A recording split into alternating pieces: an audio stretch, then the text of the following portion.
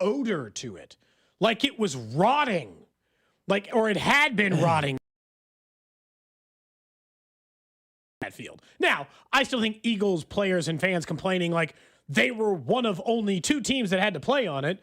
Like the Chiefs had a different field and different conditions is also kind of funny. But, it was a bad field. It was pretty nasty. So I want to switch things up a little bit. We were going to start discussing a little bit about the rookies for the Chiefs. So we can get there in a little bit. But I want to address something. I already saw a text.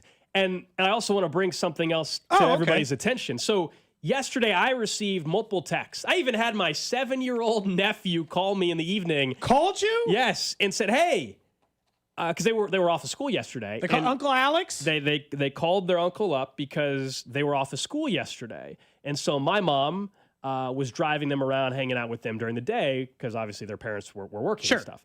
And so at one point, I guess my mom must have had like the station really on. Random day off of school. Yeah, and they had in-service the day after Labor Day. That's a great gig for the kids. Anyway, yeah. So they were driving, and I guess my mom must have had the station on in the car, and they were listening. And at one point, I guess they were listening to Carrington, which that's a bold move anyway, having the nephew listen to Carrington, having the 7-year-old. But at one point, Carrington, I guess, said, "I'm afraid to go to Columbia this Saturday." Are you? I am not afraid to go to Columbia this weekend. Are you going to Columbia? I'm not going. No, that is true. Okay. The part that's true is I'm not going to Columbia for a variety of reasons. We can go through those if you want. But the part that got my attention from people is they said Carrington offered you a free ticket and a parking pass. And he claims he already offered me that. That's not true. I think Alex Gold is afraid to go to the Missouri game. I'm serious. I mean this in friendly fun. Alex is my guy. I'm a Missouri fan. He's a KU fan. I mean this in love. Alex, last year, had a chance to go to the MU-KU basketball game.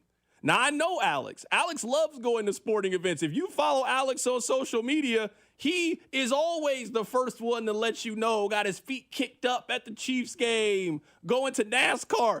You ain't watch NASCAR. Alex is always down to go to a sporting event.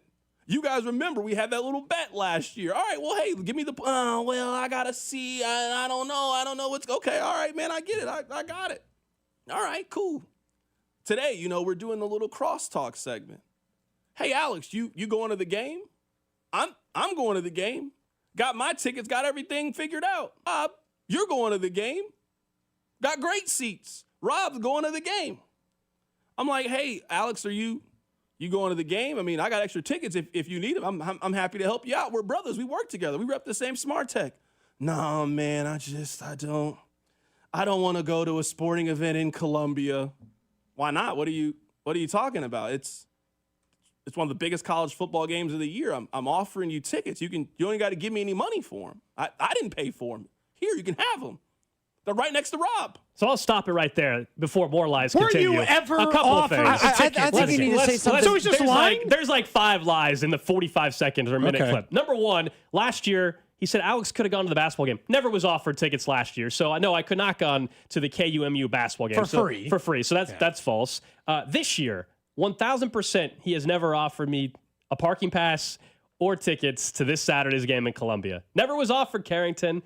So that's another lie. I also don't go to NASCAR races, so that's the third lie. That one doesn't matter as much. But there's 3 or 4 lies in the first minute of the clip. So false stuff being thrown out there. I don't know why the text line is believing anything Carrington's saying about this whole conversation. If you listen to 10 2, you're going to be on our side. Now, it is true. I do have no interest in going to Columbia. I would rather not spend a dime in that city this Saturday. So that is true. But it has nothing to do with being offered tickets or being afraid or anything like that. As I told you, Carrington will have more fun going to Lawrence next year. He's more excited to go to Lawrence next year for KUMU than he is to go to Columbia. And I also point out one final thing before we get to something else.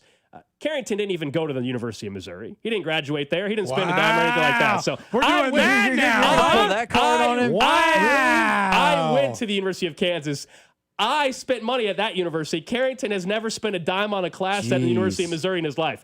But the real reason why we're bringing it back as the lead today, we were given some unbelievable information and intel. Some true things versus the lies that are being spread about you. Carrington might throw out some stuff that are lies. We bring you facts. We have people all across this city looking out for this show, scouting our competition, scouting also friends of ours. In this case, it was a friend, Carrington Harris, and a friend of this show, obviously.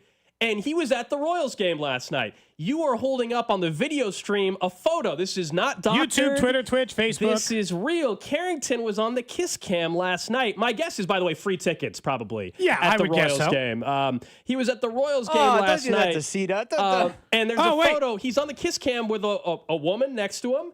And we have video on the way. We're waiting for the video. Carrington was denied on the Kiss Cam last night at the Royals game. Oh, Yeah. dang. We didn't do anything dirty. He made up lies about another member of this show and then has no game. Those are just two things that simultaneously happened. He lied about a member of our show, and Carrington proved he had no game on the Kiss Cam last night at Kauffman Stadium, in which, according to people who were at the game, including other people who work in this building, yes, this photo and the eventual video we will be given. Can't wait for the video. Carrington was denied a kiss on the Kiss Yeah, Cam. and I don't care who the woman is. I have no idea who it is. All we know is that's the information we have, and he was denied one way or the other on the Kiss Cam yesterday. Honestly, at Kauffman he might have been the reason the Royals lost. Right when he got denied the kiss on the Kiss Cam, the Royals were up 1-0. Things were going fine until he tried to lean in for Did you one. see what he said yesterday too? He said it's have your own row day at the K. So he's just out here taking shots at the attendance, getting denied. Well, yeah, and then he didn't think. He thought he was different than the Coldplay guy. He thought 13,000 people at the K, and he wasn't going to get stuck on a Kiss Cam, sitting in a row by himself next to a lady. Text line says it might be his sister. We don't have that information. All I know is we were told he leaned in for a kiss. He leaned in for a kiss. That was the exact description someone gave us today. Yep. So either he was going for, it was his sister, and he was going in for a forehead kiss, in which he can confirm or deny on his own show during his own program. Yep. The other you have part to wait is till 2:00 today to find out. He can address the allegations. I was gonna say I think this has more legs to it. So there's legitimate beef now between Alex Gold and Carrington Harrison. why was he just making up lies about offering Gold a ticket? I mean, legitimately, never was offered a free ticket at Parking He just Pass saying stuff. Saturday. Never Is this was. how we're starting I in also- KU week? We just make up lies That's now? what it is, but that's tough. I will say this, like, honestly, I have a show, Cody, I do on Saturdays, part of the BetMGM network. I don't get off the air until after 11 o'clock. I legitimately probably can't go to Columbia on Saturday. Like, if Not unless you were going to take it off, But if I was offered free tickets weeks ago, I might have found a way to do it. But Carrington 100% never offered me free tickets and a parking pass to the game on Saturday. But he was on the Kiss Cam, not That's a getting fact. kissed. That's a fact. That, no matter what happened, As took shown by that place photo. last night at Kauffman. Again, if you ever want to see the photos of this stuff, YouTube, Twitter, Twitch, and Facebook, you can like We and will have a subscribe at the top social of media YouTube. video that'll be coming out as well shortly. The video's in the works. Obviously, we can, I believe, get access to it. We're just waiting for the official. If we get it at any time, our video stream does allow us the opportunity to play a video that isn't, perfect. So we should be able to show that to the audience, ideally, On stream. on stream, if and when we get the video during today's show. But that's So that wasn't the plan today, but I No. felt like we had to start the show with it for not only the You're backing the Kiss yourself Cam, up. but I like it. This is a great start to KU I had week, in my to opinion. address the lies coming out of Columbia, Missouri's representation that is Carrington. I mean, getting denied on the Kiss Cam's cold work. You That ever been might on a be- Kiss Cam cold? No. Yeah, me No. either. Have you? No. I have Really? not either. Nope. Been to many a game. They've never stuck me on there. And he noticed it. To our understanding, he was at the game. He pointed. He noticed. And then the way it was described to us was he leaned in for a kiss and was rebuked. So, That's tough. That's right. All right. Let's get back to regularly scheduled programming. Let's talk about the Chiefs. They play Friday night in Brazil. I don't know if you've heard. And the game is right here on 96.5 The Fan. We all know one of the headliners is Josh Simmons, and I'm excited to see him go up against that defensive front against the Chargers. But outside of Simmons, he's clearly going to be the most impactful rookie in 2025 for the Chiefs. And I would argue he could end up being one of the more impactful rookies in all of football. Seriously, there was only one quarterback that was drafted high, and that was be Cam. rookie of the year, but Yeah, he's a for sure. tackle. I'm not saying he's going to be rookie of the year, but Cam Ward is number 1 overall pick. He's a starting quarterback for the Titans. So he's the answer for probably the most impactful. He plays the most important position in football.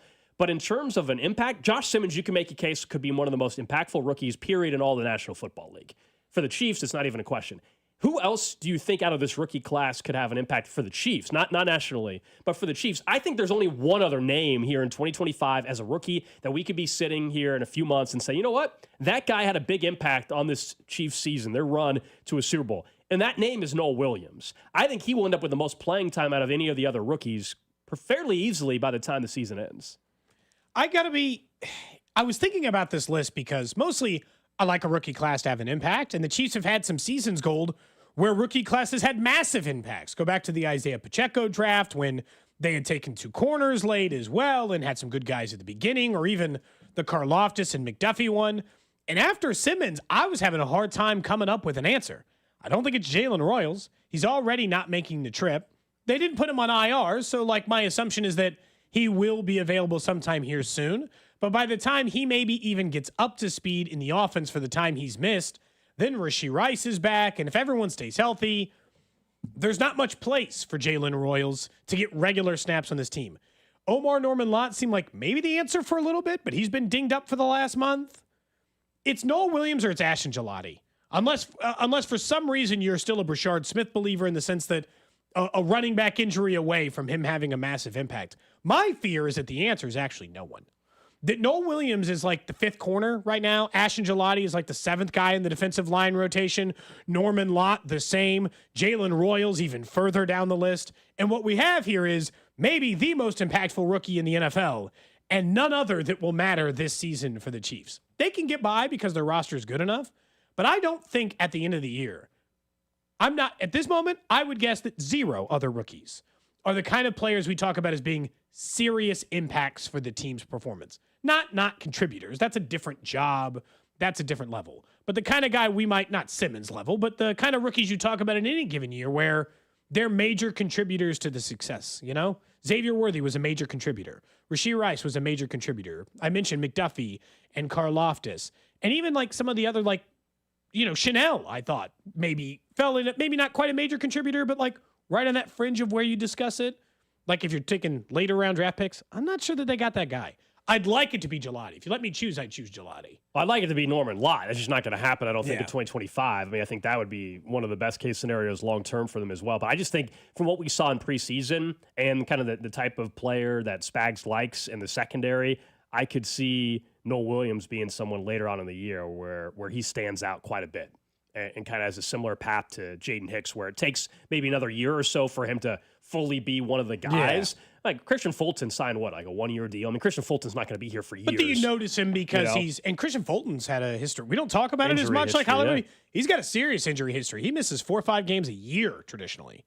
So, there is an argument for Noah Williams there. If you could choose anyone, would you choose Noah Williams? Yes. I would still choose Gelati. Defensive lineman, value to position. Anybody that I want it to be? Yes. If you could choose a second contributor, who would it be? You just got to blindly choose. I would want it to be Norman-Lott. I don't think it's going to be him, but I would want it to be Omar Norman-Lott. But between injury and they're trying to have him play on the inside and gain weight and all that kind of stuff, it hasn't worked out so far for him other than the first week of camp without pads or whatever, where he was the story. Remember, there was a point in time during our Camp Darling segment, Norman-Lott was the front runner for the first week. He was getting all the attention. And then he got hurt. And then it was quiet. I do think some of it is what happened is they wanted him to be an interior pass rusher. It was looking pretty good there for a minute, but he's still a little bit smaller. He got dinged up, and then they're like, okay, let's get Derek Nottie back for the year. Maybe Norman-Lott can be that guy next year and be in the interior. And he can still be a rotational guy. But rotational defensive linemen, we don't talk about them as being high impact players. Corner is really interesting because historically, Spags does not trust young corners. He's a little slower on the pull there and gives them some time in order to kind of find their way. And so I wonder if there's a chance that it would take a serious injury or multiple serious injuries. Or I originally thought maybe Joshua Williams wouldn't be on the squad, and obviously some injuries and other things, but still he did make it. Yeah. Yeah, he did make it. He is it just feels like Noah Williams is so far down. I'm having a hard time seeing Going to play it. a ton on special teams, obviously. We'll see if he has, does he have is there a chance Friday night? Does he have an impact play there? Forced fumble or something like that? We saw that play out in preseason. He was involved in that. I don't think he forced the fumble, but he was involved in that. On one of the kickoff returns. I think it was the first preseason game, actually. All right, so over the last couple of years, let's look at who was impactful. Last year was only Xavier Worthy. Kingsley was impactful, but in a really bad way. So not the way we're talking about here. So it was only, and Jaden Hicks is one of those like fringe guys, right? I think he was impactful. He's the way he's describing Noah Williams, where it's like, you did by the end of the year. Jaden Hicks got snaps, mattered. But that's most rookies that are not drafted in the first 2 rounds. I mean, that's kind of what you're hoping. I mean, to expect much more from a 4th, 5th, 6th round pick. The year before, it was only Rashee Rice and then Shamari Connor, essentially in the same boat as Jaden Hicks. Like, got snaps, played. Felix wasn't really a factor in his rookie year. McDuffie, Karlaftis, Cook, Chanel, Watson, Williams, Pacheco. It was like 15 guys on the damn 2022 team who had impactful rookie years. It was 3 guys, and Nick Bolton, Creed Humphrey, and Trey Smith, who had impactful rookie years in 2021. That's why I was looking for the second guy. Who's the level of guy, not full-time starter, but who's the level of guy who can do it?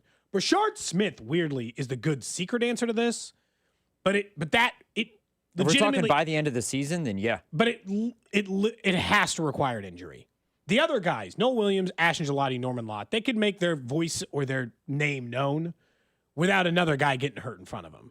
Rashard Smith, the only way in which Gold were at the end of the season saying this is an impactful rookie if Pacheco gets hurt, right? He's not taking the job. And even then, I'm not so sure Rashard Smith's first man up. I think they would actually do a similar move to Kareem Hunt last year. They would find somebody else before they would say by week 4, if Pacheco got hurt, that Rashard Smith is suddenly playing more. I think Rashard Smith is a long ways away from having a real impact on the 2025 So I don't know if we're looking at impact differently, but I think by the end of the year, Rashard Smith is going to see packages specifically made for him, and he's going to be on the field regularly. Really? Because he's so much different than Isaiah Pacheco and Kareem Hunt. Like, they don't bring what Rashard Smith brings to the table. That's not saying Rashard Smith's better than them or will be better than them. But I think, like, Pacheco will be the starter all year long as he's healthy. I think as long as Kareem Hunt's healthy, he will always be running back too. But in terms of specific packages or alignments or lining up in the slot, whatever, I think Rashard Smith will be used at a... But honestly, how many snaps a game do you think by the time we get to week 10, how many snaps a game do you think he's getting? 5 to 7. If you're getting not special teams, if you're getting less than 10 snaps a game, it's really tough. That is, but again, I don't. So he might return kicks or punts. That would me, be the way. This is where again, I don't know if impactful is different or not. If we're talking playing time, he's not going to be quote unquote impactful. But I think there will be situations where Rashard Smith will be able to take advantage of a defense, and they'll use it to their advantage by week 10. He might only get 5 snaps, but if he has 3 catches and those in a touchdown, very impactful. I think it's going to be limited, but I think he'll be in some designed things where they'll be able to take advantage of a linebacker or whatever the case is out of the backfield where you wouldn't get that out of Kareem Hunt or Isaiah Pacheco in the receiving game. At the end of the year, though, if he has 9 catches and 2 touchdowns for 85 yards, there's no way you can tell me he was an impactful player. If he also had a couple of big kick returns, like I think the kick return game is what's going to have to buoy his resume in the impactfulness department. Drew, like I understand what you're saying, but like there is a number of snaps, or you have to be the most efficient player with those snaps on the planet in order for it to work, and that's where I wonder. I just wonder if we're looking at impact a little bit differently. Like I think I'd rather have Norman Lott than Ashton Gelati in terms of that's what I say. I agree stepping up. I think 100% because I know edge rushers typically matter more. I know that the whole edge rusher thing is there, and I know the sack stuff's there, but they don't need Ashton Gelati as much as they might need Omar Norman Lott for the run stuff or whatever it is. Where if he can actually step up, then it's this is a really big difference. I also think if Noah Williams ends up, because I think my bold prediction in June or July was Noah Williams will be starting by week 4. I don't think that's going to happen. Probably not going to happen. But I think that's the best case scenario for the Chiefs is if Noah Williams works out, then they know they're going to pay Trent McDuffie next year, and they'll have Noah Williams if he can be that solid number 2. The cornerback question kind of goes out the window a little bit, where all of a sudden it's not as much of a need maybe as it could potentially be for a first-round pick at the end of the season. I think we're arguing apples to apples. They just need another good defensive lineman. I genuinely, if you told me it was Omar Norman Lott instead of Gelati, cool. Somebody's got to step up there, you're saying. They were like 6th to last, 7th to last in sacks last year. Norman Lott, even if he's a force in the middle, is not going to buoy that number. He'll help in the run game or some of these other areas that are a little less noticeable. But a big sack, you can be bad on defense. If you can get sacks, you can still prevent a team from at least getting too far down the road. Meanwhile, on the other side, not the Chiefs side of the parking lot, but the Royals side, Royals lost last night, specifically after Carrington got denied on the kiss cam. They started losing. 1-0 Royals. Ouch. Right before the kiss cam incident. And then immediately Michael Lorenzen gave up a 2-run shot to Adele in the later part of that inning, or maybe the 6th inning is when he did that. But when we're looking at the Royals, so they lost last night. Rangers lost, Mariners lost. Same problem applies. You are no further back. Hooray. 24 games to go, there's though. one less game for you to play, and 24 games and 2.5 games, it's a lot. And truth is, you can only afford so many of these losses remaining on your docket.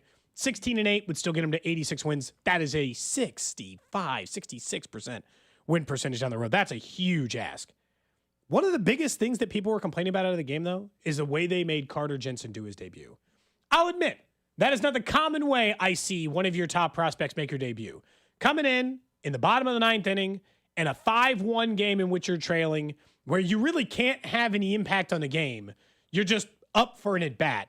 It felt like you were doing him a little bit of a disservice. I'm not saying he was going to make a start necessarily, but like, why not have him pitch hit for Nick Lofton the inning before? There were other hitters who aren't regular good big league hitters in the lineup at other spots. I don't know. Putting him in that spot felt like, I don't know. It felt kind of like too soft for a guy's major league debut. It didn't feel like they did him a favor. That's all. Yeah, I mean, we all would dream that he gets a pinch hit at bat with the bases loaded and nobody out to walk off the game. I mean, it's a Disney movie, but that's not how this thing works 99% of the time. Look, I imagine he doesn't care. He's just a big league. I didn't really. You told me I had not heard and seen people were upset. You filled me in this morning that people were upset about his debut in terms of how it went down. So we're arguing about the fact that it was the 9th inning instead of the 8th inning. I felt like his debut was most likely always going to be in a pinch hit role initially. I mean, they're not going to give him many opportunities in the everyday lineup, or at least in the lineup for a certain day, given his position that he plays, which is catcher. And Salvador Perez is obviously going to always be in the lineup. You can say, oh, let's move him over to DH. He's softened the blow even more. He's making it sound like Cags and Carter Jensen are never going to play. I think they're going to be mainly pinch hit guys. And so you and I yesterday said, oh, they might appear in 17 of the final 25 games. But that doesn't mean they're starting in 12. That doesn't mean they're starting in anywhere near that many, 17 of them.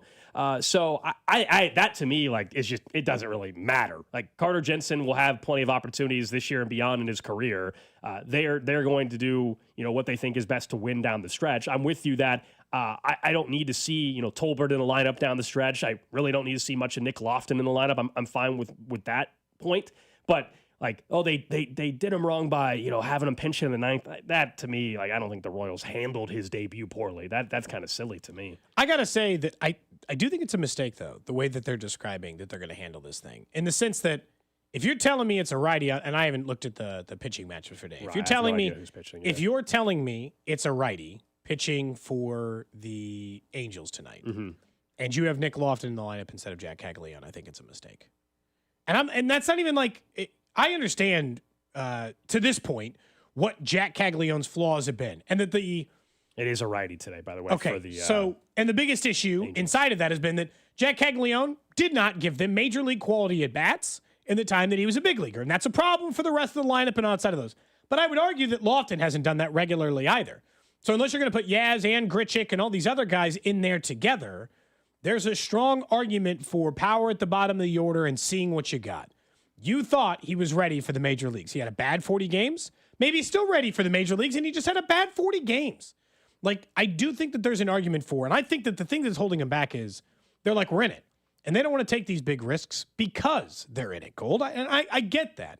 But at the same time, when you're 2.5 games back and there's only 24 games to go, I think that these guys should play some. And some of that might just be because I think Salvador Perez should get some days off.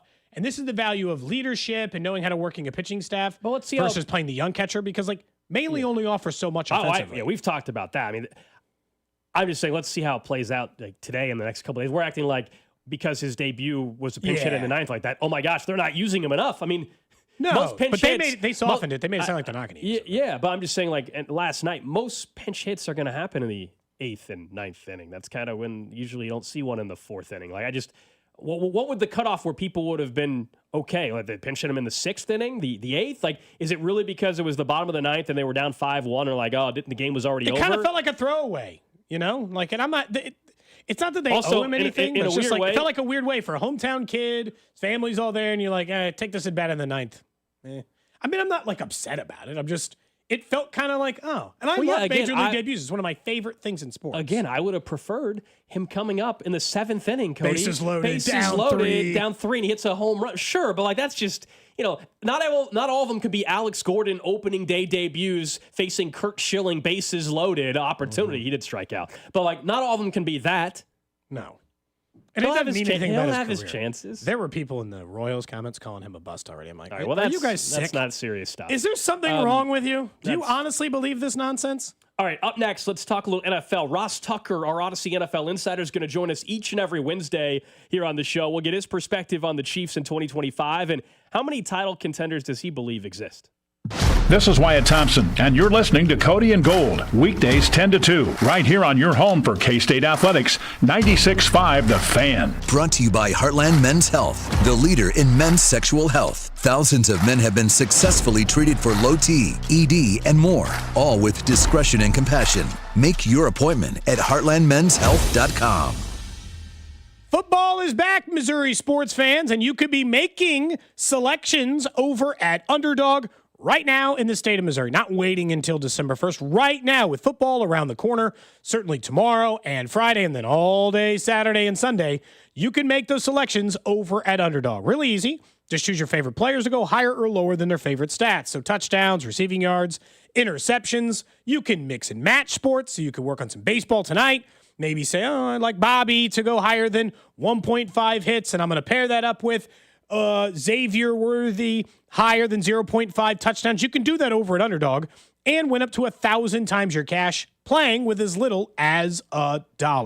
Download the app today. Use promo code TAPP, T-A-P-P, to score $50 in bonus funds when you play your first $5. That's promo code TAPP, T-A-P-P.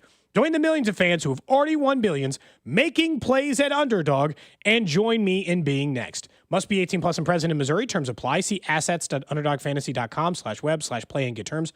_DFS_.html for details. Concerned with your play? Call 1-800-GAMBLER or visit www.ncpgambling.org. Dane Hughes here. I've seen a lot of stat lines in my playing days, but these numbers, they caught my attention. Flight by Yingling, 2.6 carbs, 95 calories, and all the crisp, refreshing flavor you want in a light beer. It's brewed by the oldest brewery in America, so you know it's got some serious history behind it. If you're into stats and taste, you're going to love this beer. Flight by Yingling, the next generation of light beer and the official beer of Dane Hughes. DG Yingling & Son, Pottsville, Pennsylvania. This October, the whole family can ride along for the wildest weekend in Kansas City. PBR Outlaw Days, October 3rd through the 5th at T-Mobile Center. Cheer on your Kansas City Outlaws as they battle the world's best on the dirt, under the lights. KansasCityOutlaws.com. Get your tickets now at PBR.com. Kansas City Outlaws, all grit and no quit. Kids are back in school, so schedule your project today. With Powell Exteriors KC Easy Financing, pay no interest until 2027. Whether a deck or new roof, go to PowellExteriorsKC.com now to schedule your free estimate. It's the power of KC. Powell Exteriors KC, Kansas City's exteriors experts. Rally House, shop every team in town. College and pro, come on, it's time to go. The season starts at Rally House. From jerseys and hats to tumblers for game day, it's where outrageous selection meets every fan's style.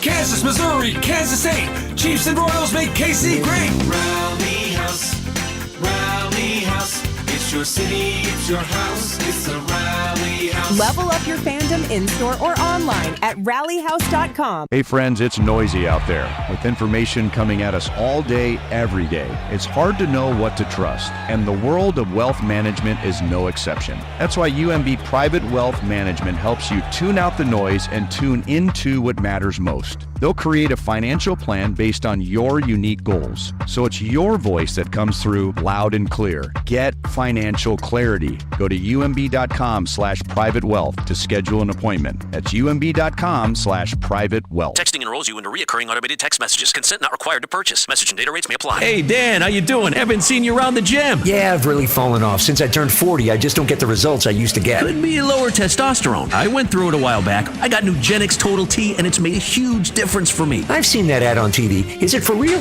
Oh yeah, the key ingredient is something called Tesnor, which helps boost free and total testosterone levels to help you trim up and stay lean. And it's made a difference for you? Man, I feel like I'm in my 20s again, at work, in the gym, and in the bedroom. Are they still giving out complimentary bottles for people to try it for themselves? Yeah, you just need to send them a text. Text BEACH to 42424 right now for your complimentary bottle of Nugenix Total T. Plus, text now and we'll include a bottle of Nugenix Thermo, our most powerful Fed incinerator ever, to help you get back into shape fast, absolutely free. Text BEACH to 42424. That's BEACH to 42424. Products and statements have not been evaluated by the FDA. These products are not intended to diagnose, treat, cure, or prevent any disease or illness. Chiefs coverage is sponsored by Missouri Air National Guard St. Joseph, serving your community your way. Serve your country and build a brighter future with the Missouri Air National Guard. Top-notch training, tuition assistance, and bonuses up to $50,000. Missouri Air National Guard St. Joseph. Aim high. Find your path today. Go to ang.com/MO. You're listening to 96.5 The Fan from the Mission Plumbing, Heating, and Cooling Studios. All right, back here on Cody and Gold. We're just getting started on a Wednesday. Of course, Chiefs, Chargers, Friday night right here on 96.5 The Fan. You got the Eagles, Cowboys tomorrow night. And over the last couple of years, we've had Ross Tucker joining us on the show. We're excited to have him back for another football season. He'll join us every Wednesday at 10:30 here on Cody and Gold. And we go out to the hotline and welcome in our Odyssey NFL insider, Ross Tucker. You can check out the Ross Tucker Football Podcast, daily NFL podcast on the Odyssey app or wherever you get your podcasts. Ross, it is great to have you back on the show, my man. Yeah, that means it's football season. What's up, boys? You guys ready to rock and roll or what? Yeah, we're fired up, man. We got to get to the important stuff right out of the gate. You're from the Philly area. Obviously, you do Eagles preseason as well. We talked to you around the Super Bowl, but the big news is whether or not are you expecting a wedding invite for the Swift-Kelsey wedding? No, I don't think so. That would surprise me. Although I was joking, I'm I don't know, decent friends with the father of the bride and the best man. So I'm probably on the C list. If they have a lot of people that turn down on the A and B list, I don't think that's going to happen. But no, I mean, look, I'm thrilled for them on so many different levels, and I think it's fantastic. But no, I think you gotta be friends with either the bride or the groom. It's not enough to be friends with the best man or the father of the bride. You really got to be with the bride or the groom. So I'm pretty confident I will not, in fact, be getting invited. If you do, if you get a +1, can I come along? Or, what do you think? Cody, you're like the 37th person that's already asked me that. All right. Oh, yeah, that makes sense. My sister, everybody. First of all, I'm not getting invited. Secondly, even if I did, I don't think I'd get a +1. Third, if I did get a +1, just so you know, if it wasn't my wife, she would cut a body part off, and I'm not sure which one it would be, but she would she would kill me. So, no. Ross, let's talk a little football, I guess, other than the wedding stuff. In our perspective from the local end is that the national media has decided the Chiefs lost one game and got their ass kicked in the last game, and so everyone's decided they're much worse or punished more for getting to the last game but losing badly than being a team that succeeded more than just about every other team in the NFL. Do you think the Chiefs drop-off is real based on that, or do you think that people are just remembering the last time they stepped on a football field? Remembering the last time they stepped on a football field. I am, I guess, the opposite of the rest of the media. You guys said it. I have a betting show, the Even Money Betting Podcast, which is very popular. And 2 weeks in a row, my co-host, who's a professional handicapper, he has he thinks it's a good bet to bet on the Denver Broncos to win the NFC West. Obviously it's a little bit of a longer shot, but he thinks it's pretty good value. Guys, I'm going the entire opposite way of everybody else. If anybody listens to my show, the Ross Tucker Podcast, I think you mentioned, Alex, I did my predictions a couple of weeks ago. I not only have the Chiefs winning the AFC again, I have them winning the Super Bowl. I think the Chiefs, I don't think their record will be as good because I don't think they'll continue this insane streak of one-score games. Their record might even be a couple games worse. I think they're going to be a better team. Yeah, I think we lose sight of the fact that they didn't have Rashee Rice, that Hollywood Brown was banged up, Pacheco was banged up. Obviously, the left tackle situation was not good, to say the least, with Joe Thuney out there. I mean, it's like people forget all these things that happened. For the last 10 games of the year, they're going to have Xavier Worthy, Hollywood Brown, and Rashee Rice out there at the same time. I have it on very good authority from multiple people, some of whom I might have already referenced, that Travis Kelce is in phenomenal shape and is going to have a big-time year and wants to finish this thing, if this is in fact his last year, on a high note. I've got tremendous faith in Spags on the defensive side of the ball, and I have. And I think that there's supreme motivation in particular from Patrick Mahomes and Travis Kelce to make up for what happened in that Super Bowl. I think the Chiefs are going to go to the Super Bowl. I think they're going to win it. We're talking to our Odyssey NFL insider, Ross Tucker. Insider Calls brought to you by Nationwide. For your insurance and financial needs, Nationwide is on your side. You mentioned the offensive line issues last year. We now know Josh Simmons is clearly the starting left tackle. He was available during camp, didn't have any injury setback or anything like that. I don't know how much you've had a chance to watch him at all. Maybe you watched him in college. What do you make of him? Because people are very excited here in Kansas City thinking perhaps they found Mahomes as left tackle for the rest of his career. Well, they should be very excited. I can tell you this. I called multiple games for Simmons when he was at San Diego State. Oh, wow. Okay. And I remember looking at him and then watching him play, and I was thinking, how the heck did this kid get to San Diego State? I mean, he was like a freshman, 6'6", 315, looked awesome, moved well. I was like, this is like the best offensive lineman in the Mountain West already as a freshman. I was doing games out there in San Diego. Then he goes to Ohio State. He's obviously very gifted. It's fascinating because the Chiefs took Simmons, and I think that's going to be a major upgrade at left tackle over what they had really the last couple of years. The Eagles took Jahad Campbell, who, a lot of people thought was a top 5, top 10 player in the draft, but he fell because of injury. One of the things I've noticed is that the GMs with more security, job security, and better teams, they're more willing to take chances with guys that have injuries like Simmons or Jahad Campbell than others are, and it pays off big time. I mean, these are like top 10 guys in the draft that they got at 31 and 32 because he's injured. And we'll see what happens, but I mean, guys, you think about the Eagles. Landon Dickerson didn't go until the second round because he was injury prone, and he's a Pro Bowl left guard. Last year, Cooper DeJean didn't go until the second round because he was coming off an injury and whatever. I mean, the Eagles have kind of feasted on some of these guys, and the Chiefs have to some extent as well. When you look at what they've got coming up on Friday, where are you on Justin Herbert? There's no doubt that if you created quarterback skills in a lab, he'd have most of them. But I can't get past the fact that there's like a missing element and that he's 2-11 against the Ravens, Chiefs, and Bills, which means he never beats the teams way better than him. And I don't know. It just feels like there's something off about the way he plays quarterback that you almost can't put your finger on. Normally, I just boil it down to like he's not a killer or he doesn't have that instinct or whatever it is. Where are you on Herbert? Yeah, so I think he's a top 10 quarterback in the NFL. And there's nothing wrong with that, and that's a tremendous thing to be and for a team to have. He knows this. I've talked to him about this. Like he needs to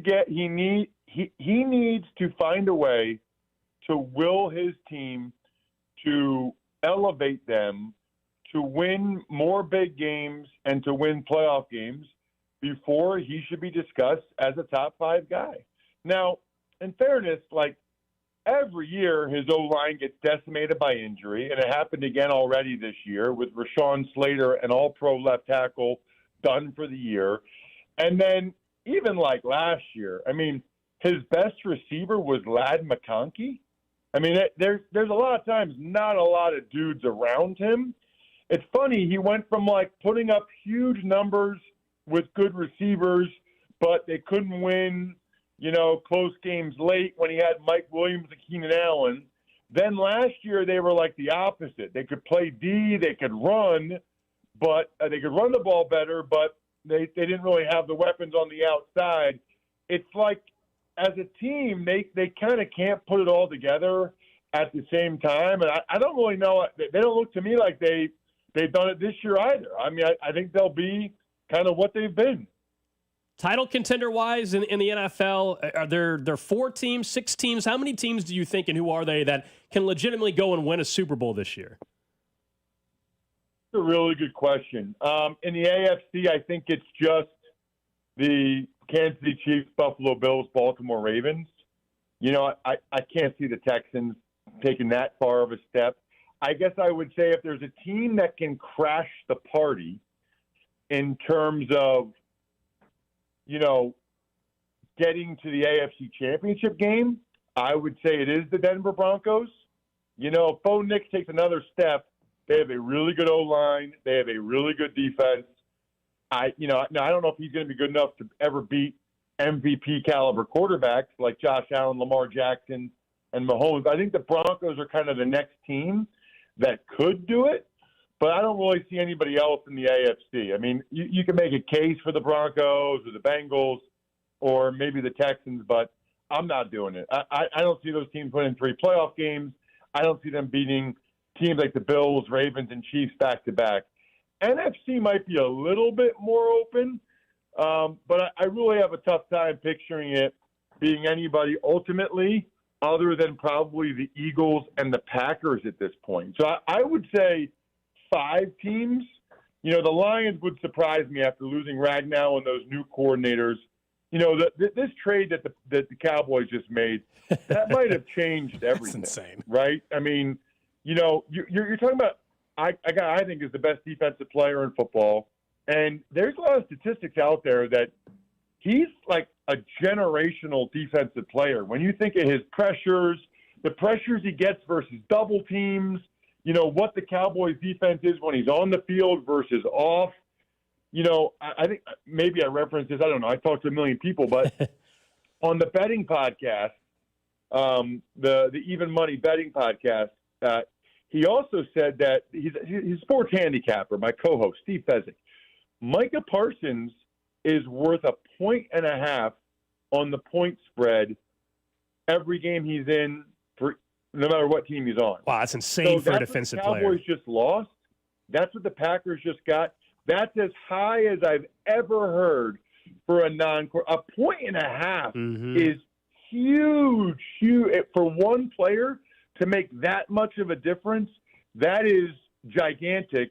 And the Packers just got, and I already thought the Packers were going to be good, right? So now I think Packers and Eagles probably co-favorites in the NFC. When you look at, just out of curiosity, did Jerry Jones also personally negotiate or try to negotiate your contract with the Cowboys? No, Jerry Jones only talked to me a couple times, but that's okay. That was more than Daniel Snyder, who talked to me exactly 0 times. And I was an exclusive rights free agent. So they said, here's your $375. And I said, thank you, sir. May I have another? And I took it. And then when they cut me, I talked to Parcells. And I said, you're cutting me after minicamp? And he said, well, listen, I know all the CEOs of all the firms on Wall Street. I'm like, dude, I went to Princeton. I don't need a Wall Street job. I can get that. I want a job in football. Thank goodness he did that, because I went to Buffalo and had the best 3 years of my career. So that ended up being a major, major blessing in disguise. Ross, great to have you back on the show, man. We'll have a fun football season. Thanks so much. Can't wait. It's going to be awesome. Have fun, boys. See ya. There you go. That's Ross Tucker, our Odyssey NFL insider. Make sure to check out the Ross Tucker Football Podcast, daily NFL podcast on the Odyssey app or wherever you get your podcast. So normally he's a little bit of a Chiefs hater, I think, according to our listeners. He's coming on here day 1 this year saying the Chiefs are winning the Super Bowl. How about that? So he is not buying the national noise that we've discussed, which is that, oh my gosh, they're just done. No, there was a bad day at the office. The Eagles team dominated them, but they've got plenty of pieces. And kind of agreeing with what you and I have said a little bit throughout the offseason is they're not winning 15 games again. They might only win 12 or 13, but they could still be better. Because if the O-line is fixed or, they're not likely to win 15 games. Most teams don't win 15 games 2 years in a row, even if they're just as good. And it's the one, and he brought the one-score game stuff. They are still, even because the Eagles game was not a one-score game, they have still won 17 straight one-score games. That's probably not going to continue, but hopefully they don't have a ton of one-score games anyway. Now, it's the NFL. Most games are one-score games. It's why it's so difficult to predict. It's why we're doing the Circa Millions contest this week. There's 6 of us at the station doing 5 picks a week as a team, and it's really tough. It's really, really tough to come up because teams... You got your picks yet? I told you the one that I am putting down on the list for sure. Yeah, now, the line for Circa won't be out till tomorrow, the way they do their contest. But it'll probably be what it is right now at other books, which is +1.5 Bears against Vikings. I want to take I think the Bears are going to win that game outright. So that'll be one of my picks. I don't know if you guys will like that or not, but we'll see how the rest. You're going to be really bummed if for some reason reason you get voted out on that. There won't be any. Are there have any arguments yet on the? Well, because tomorrow, we haven't made our picks yet. Not yet. The way Circa does the contest, even though you can go to their app and bet on the game right now, the contest lines lock. So Thursday at 10 a.m. Pacific time, they send out the lines. If there's an injury Friday, their line for the contest doesn't change. Okay. So by the time you get to kickoff, the Bears might be favorites. But Thursday, whatever the number is the number. The Chiefs, whatever the number is the number, the way the contest works. The contest is interesting for that perspective because then you don't really want to make your picks till Saturday in a lot of ways because if Friday's afternoon practice sees a quarterback go down, they don't change their line for the contest part of it. So Patrick Mahomes gets... or whatever, Herbert gets dinged up on a Friday for a Sunday game, then you can take the same line the Chargers had before. You get a little bit more flexibility in it. So there's an advantage in it. Yeah. The best teams win Trust me, we thought about doing Survivor instead, but because Survivor's a ton of fun, but we wanted to be able to have some fun with the picks throughout the entire season. I didn't want to get through a week and then we're just done with Survivor. Now, the picks can be tough. Now, there's quarterly. So even if we got off to a bad 4-week start, you could theoretically still win money down the road because there's quarterly prizes. I imagine I'll be in a Survivor contest. Don't worry about that. It just won't be that Survivor contest. The worry on the pick'em is the Millions contest is if you go 3-2 every week, that's not going to get it done. Nope. It's not going to get it done. Honestly, you won't even finish in the top 100. You won't even cash going 3-2 every week. So if we got to get hot, you're better off going 1-4 every week or 0-5 multiple weeks than going 3-2 every week. You got to eventually have some 5-0, 4-1 weeks, and then pushes or a half point. Anyway. To win a quarter, you got to go pretty much 1 or 2 losses. Yeah, that's going to be. You got to have an 18-2 Let's stretch. be real. I mean, the chance of winning quarter 19-1 is very slim. But let's get off to a nice start. Let's get off to a nice little 5-0 start. Let's have a little. This is like Drew. This is like Drew with the pickleball match. Let's have a little confidence early before things get bad. Right. That's right. Let's go into this thing thinking we're winning the whole thing. There you Drew. go. There you $1 million. Yeah.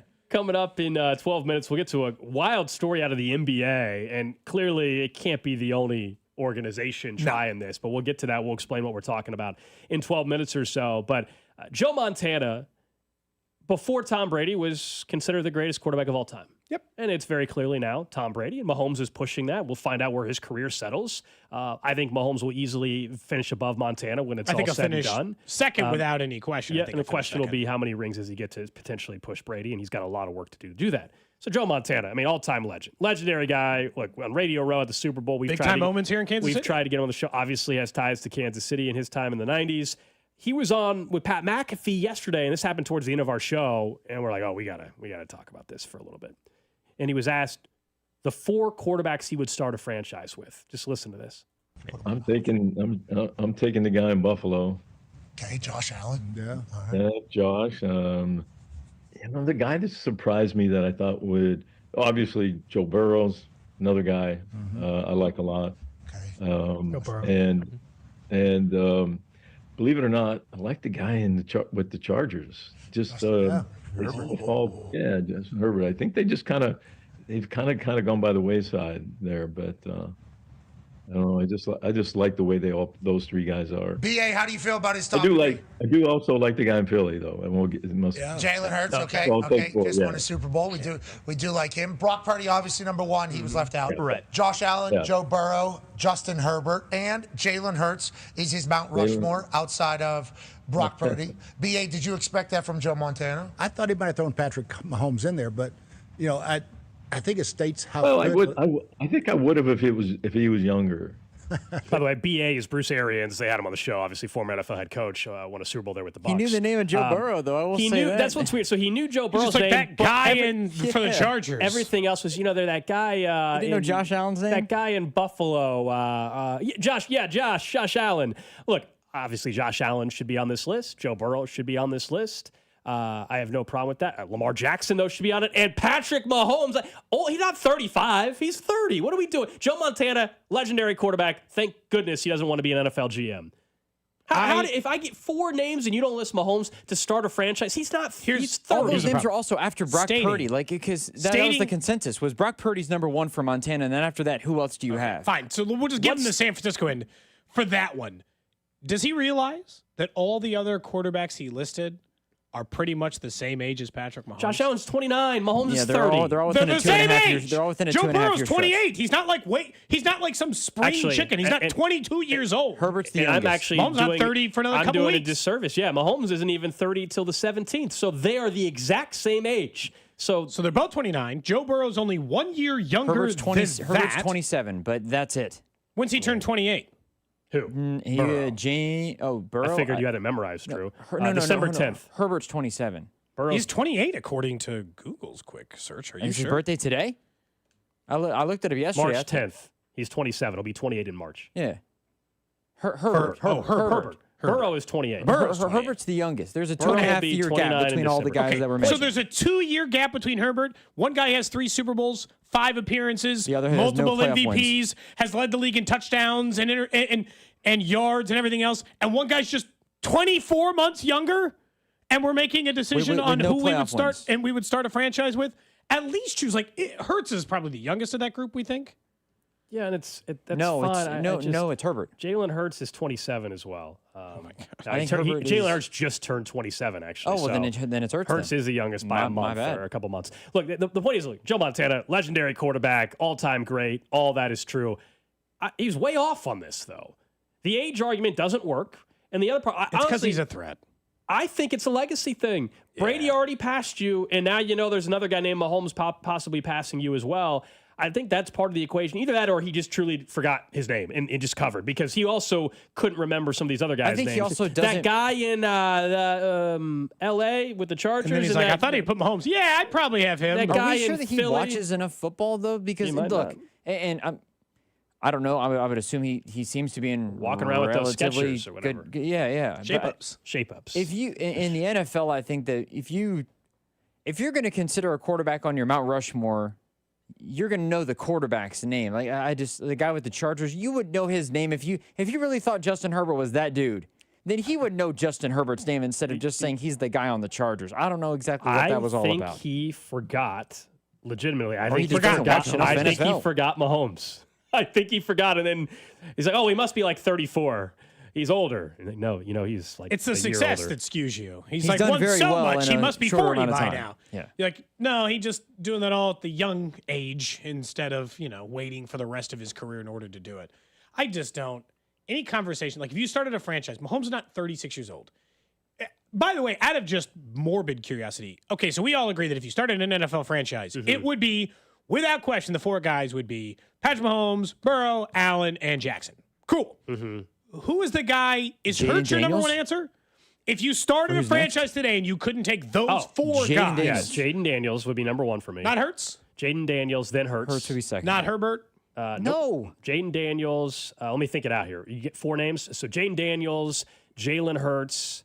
I know you'll hate it. I'll probably still go Trevor Lawrence on this. Sorry. Oh, no, he'd be so I'm far. going to say Jordan Love ahead of Justin. I would say Jordan Love ahead of Justin Herbert. He's also younger. And I would add Caleb Williams still to the list because I still believe. Oh, you're still a Caleb guy? Yeah, I am.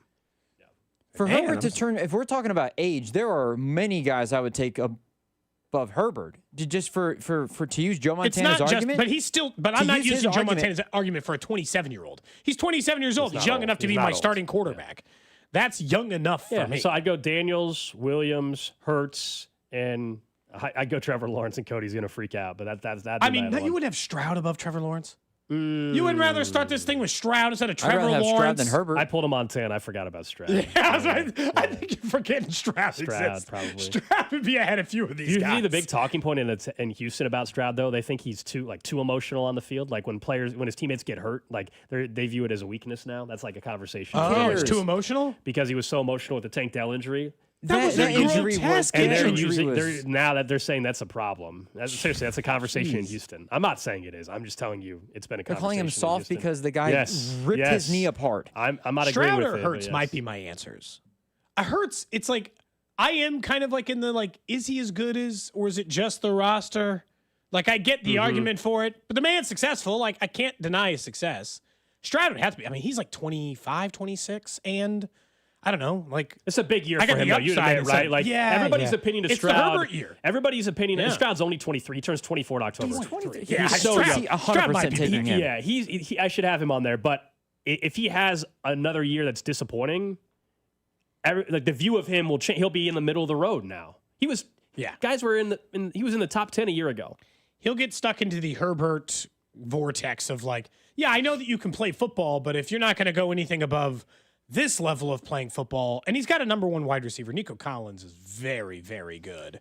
And so, drafted all those Iowa State wide receivers, too, as rookies. Don't forget, football, of course, is back at ESPN Bet Sportsbook inside Hollywood Casino at Kansas Speedway. You can join them Friday, September 5th, as Kansas City takes on L.A. in Brazil and register to win your share of $5,000 in pin bonus play during the game. Up next, we'll get to this story out of the NBA that has to be happening with other organizations, right? We'll explain what really went on next.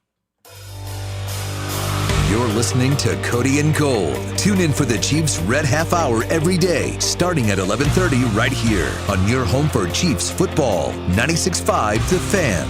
Brought to you by Heartland Men's Health, the leader in men's sexual health. Thousands of men have been successfully treated for low T, ED, and more, all with discretion and compassion. Make your appointment at heartlandmenshealth.com. We were talking about some of the ages of the quarterbacks, and 4 months from now, you got some birthdays coming up, and all of a sudden, maybe that quarterback is going to be considered old. But in 4 months from now, by the time the playoffs start, even you could have a brand new career in IT. Thanks to Centric. You're never too old to do that, right? 27, 28, you've been stuck in this dead-end career. You've been working outside. You can't decide which way you want to go. IT is the future. Why not make it your future? Look, my nephew went to Centric. We know lots of success stories out of there. Russ has told us about all these people. They love helping people find jobs. What's important is AI has continued to grow. Cybersecurity has continued to grow. And in every single field. We have people who work in IT in sports. We have people who work in IT in every industry in the city, every industry in the country. Centric can make you in that new career. And in as little as 4 months, that sounds appealing. By the time the playoffs are in, new career, that sounds perfect. Yeah, just talk to our friend Russ and go to Centric.com. That leaf pile is 100 feet tall. Your dad can't handle this. Not without the right equipment. Yard work piling up? Gear up for fall with John Deere. Get $750 off select mowers, $2,000 off select Gator UVs, and $3,000 off select compact tractors. Did I hear your dad got a John Deere? Yep, bad day to be a leaf pile. Gear up for fall at an authorized John Deere dealer, now through September 30th. Learn more at johndeere.com/gearupforfall. This is Jeff for Heartland Men's Health, where we've successfully treated thousands of men for low testosterone and helped them feel like their old selves again. Please take a moment and listen to how we help this patient. Hi, my name is John, and I've been on ED and testosterone treatment at Heartland Men's Health for the past 15 months. I could tell, I was starting to go downhill, and my wife kept telling me, well, you need to go to a clinic that'll specialize in that. And that's what eventually led me into the men's clinic here.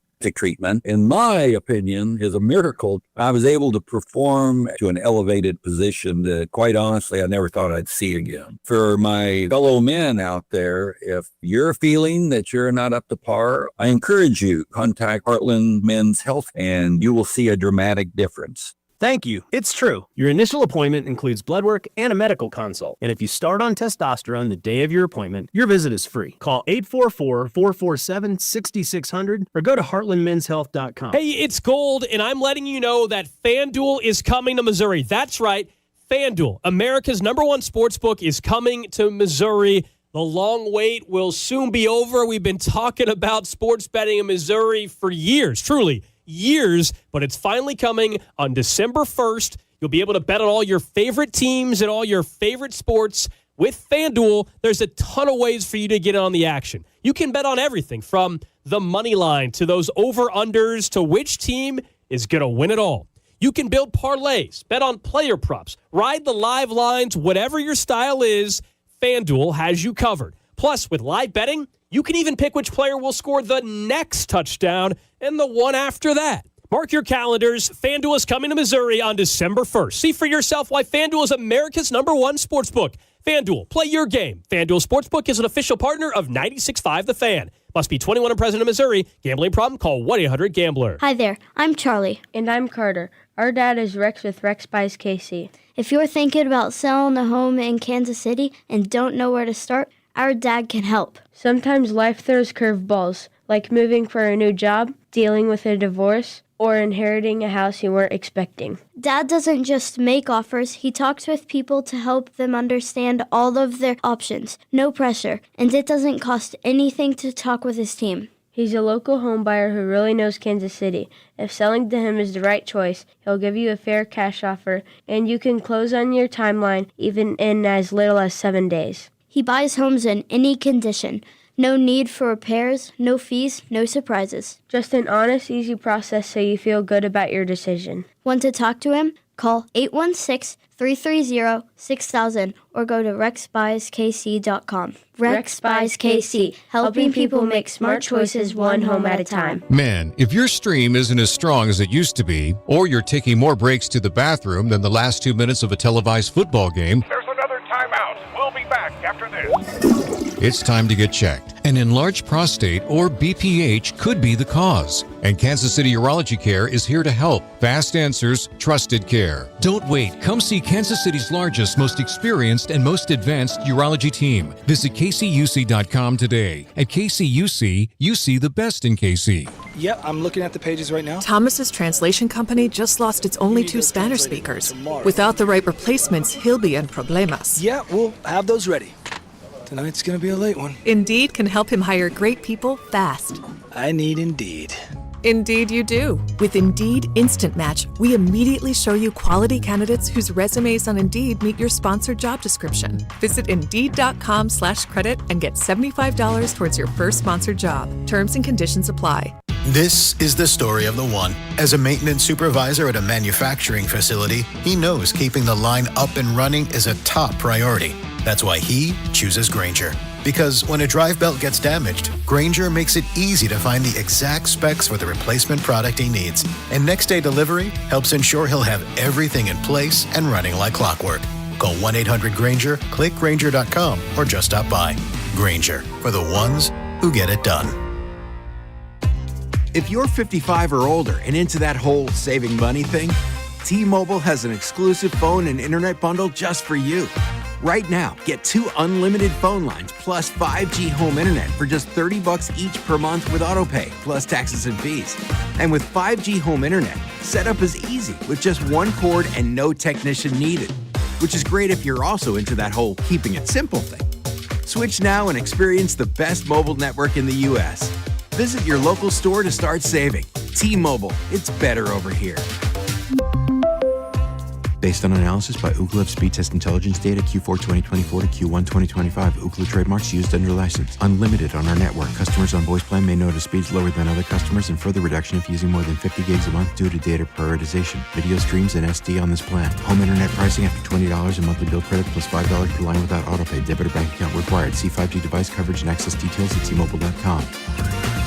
Text Texting enrolls you into recurring automated text messages. Consent not required to purchase. Message and data rates may apply. Hey, Dan, how you doing? Haven't seen you around the gym. Yeah, I've really fallen off. Since I turned 40, I just don't get the results I used to get. Could be lower testosterone. I went through it a while back. I got Nugenix Total T, and it's made a huge difference for me. I've seen that ad on TV. Is it for real? Oh, yeah. The key ingredient is something called Tesnor, which helps boost free and total testosterone levels to help you trim up and stay lean. And it's made a difference for you? Man, I feel like I'm in my 20s again, at work, in the gym, and in the bedroom. Are they still giving out complimentary bottles for people to try it for themselves? Yeah, you just need to send them a text. Text BEACH to 42424 right now for your complimentary bottle of Nugenix Total T. Plus, text now and we'll include a bottle of Nugenix Thermo, our most powerful fat incinerator ever, to help you get back into shape fast, absolutely free. Text BEACH to 42424. That's BEACH to 42424. Products and statements have not been evaluated by the FDA. These products are not intended to diagnose, treat, cure, or prevent any disease or illness. Listen to K-State versus Army this Saturday on The Fan, AM 610, with pregame at 4 and kickoff at 6. This is your home for K-State athletics. 96.5 The Fan, KFNC FM and AM, HD1 and HD2, Kansas City, an Odyssey sports station. 11 o'clock hour. Oh, we got some more news. If you guys joined us to start the show today, after Carrington was spreading lies yesterday about offering me tickets to Columbia, and I said no, which was never happened, by the way. We said, we got some new insight today on something that happened out of Kauffman Stadium. If you're watching on the video stream, you should check it out anyway. YouTube, Facebook, Twitch. Cody's holding up a photo, and it is a photo from the Jumbotron, the Crown Vision last night, of the Kiss Cam. And Carrington's next to a lady. And we also were told that he went in for a kiss and was denied. We're waiting for the video. Carrington has since arrived in the building. He says, I'll address it at 2 o'clock. Wow, that's all he would tell us. That's all he would say. But it sounds like there's strongly implied. Strongly implied that, yeah. Some people were speculating it's his sister or something. One, he went in for a kiss, so I don't think it is. And two, based on the conversation Drew just had with him, we weren't there for it. Drew doesn't think it's his sister either. So he'll have to address it at 2 o'clock himself. But we'll talk more about it. He's neither confirming nor denying. I don't know. I think he strongly implied it is not his sister. That's what. That's I could be vibe. wrong, but that's the vibe. That was certainly. Now maybe he doesn't want to reveal before 2 o'clock, and he defends himself. And That it's his might be sister. it. That could be it. Maybe that it is his sister this whole time, and it makes sense. We were told. We're still waiting on the video. It doesn't make sense though. He's still we're waiting for the video, but based on people that were there, they said he went in for a kiss though. And that would not make sense. That's what I'm saying. That part would be confusing. And then I got to be honest, Carrington. This is the problem for him. A day after spreading lies, this pops up. This is the problem where receipts can hurt you. You know, like if you don't want this kind of thing on social media, what was the true litmus test of this is what was your stance on the Coldplay video? And my stance was, you are in a public place on a public screen in which they do this thing. You go to a Royals game, Gold. You take a date to the Royals game later, there's a chance the two of you end up on the Kiss Cam. Yes. That's a risk you have to take. Right. You know that's a possibility. Yeah. So far, everything we have said about this situation has been factual, unlike things he said yesterday about... Yeah, he was claiming you were ducking going to Columbia. He was going at you a little bit. He was imitating your voice and everything. Tell him, ask him for the free ticket, even if you don't use it. Flat out lies. I was never offered a ticket from him or Rob, because Rob went along with it yesterday. So, and then we were gifted this today from the Royals game last night. So thank you. Perfect timing. Mm-hmm. It really is. You were ready to defend yourself anyway, and then Carrington got tonight on the Kiss Cam. We're like, well, that's more important than anything he said about you. Beautiful thing. It really is beautiful. Sometimes life just has a way of working itself. Yeah, I was so happy when I saw that this morning. Just gave me more ammunition. So good. Good stuff. The best. The absolute best. Meanwhile, in the NBA, for starters, before we explain what's happening in the NBA, if you have done anything slightly nefarious in the sports world in the last 5 years, if Pablo Torre calls you, you're in trouble. Just for starters, you're in trouble. He's getting the dirt on everyone. For the people who doubted his reporting on the Jordan, Hudson, Bill Belichick stuff, I'm just going to tell you right now, nobody's doing more deep dive sports journalism right now than Pablo and his podcast. Pablo Torre finds out. He's got great, and now people are just feeding him stuff. Mm-hmm. The story now, his podcast today, it's covering a larger story as a part of it, but as one part of this podcast, he uncovered that Kawhi Leonard was funneled $28 million from Steve Ballmer for what appears to be a shell company based in tree and landscaping that appears to have paid Kawhi Leonard $28 million or up to 40 for a no-show job. And for those who didn't follow the SEC for 30 years or any other college football or any of the other sports for years, paying you money to do a pretend job so that you'll come to their school is the way it used to work. This was clearly to circumvent the luxury tax in the NBA, get Kawhi some more money, we pay for more talent, and it appears based on this bankruptcy filing, they circumvented the cap, and this is a massive problem for the Clippers and for Steve Ballmer that they might have been paying him to do a phony job for a tree company. There's no way this is the first time or what is currently active in the NBA with a deal like this. I think, we've speculated that maybe it's happened in the past with other sports, but there's no way Steve Ballmer, if this is true, that he's the only owner that is actively doing this. There's just no chance, which means this is Tom Brady and Bill Bell, or Tom Brady and Robert Kraft did this for years. I think that means there is a much bigger story to come, I would argue, because if Ballmer's not the only one, somebody else, now that he got caught, you don't think that somebody around him is going to say, well, look over here too. The same thing. And it'll try to make it seem not as bad for Ballmer because they'll say, well, there's 4 other teams that just did this for their star player. We've always thought this kind of stuff happens. Now we're seeing it. It looks like, based off the reporting so far, that this is something that happened. If you're Kawhi, he's getting his money either way, so he didn't care. Steve Ballmer, though, thought he was going to get away with this, and now I don't think he's going to be forced to sell the team, Cody. I think if this is true, we're going to see tens of millions of dollars in fines. We're going to see him being, banned from his own arena that he owns. Just built. Because it's privately funded. I mean, he built it. It's not publicly funded. He built it. He will be banned from his own build. Like that's the kind of stuff. I don't think he's going to be forced to sell the team. But it's a big problem. The reason why I don't think he'll be forced to sell the team, Cody, because owners have to vote on that. And I think there's other owners that did the same thing. So, look, some of this, I still think there was some behind closed doors stuff like this happening. Robert Kraft did this. He just did it above board. Remember, he bought a 10% investment stake in whatever nonsensical cube tofu food nonsense Tom Brady was doing at the time, which to me is the same thing. I don't think Clark Hunt should be allowed to invest in a business owned by Patrick Mahomes. He should, they invest in the same business that's not owned by either of them, whatever. Yeah. People make investments. So people have done this in a way that was already sketchy, I believe. This is just straight up circumventing the cap. He didn't want to pay the luxury tax. He figured he could spend more money on good players. The worst part about this is, my whole thing is this goes back to Missouri when they were cheating, Kansas when they cheat. If you're going to cheat, at least win. I'll just tell you right now, if you're going to cheat, at least be good at it. Don't be the Clippers and be mediocre or bad. They gave the Thunder their first-round picks, still lose to the Thunder. The Thunder are the team winning the championships, and they might be cheating too, but at least they're winning. The Clippers aren't even doing that. You might be right in the sense that if every owner's doing this, they're like, I don't know, we want to make them sell the team. Because we make them sell the team, you better ask your team and the people around you, are we doing the same thing? I do think it's a non-zero chance. This is a big black eye. Because how do you make the other owners whole for the way that he circumvents the thing? You fine him and the other owners get to split that money like they would have for the luxury tax? Yes. Do you dock them first-round picks? They don't even have, not kidding, they don't have their next 2 first-round picks. Those legitimately belong to the Thunder. You dock them years down the road then. It's like the 2027, 8, 9, and 30 first-round picks, or 8, 9, 30, 31, 32.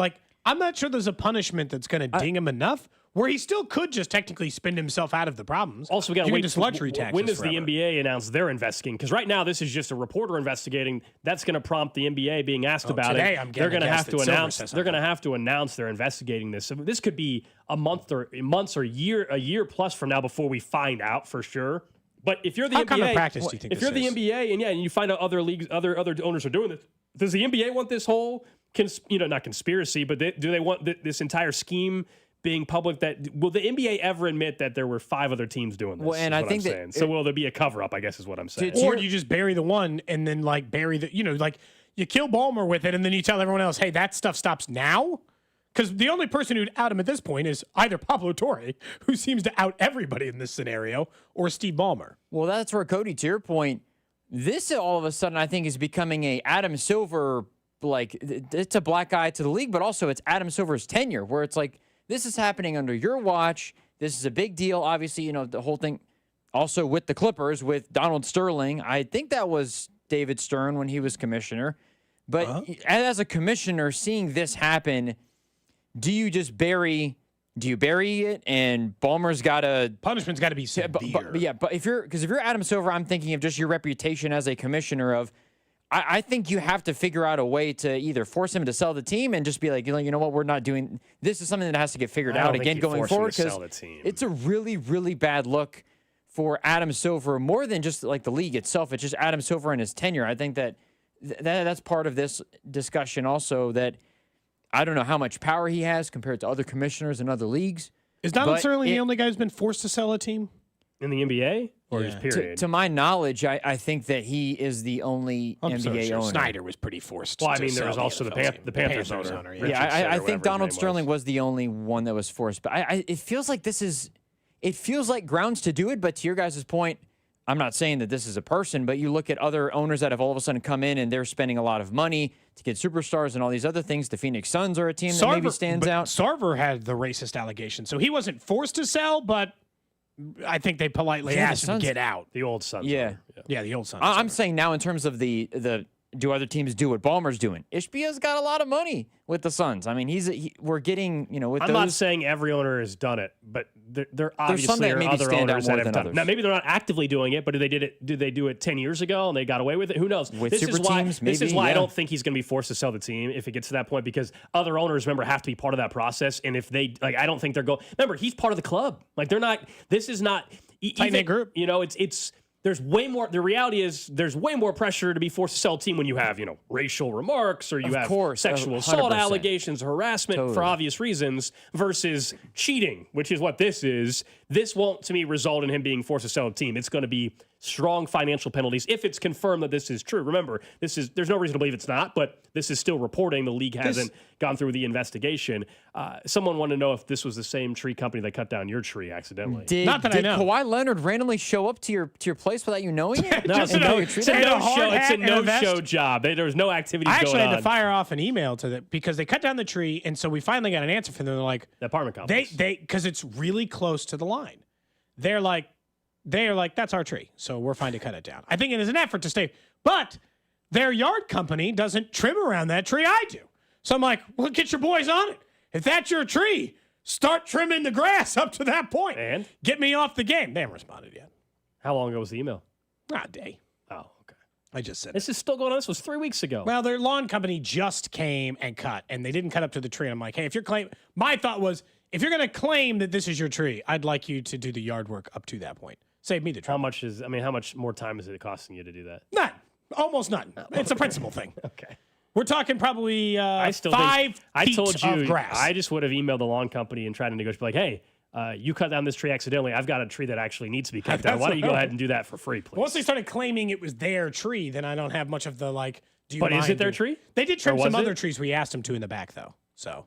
Oh, well, then they did what we said. They didn't trim my trees, but they trimmed some other ones that were, I thought, sketchy. And I'm did you ask? Hey, if you're going to get, I said, if you're going to get that tree. Then they did what we said they should do. So it's done. Move on. I want them to get the grass down. I'm trying to squeeze every last bit out of this place. You know? Okay.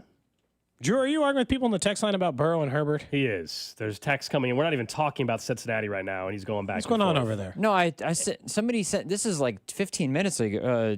Somebody sent a message. They were like, thinking of that, Drew. I don't even know what they were talking about, but they talked about head-to-head matchups. I mean, look, you've consistently cited head-to-head, so in fairness, I think they might have a point on that. You cited head-to-head when it comes to Josh Allen. I understand that, but if you think, are we talking wins or actually caliber of play? Because if I understand the Bengals lost to the Chargers last year, but Herbert was 17 of 36 and didn't play very well. Drew, I had a family fantasy draft tonight. Family fantasy football draft tonight. Last night was from old high school friends, and one of the team names, they listened to the show. One of the team names is called Blue Chew Drew. Hey, is their name also Drew? Chew no, do it, man. That's great. Just, their team name is Blue Chew Drew. Shout out to them. They love your Blue Chew commercials.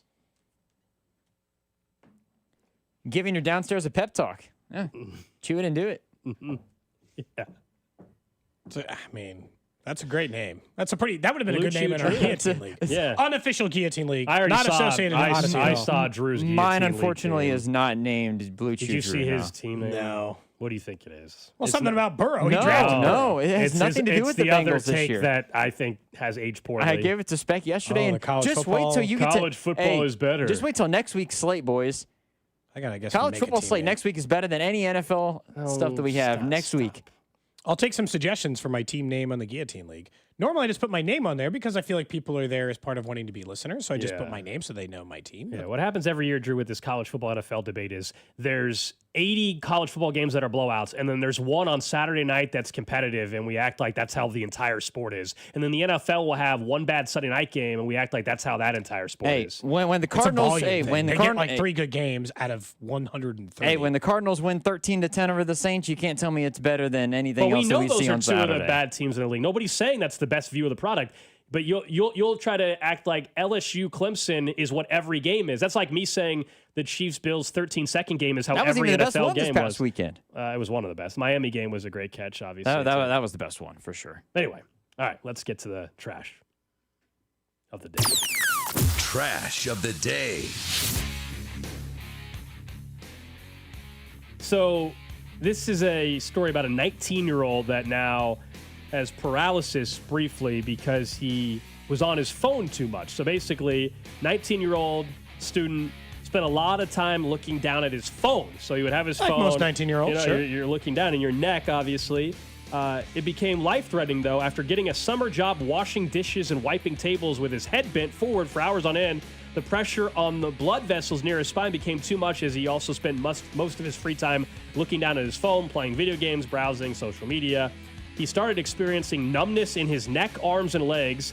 Then in the end of July, he woke up with no feeling at all in his legs and could not move because his neck was bent forward too long. How long did they say he was bent forward like that? Well, he was not only on the phone. Some better posture. Not only on the phone, but his job. He was cleaning dishes, so he was like bent down. He was taken to the ER. They discovered a large blood clot in his cervical spine, compressing his spinal cord, causing his body from the chest down to be almost completely paralyzed. They told him why.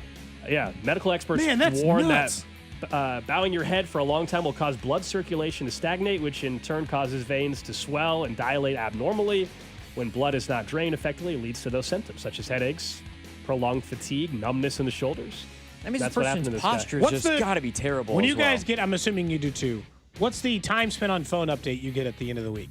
Oh, I can always check. More than what I wish it was. Yeah, it's always an amount. It's always we're an all amount. agreeing that, but what was yours last? I remember mine. How do I go find this? Screen time. Here we go. Yeah, screen time. Let's go. Let's daily average 5 hours. This is better than what it used to be. We did this a couple years ago, and it was yours bad. was astronomical a couple of years ago. It's down 20% from last week, actually, Cody. Hey. 5 hours and 50 minutes in the last daily. 5 hours so almost 6 hours. Yeah. Mine is 4 hours and 15 minutes. Okay, you got kids. You're busy. Yeah, other stuff. And teaching has probably been dragging the average down. I can't look at my phone. What's yours teaching say? the kids. 5 hours and 24 minutes, we're close. which is also down from last week. Holiday weekend, doing things. I was like, what was going on? Things. Holiday weekend, busy. That's weird. I was on vacation and I was not on my phone as much as I thought I was. Oh well. Anyways, I'm just curious. I was very busy. Someone says blame the parents. Force your kids to go outside. Someone said their daily screen time 3.5 hours. Good for you. That's not bad. My computer is probably the one that would be really damning because I leave this thing open. Well, both of our computers are open pretty much from the time we get in until the time we leave the show. This is the thing. It's only your phone. So it's like thinking about, I'm watching the TV. I'm not looking at my phone. That's also like the amount of time that we're actually. There is times where it is for work reasons, but there is definitely. Recently, though, fantasy football seasons, in football season, that 5.5 is going to skyrocket here in the next couple weeks as I actually turn the flashlight on. You think it's getting ready to go way, way, way up? You checking lines? Yeah, because I'll be checking scores and fantasy football live scoring and everything, Yeah, that's fair. I can't believe you got a blood clot from just... Yeah, man. I mean, you got to quit the dishwashing job. Time to get a sit-up job. Yeah, that just hurts my neck and stuff thinking about, that happening. I don't know. When I look at my phone, I look straight ahead for the most part. But, looking down, that's not comfortable. There's that person's shoulders are probably really rolled. I don't have the greatest posture, but just knowing, keeping your head down like that, your posture's got to be. Someone says they trade crypto daily. They average 10 to 12 hours a day on their phone because they're a day trader for crypto. Yeah, that's probably Shams too. I bet you Shams, he might even be higher than that. Shefty and his is probably 10, 12 hours a day easily. Dude, Rappaport was with us. He took 17 calls just sitting there. I appreciate him coming on the show. I'm not trying to bag on him or whatever, but the whole interview, he was on his phone. Like, in the whole interview. Why Not Over on Twitch says 728 on average per week. He said that's down 33%. Oh, so he's actually down a tick. That's 9-10 hours. During football season, it went up to 7 hours last year, I think. 7 hours during football season? Because on Sundays, I'd have the iPad, which also counts for the screen time, obviously. I'd have that open with, live scoring for fantasy football while I'm watching the game. I'll just check. So for fantasy football, I've gotten worse at fantasy football, admittedly, but I just check it after the noon slate and after the 3 o'clock slate. Like I'm going to check my fantasy score maybe 3 times a day, after the noon, after the 3, and like, what do I need for the old Sunday night football slate? Who do I need to get some points? Like I don't keep live tabs on it, if that makes sense. If you have money on the line, I feel like I would pay attention more to it. Like but normally, traditionally, like the last couple years with the Guillotine League, I check. Of course, I got eliminated in week 1 last year, but I didn't check very often. But normally, I check maybe once. I check at the end of the day. Obviously, if I'm not going to win the Guillotine League, then let me just be done early, because otherwise I have 5 leagues this year. Oh, that's so many. It's too many, and so if I get chopped, it feels like a lot. If I get chopped from 2 of the Guillotine Leagues early, at least that all of a sudden the slate, there's 2 teams I don't have to worry about. There's part of me that thinks that might be better. We just had our draft. I have another one tonight. I'm in Kramer's League. 20 teams. That's too many teams. It's just not even fun. 20. By round starting 7, you're going to be down to Brashard Smith. Geno Smith's going to start at quarterback for somebody. Well, yeah. I'm going to have to take a quarterback in the first round, I think. What order are you? Hey, where are you people picking? bye weeks. There's not even enough quarterbacks. Picks 10.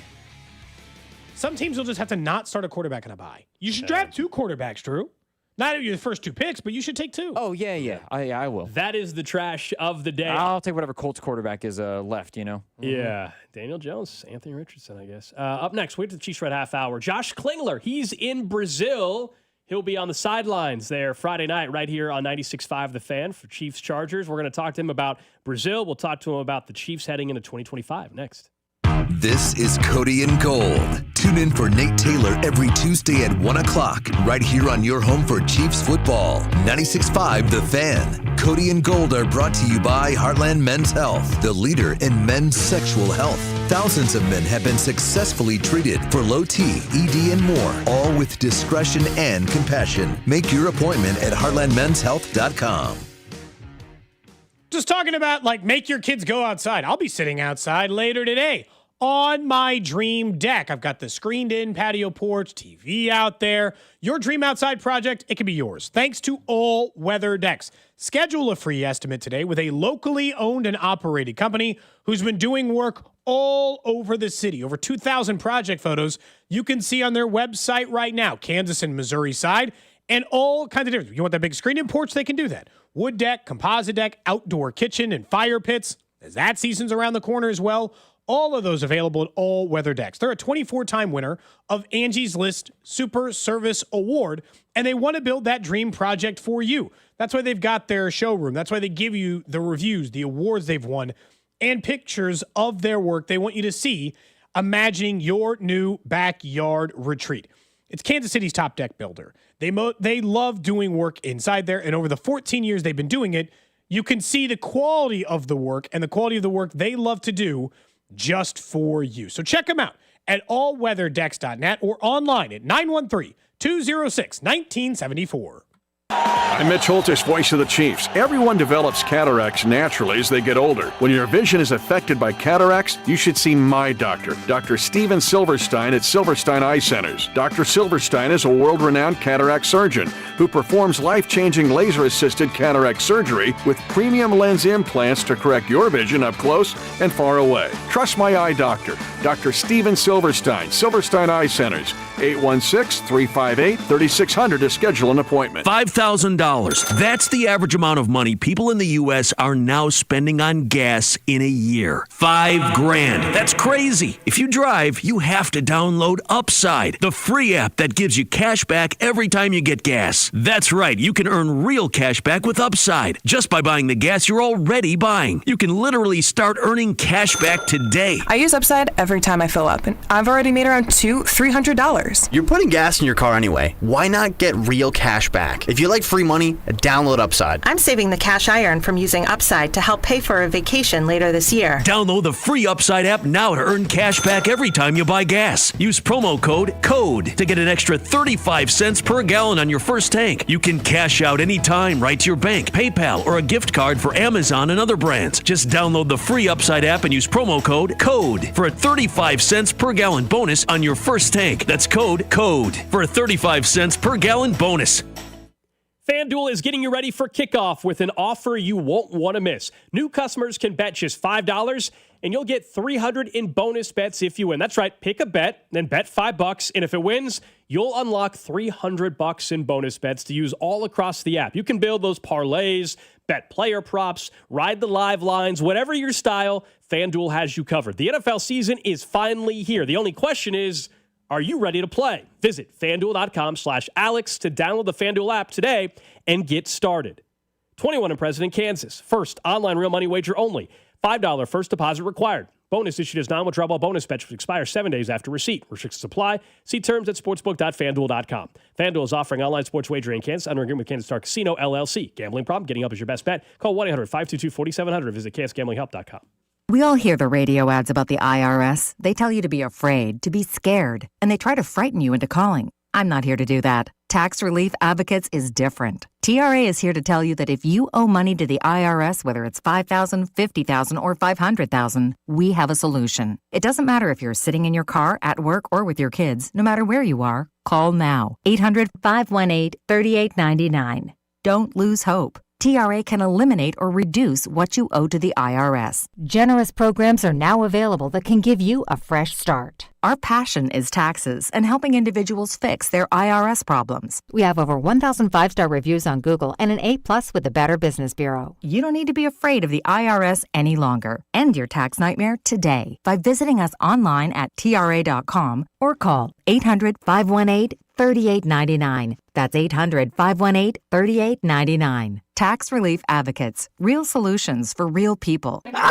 Your cold is coming. Your cold is coming. When you feel a cold coming, shorten it with Zicam, the #1 cold shortening brand. Oh, no, not before my big trip. The big trip you've been planning is coming up, and so is your cold. But Zicam can shorten your cold and get you back to planning sooner. Thanks, Revere. We really should keep Zicam in the house. Shorten your cold with Zicam. Take it from America's most revered messenger. Shorten your cold at the first sign with cold shortening products from Zicam, the #1 cold shortening brand. Available in stores or see where to buy at Zicam.com. It's time. Time for the pro to get everything for the job delivered. Large orders of lumber, doors, windows, paint, plumbing, anything the job needs, all from one partner. Get it today with same-day delivery. Get it tomorrow with next-day delivery on 50,000 plus products. Or get it on your timeline with scheduled delivery on everything from framing to flooring. It's time to get your whole job, all your jobs delivered. Ask about all our new delivery options at the Pro Desk. The Home Depot Pro, it's about time. eBay has reinvented vehicle buying. From click to curb, everything's covered. Ever try to buy a car online and end up in a parking lot with a stranger and some blind trust? That era is over. Now with Secure Purchase, eBay isn't just where you find your car. It's where you buy it, start to finish. Title, financing, registration, delivery, it's all built in. This is the modern way to buy your next ride on eBay. eBay. Things people love.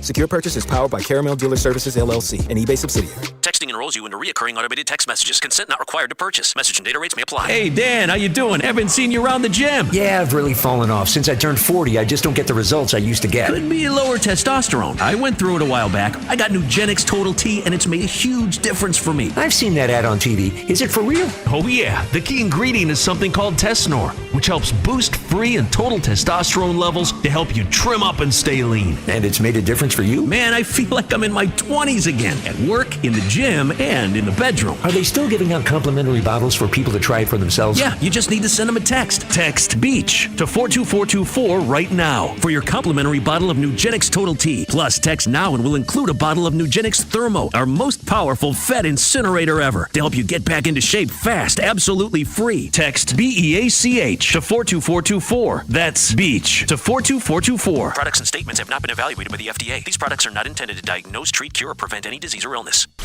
You're listening to 96.5 The Fan from the Mission Plumbing, Heating, and Cooling Studios. Welcome in to the Chiefs Red Half Hour. every day at 11:30 with Cody and Gold on your new home for Chiefs football.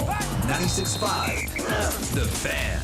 Chiefs Red Half Hour brought to you by All Weather Decks, Kansas City's most respected deck builder. Check them out at allweatherdecks.net. Real quick, we were just talking in the last segment about Steve Ballmer and the Clippers. And so Pablo Torre was on the Dan Patrick Show a little while ago, and he said when they called the Clippers, they being Pablo Torre, to ask for comment, like you would for any time you have an investigative story. You give them a chance to at least comment. They said that it was false, but they didn't know at the time they had 3,000 pages of documents and 7 sources to back them up on it. But so we'll see what happens with Steve Ballmer and the Clippers situation there. If you missed it, you can check it back on the podcast. We were discussing Pablo Torre's reporting on Kawhi Leonard and basically this shell company essentially that was created to circumvent the salary cap, allegedly, by the reporting there from Pablo Torre. But let's talk some Chiefs football. Let's go to Brazil, huh? Friday, Chiefs-Chargers, 7 o'clock kickoff. Pregame begins 3 hours before that right here on the Chiefs Radio Network and 96.5 The Fan. Josh Klingler will be on the sideline, so let's go out to Brazil, welcome in Kling, and talk to him a little bit about what are we expecting in Brazil and where does this international trip stack up?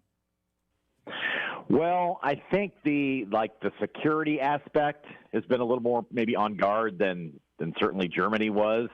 So I'm interested to see what the crowd is like, because I think last year this game had a lot of popularity and certainly the travel and the getting to the location and everything is a little more high security, a little more distance, those types of things. So I think once the game settles in and kicks off, it'll probably be a little bit closer to normal. But this is a tough trip really for both teams. The Chargers had a 4-hour time difference. Kansas City has a 2-hour time difference. And a lot of time just getting to Brazil. So certainly maybe it had more impact afterwards than it would, if this was a game middle of the season like some of the other overseas games were. Maybe it'd be a little more difficult. But, hopefully being that it's week 1, there won't be a lot of, recovery issues afterwards. I know you haven't walked the field yet or anything, but I feel like you on the sideline is going to be even more important because of all the field issues the last time in Brazil. I know they've claimed they've reseeded it or something. Yeah, it's a combo grass, and it should have made last year's teams feel pretty good because it was a combo hybrid grass with a little bit of a mixed in turf, and both last year's teams, the Eagles and Packers, had used that at their home venues, so they felt like it wasn't going to be a problem. So, yeah, we'll see if there are any issues. Knock on wood, there aren't. We've obviously had too many issues, I think, with Chiefs games and footing and turf and all those things.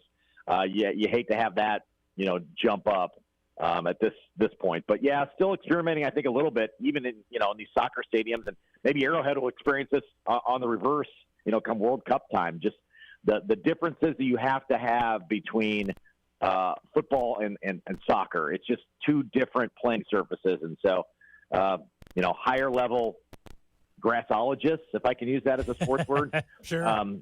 Would have expertise in this better than we would. But apparently there are a lot of, different issues between the two sports using, the same grass. Kling, when you look at what Patrick Mahomes' season will look like this year, I think the overused preseason phrase is the scorched earth mindset. I've certainly mentioned that before in years past for him. How do you kind of view this year for him as far as establishment goes? Everybody, I think, with a brain thinks he's the best quarterback on the planet, but people feel like he's got to re-enter the conversation for some reason. It's so great, isn't it? I mean, just keep lighting that fuse, please, because he was just fine last year, but didn't overwhelm, and so there are those questions. If they're going a team that does try to get back what they may have lost offensively last year. He's going to have a lot of weapons. We know that. Once Rashee Rice is back in the mix, he's going to have a lot of weapons. But I think he's going to have plenty between now and then as well. Certainly the last preseason game should have given people a little bit of a taste of what they want to do. That offense had a lot of fun, guys. In a short amount of time in the Bears preseason matchup. And I think that's kind of the level that they want to be playing on. They want to play fast. They want to play down the field. This should be a better down the field team, but I'm most excited about the screen game. The athleticism that they can bring along this offensive line in the screen game. We know Andy Reid loves the screens. But getting Xavier Worthy in the mix, getting any number of guys in the mix in the screen game, I think is something that's going to open up this offense as well. So I think downfield passing, I think, mixing and having a little more variety maybe than they've had in the past would go a long way towards, I guess, passing the eye test for most people, right, that this offense is quote-unquote back.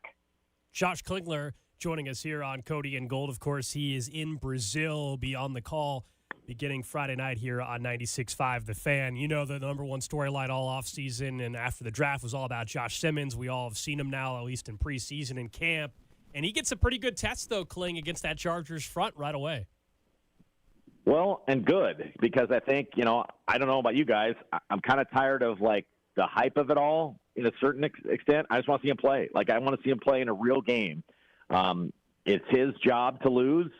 He's been given a lot of latitude to go out there and just play, and he has performed very well in limited times that we've seen him. He's performed well throughout training camp and back at Arrowhead after a camp closed in St. Joe. And now it begins, though, for real. So we get to see exactly what he's made of early on, because he is definitely the guy that's going to have that job, and it's nobody else's. And so I would love to see him go out there and dominate in game one. Certainly both guys on that left side, right? He and Kingsley. I think it's a big game for both.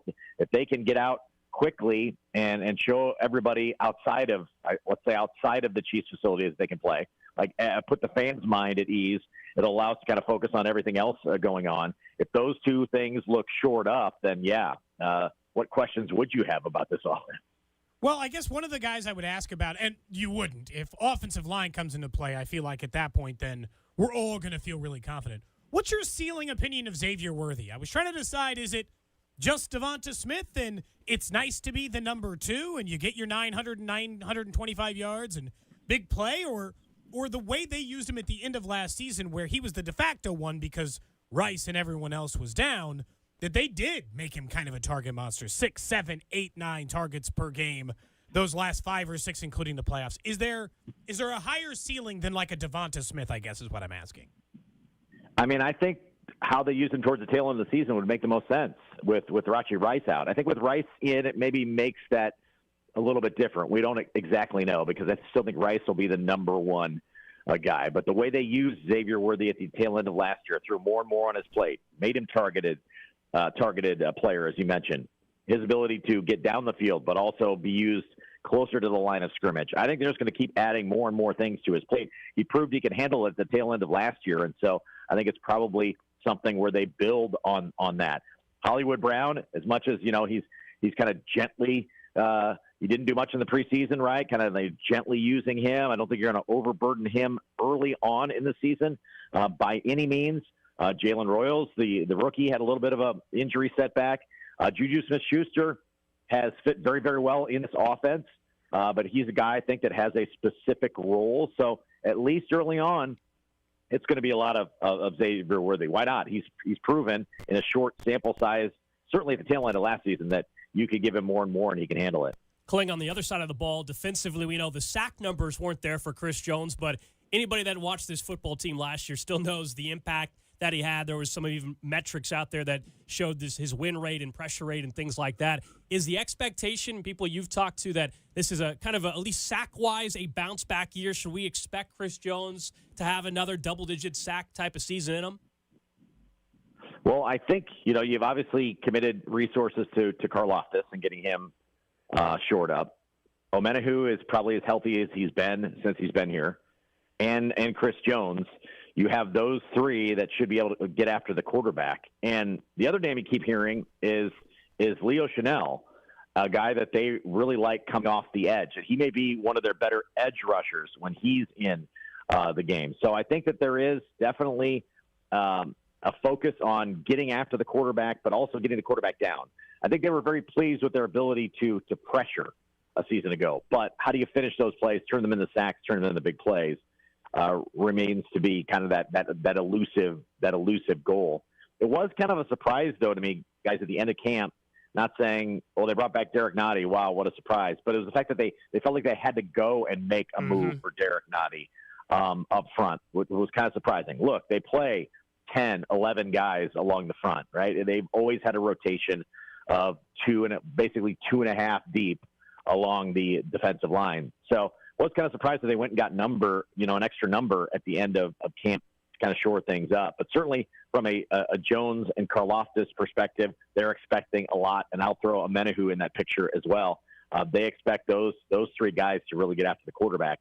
Omar Norman-Lott was an early camp favorite. He's obviously been battling some injury issues towards the latter stages of the preseason. So I think that maybe you kind of temper him a little bit more. They have very good expectations for him long term, but couldn't quite sustain. You got to be able to be available, right? You got to be able to not be injured. So he's a guy that I think will be brought along a little bit more slowly. Gelati has flashed as well, the other defensive lineman that was in the draft. So they got some depth along the defensive line, and then they went out and obviously felt the need to go get Derek Nottie again. So shoring that up will be interesting. Obviously stopping the run, number one. Can they stop the run? And for me, can you be a defense that, no knock on the fact that they were really good when it mattered down near the goal line type of defense, but can you be maybe a better 20-20 defense than you were a season ago and not allow the kind of a little bit of the bend don't break? They were very good when it mattered in stopping drives. I'd love to see them kind of shore things up and maybe not give up drives. Last question I've got for you, Kling, since we're only a couple of days away from kickoff anyway. What about the Chargers scares you, if anything? Obviously, they lost their starting left tackle, but I feel like they've got two good offensive players. One's a rookie running back we don't actually know is good until he plays. The other is Ladd McConkey. I don't know that there's another guy on the roster that scares me offensively. Well, I mean, don't you expect Keenan Allen to have a game? Like, I don't. Fine. I don't think he's like a long-term solution, but I'm like, that guy's just been a menace to the Chiefs all the time. So it's like, yeah, you figure like he's going to be a pseudo issue. Certainly, yes. Hampton. We may see a ton of Hampton. I'm not. I don't know where I stand. I'm not buying that Najee Harris is fine and good to go. They've been so kind of elusive with a lot of the questions there. 3.2 yards down the field. That's about as good as he's about to go. Yeah, I don't think that one's going to be much of a factor. So you may see a lot of Hampton in the game, but he is indeed a rookie. Certainly you're going to see him in goal line situations. And then, yes, how do they handle the offensive line? I mean, you lose your franchise left tackle right before the season starts. Joe Alt, very highly thought of, but moving from the right to the left. Trey Pipkins moving from right guard out to right tackle.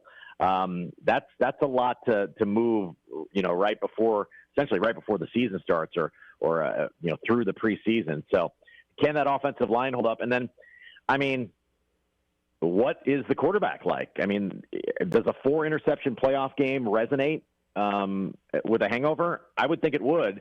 As many questions as we hear ridiculously about Patrick Mahomes, I mean, shouldn't you be asking those about Justin Herbert? His season numbers were his lowest for a 17-game season. His interception number was low, but his yardage were low as well. And then he throws 4 picks in the playoffs. Does that have any type of hangover? And are they going to put some pressure on themselves? They got 3 division opponents the first 3 weeks of the season. So Chiefs, Raiders, Broncos the first 3 weeks. I'm guessing they think they need to probably get out of the chute fast. Well, Clay, I hope you had a little practice with the Portuguese. Did you do a little Duolingo before you made the flight out? Not specific. We got like a checklist. The Chiefs actually provided a checklist of some of the basics. You carry around a note card? Yeah, there's like a cue card. Yeah, but they're very basic, like hola, and gracias. I mean, some of it kind of carries over. I don't know if it's gonna be full scale Portuguese. It might be half-baked Spanish. There you go. Kling, we'll be listening to the broadcast on Friday night with minimal Portuguese, it sounds like. We appreciate it. All right, thanks, guys. You got it. Josh Klingler, he's going to join us each and every Wednesday throughout the football season. Normal as we day start. for him. We had to move stuff around this week because of Brazil. Yeah, different timing. The team obviously landing in Brazil today. Then they have a couple-hour bus ride from there. It sounds like Kling's done his research on the field conditions. How about that? Very beginning, he had a full breakdown on the grass ready to go for us. That's why I wanted to ask. It's a real story. I'm serious. I hope it actually. We'll talk about it more on Friday. Now, I'm hoping we're not talking about it all come Monday. That's what we all should hope, because nobody wants that to become a storyline where guys are slipping, or obviously you have an injury risk. None of that. So hopefully they got their figured out when it comes to the field there in Brazil compared to a year ago with the Packers and Eagles. There's part of me, if that's why they slow-rolled Jalen Royals from the very beginning, is that the second he had the knee tendonitis and he wasn't practicing anyway, they looked at themselves in the mirror and they said, man, we're not putting him on a 12-hour flight so his knee can get fat, putting him on a soccer field that's not a football field in slippery conditions, and they never put him on the IR. And if they were going to do that, that would imply that they thought they weren't getting him back till October. That tells me they think week 2, 3, or 4 are possible for Royals, and that this one was never going to be a portion of it, was never going to be a factor of it. It does feel like kind of a weird start to the year.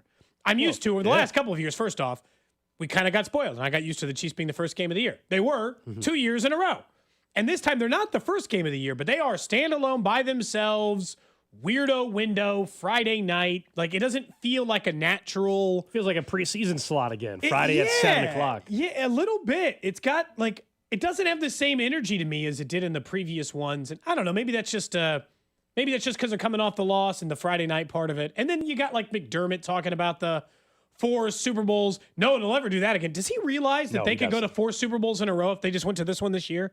Like, the Chiefs don't even have to accomplish something else in order to do that. If they just go to the Super Bowl this year, yes, for those they've gone to the Super Bowl 4 years in a row. The fact that you're claiming going to 4 when you lost literally every single one of them, it means that's your claim to fame is, hey, we went to 4 in a row, but we dudded every single one of them. For those that don't know the clip we're talking about, for context, yesterday, Sean McDermott in Buffalo was asked just about how hard it is to get to back to Super Bowls, and obviously, and people that's your biggest flex, talking about the franchise, how they haven't won one, and he was saying you don't realize how hard it is for what this franchise did back in the 90s and everything, getting to 4 in a row.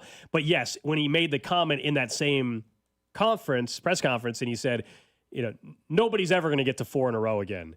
Yeah, I think he did forget that the Chiefs literally, if they get to the Super Bowl this year, it'll be 4 in a row. They're close. I mean, I'm not guaranteeing the Chiefs go to the Super Bowl, but like they got a pretty damn good chance. They've been to 4 of the last 5. That's except for they won some of them. Yeah, so I don't think you're right. It's one of those where you say something and you're like, you forget the context fully. And I think he honestly forgot that the Chiefs have gone to 3 straight. Chiefs have been to 5 of the last 6 Super Bowls and have won 3 of them. Like, so that, I mean, it's good. I know what that's like, man. It's fine, right? They played in 5 of the last 6. Is that the right number? 5 of 7. Lost 1-1. Right? 5 of 7. So they've gone to 3 in a row.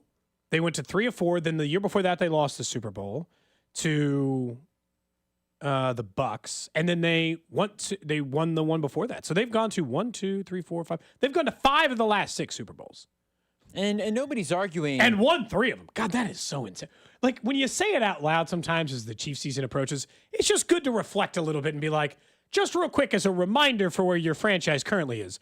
The Chiefs have been in 5 of the last 6 Super Bowls and have won 60% of them to go with it. What were you going to say, Drew? It's just that, like, nobody's disagreeing with the fact that it's hard to make it, and obviously them getting to 4 in a row is very difficult and is obviously a crazy thing to do. But to say nobody's going to do that again and act like that is your franchise's biggest moment, which to this point it is, it just comes across as a look what we did, and we haven't been able to do it since. Like, when was the last time they made it to a Super Bowl? Yeah, it feels a little loser's lament. I get it. 913-586-7965. Someone took it a different way. They said they think it's him saying that they're going to beat the Chiefs in the playoffs, so that's why they won't get to 4. I think you're giving them too much credit. I don't think he won't be able to play them. But okay. I don't think that's what he was. I honestly don't believe he was thinking, oh, we're going to be the team to stop them. No, I think he just forgot that they've gone to 3 in a row. I think McDermott is holding the Bills back. And I said that in the middle of last year. Yeah. We're giving credit to the guy who once cited the Taliban as a motivational tool in an inspirational speech, but he's got this figured out? I don't think so. Like, McDermott is holding them back. He is not the league's worst coach. He's not a laughing stock. But he's probably like the 15th. I think he cited the terrorists of 9/11, so Al-Qaeda. Yeah, that was what it was. But yes. You're right. But you're yes. Right. But so, like, when we go through this, He is like the 16th best coach in the NFL, 17th best coach in the NFL. Is he that low? He 17th. He actively holds. He's not. No, actively holds them back. I can agree with this. Actively holds. I can agree with you. Is he worse than Zach Taylor? Hold on. No. Look, I wouldn't go that far. No. Zach look, Taylor's one of the 10 worst coaches. What? Hold on. We'll get to all that now. We'll have to spend more time on this in the new now. We don't have enough time to address it already. Do you want to do it tomorrow? We'll do our coach rankings. We can do coach rankings tomorrow. I was just going to say I agree with your what you said of he perhaps is holding them back. There clearly was a 13-second game. That's true. He's not the 17th best coach. Stop. He's the top 10 Stop. coach. He's probably. I'd have to think it out real quick. We can do it tomorrow. Off the top of my head, without having any serious thought about this, my guess is he's like 9th or 10th. But I gotta map it out and think of the coaches. It's not a huge drop when we're talking about 17. I said 16 or 17. So if I say 16, that's a hater. Don't make this like listing of cheeses. I'm not going to just list coaches. That's being a hater. 16 might as well be 17. So you're saying he might as well be in the back half of the league as coaches. Okay, so again, we'll do this list tomorrow. Now that we're into it, I will have no trouble naming 7 or 8 coaches I'd rather have before Sean. I will have zero issue. I think there are 7. Getting to that number. He gets to 9 or 10, and I think you're going to have to pick them. But you're going to have to pick some guys that you're not going to like ahead of them. I don't think so, man. I think I'm going to start listing off like Campbell and LaFleur, and I'm going to be ahead of him. I'm going to start feeling pretty good. I think at 13 or 14 is where I might run into an issue. I don't think you can put a first-year head coach ahead of him either. I don't think you can. I don't think I'll have a first-year head coach ahead of him. You don't need to, I don't think. I don't think that I'll have that. I've got all the I've got all the Super Bowl ones. I got Carroll and Tomlin and all of those guys ahead of McDermott. Is Pete Carroll right now? Pete Carroll's won everywhere he's ever been, man. I understand that, but he's been to multiple Super Bowls. He's won a Super Bowl. We'll do this tomorrow. Save the convo for tomorrow. We'll do this tomorll. Zach Taylor's bottom 10. I got to map out. He's one of the worst coaches in the NFL. He's only better than Jonathan. Let's do this. So tomorrow, everybody can all work on it tonight. You guys think about it tonight. Have your top 10 and have your bottom 10. And then just have where you have McDermott. We'll do it in 2 breaks. Bottom 10, top 10. We'll do that tomorrow. Fine. Now you have me curious to think this out. I gotta actually go through the list. Zach Taylor's only better than Raheem Morris and Brian Callahan. You better Zach give Taylor's definitely more props then, because he's overcoming a whole lot more than just a bad defense. Poor Joey. That's right. Poor Joey. All right. Up next, we'll get to what's trending. We'll also talk more about the Royals, including some fans upset about how they debuted Carter Jensen. I really don't get it. I'll explain why. That's coming up next. What's up, Chiefs Kingdom? It's Trent McDuffie. You're listening to Cody and Gold, weekdays 10 to 2 on your home for Chiefs football. 96.5 The Fan. Brought to you by Heartland Men's Health, the leader in men's sexual health. Thousands of men have been successfully treated for low T, ED, and more, all with discretion and compassion. Make your appointment at heartlandmenshealth.com. Talking about some of the ages of the quarterbacks, and 4 months from now, you got some birthdays coming up, and all of a sudden, maybe that quarterback is going to be considered old. But in 4 months from now, by the time the playoffs start even, you could have a brand new career in IT thanks to Centric. You're never too old to do that, right? 27, 28, you've been stuck in this dead-end career. You've been working outside. You can't decide which way you want to go.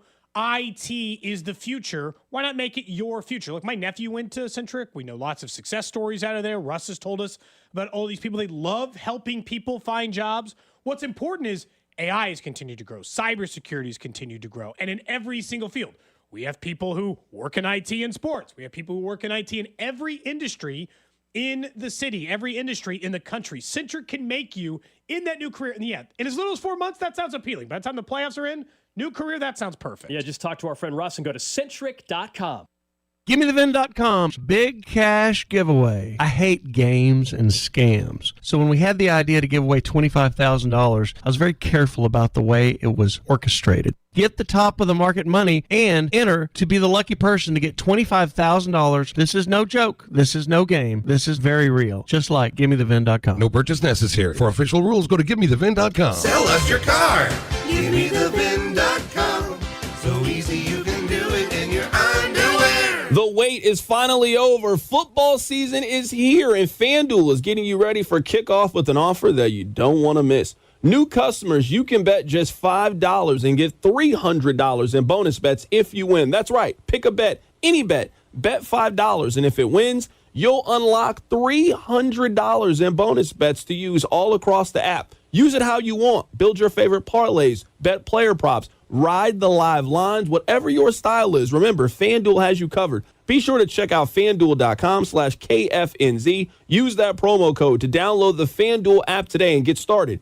FanDuel is an official sportsbook partner of 96.5 The Fan. 21 and present in Kansas. First online real money wager only. $5 first deposit required. Bonus issue is non-withdrawable bonus bets which expires 7 days after free. Restrictions apply. See terms at sportsbook.fanduel.com. FanDuel is offering online sports wagering in Kansas under agreement with Kansas Star Casino, LLC. Gambling problem? Can help is your best bet. Call 1-800-522-4700. Visit ksgamblinghelp.com. Are you having trouble hearing? Hearing loss can devastate the quality of your life. Now, there's an affordable fix for you or your loved one. Rated the best hearing aids of 2025 by Forbes Health, Audion Hearing has the highest quality hearing aids at the lowest prices, starting at just $98 a pair. I actually like them better than my old $5,000 hearing aid. I could not believe how my hearing and life changed. Join over 1 million happy customers by going to audionhearing.com. That's AUDIEN hearing.com. Life insurance. Why are you putting it off? Can't afford it? Too much hassle? Think you don't need it? There's lots of excuses for putting off life insurance. But if you weren't there, who would pay the mortgage and other bills? With Ethos, you could be covered in 10 minutes and boom, family protected. Ethos, fast and easy online term life insurance. Up to $2 million in coverage with no medical exam. Some policies as low as $1 a day. Answer a few health questions and get your free quote at ethos.com/play. That's ethos.com/play. Save up to $4,500 with Hamilton Plumbing, Heating, AC, and Rooter, thanks to limited time tax credits and special incentives on energy-efficient HVAC systems. But don't wait. Those federal tax credits expire after December. Upgrade your heating and cooling system, and you can enjoy lower energy bills and year-round comfort. Over 40 years experience and more than 8,000 five-star reviews are great reasons to trust Hamilton. Call 913-888-4262 for your free consultation. Visit callhamilton.com for details, terms, and conditions. License number 2025-11121. At Busey, banking is about more than numbers. It's about relationships. For over 150 years, we've been helping individuals, families, and businesses reach their goals with personalized service and local decision-making. Whether you're opening your first account or planning your next big move, we're here with the tools and support to help you move forward with confidence. Busey Bank, your partner for life's moments, both big and small. Member FDIC. Prostate cancer. 1 in 8 men will be diagnosed in their lifetime, but early detection can save lives. That's where KCUC comes in. They're the premier center for urology and oncology, with over 50 elite providers and more than 20 locations across the metro. KCUC makes it easy to get screened fast in the comfort of an office, not a hospital. Schedule your screening today at kcuc.com. Don't wait. Come see Kansas City's largest, most experienced, and most advanced urology team. kcuc.com. At KCUC, you see the best in KC. Do Crohn's disease or ulcerative colitis symptoms keep coming back? Tremfya, guselkumab, may help, with rapid remission achieved at 12 weeks and lasting clinical remission at 1 year. Some even saw visible improvement of their intestinal lining at 12 weeks and 1 year. Tremfya is a prescription medicine used to treat adults with moderately to severely active Crohn's disease and adults with moderately to severely active ulcerative colitis. Serious allergic reactions and increased risk of infections and liver problems may occur. Before treatment, your doctor should check you for infections and tuberculosis. Tell your doctor if you have an infection, flu-like symptoms, or if you need a vaccine. Healing is possible with Tremfya. Approximately 3 out of 10 patients were in endoscopic remission at 1 year, based on areas visualized on colonoscopy, which may not represent the deeper bowel layer or entire GI tract. Individual results may vary. Ask your doctor about Tremfya today. Call 1-800-526-7736 to learn more or visit tremfyaradio.com. I'm Bob Burke, founder and chairman of Burke America Parts Group, a family of brands that includes RepairClinic.com, an appliance and HVAC parts solution company that's grown into an international brand. Before AmericanEagle.com, we partially launched a new technology platform developed by another firm. American Eagle helped take our technology to a whole new level with digital marketing, software development, and business insights into our key markets, appliances, HVAC, and outdoor power equipment, and did so both on time and on budget. AmericanEagle.com has the resources, experience, and talent needed to produce solutions. Our new technology platform, developed by AmericanEagle.com, has produced tremendous results with higher traffic, conversion, engagement, and online revenue. If you have any home repairs you need to take care of, check us out at RepairClinic.com.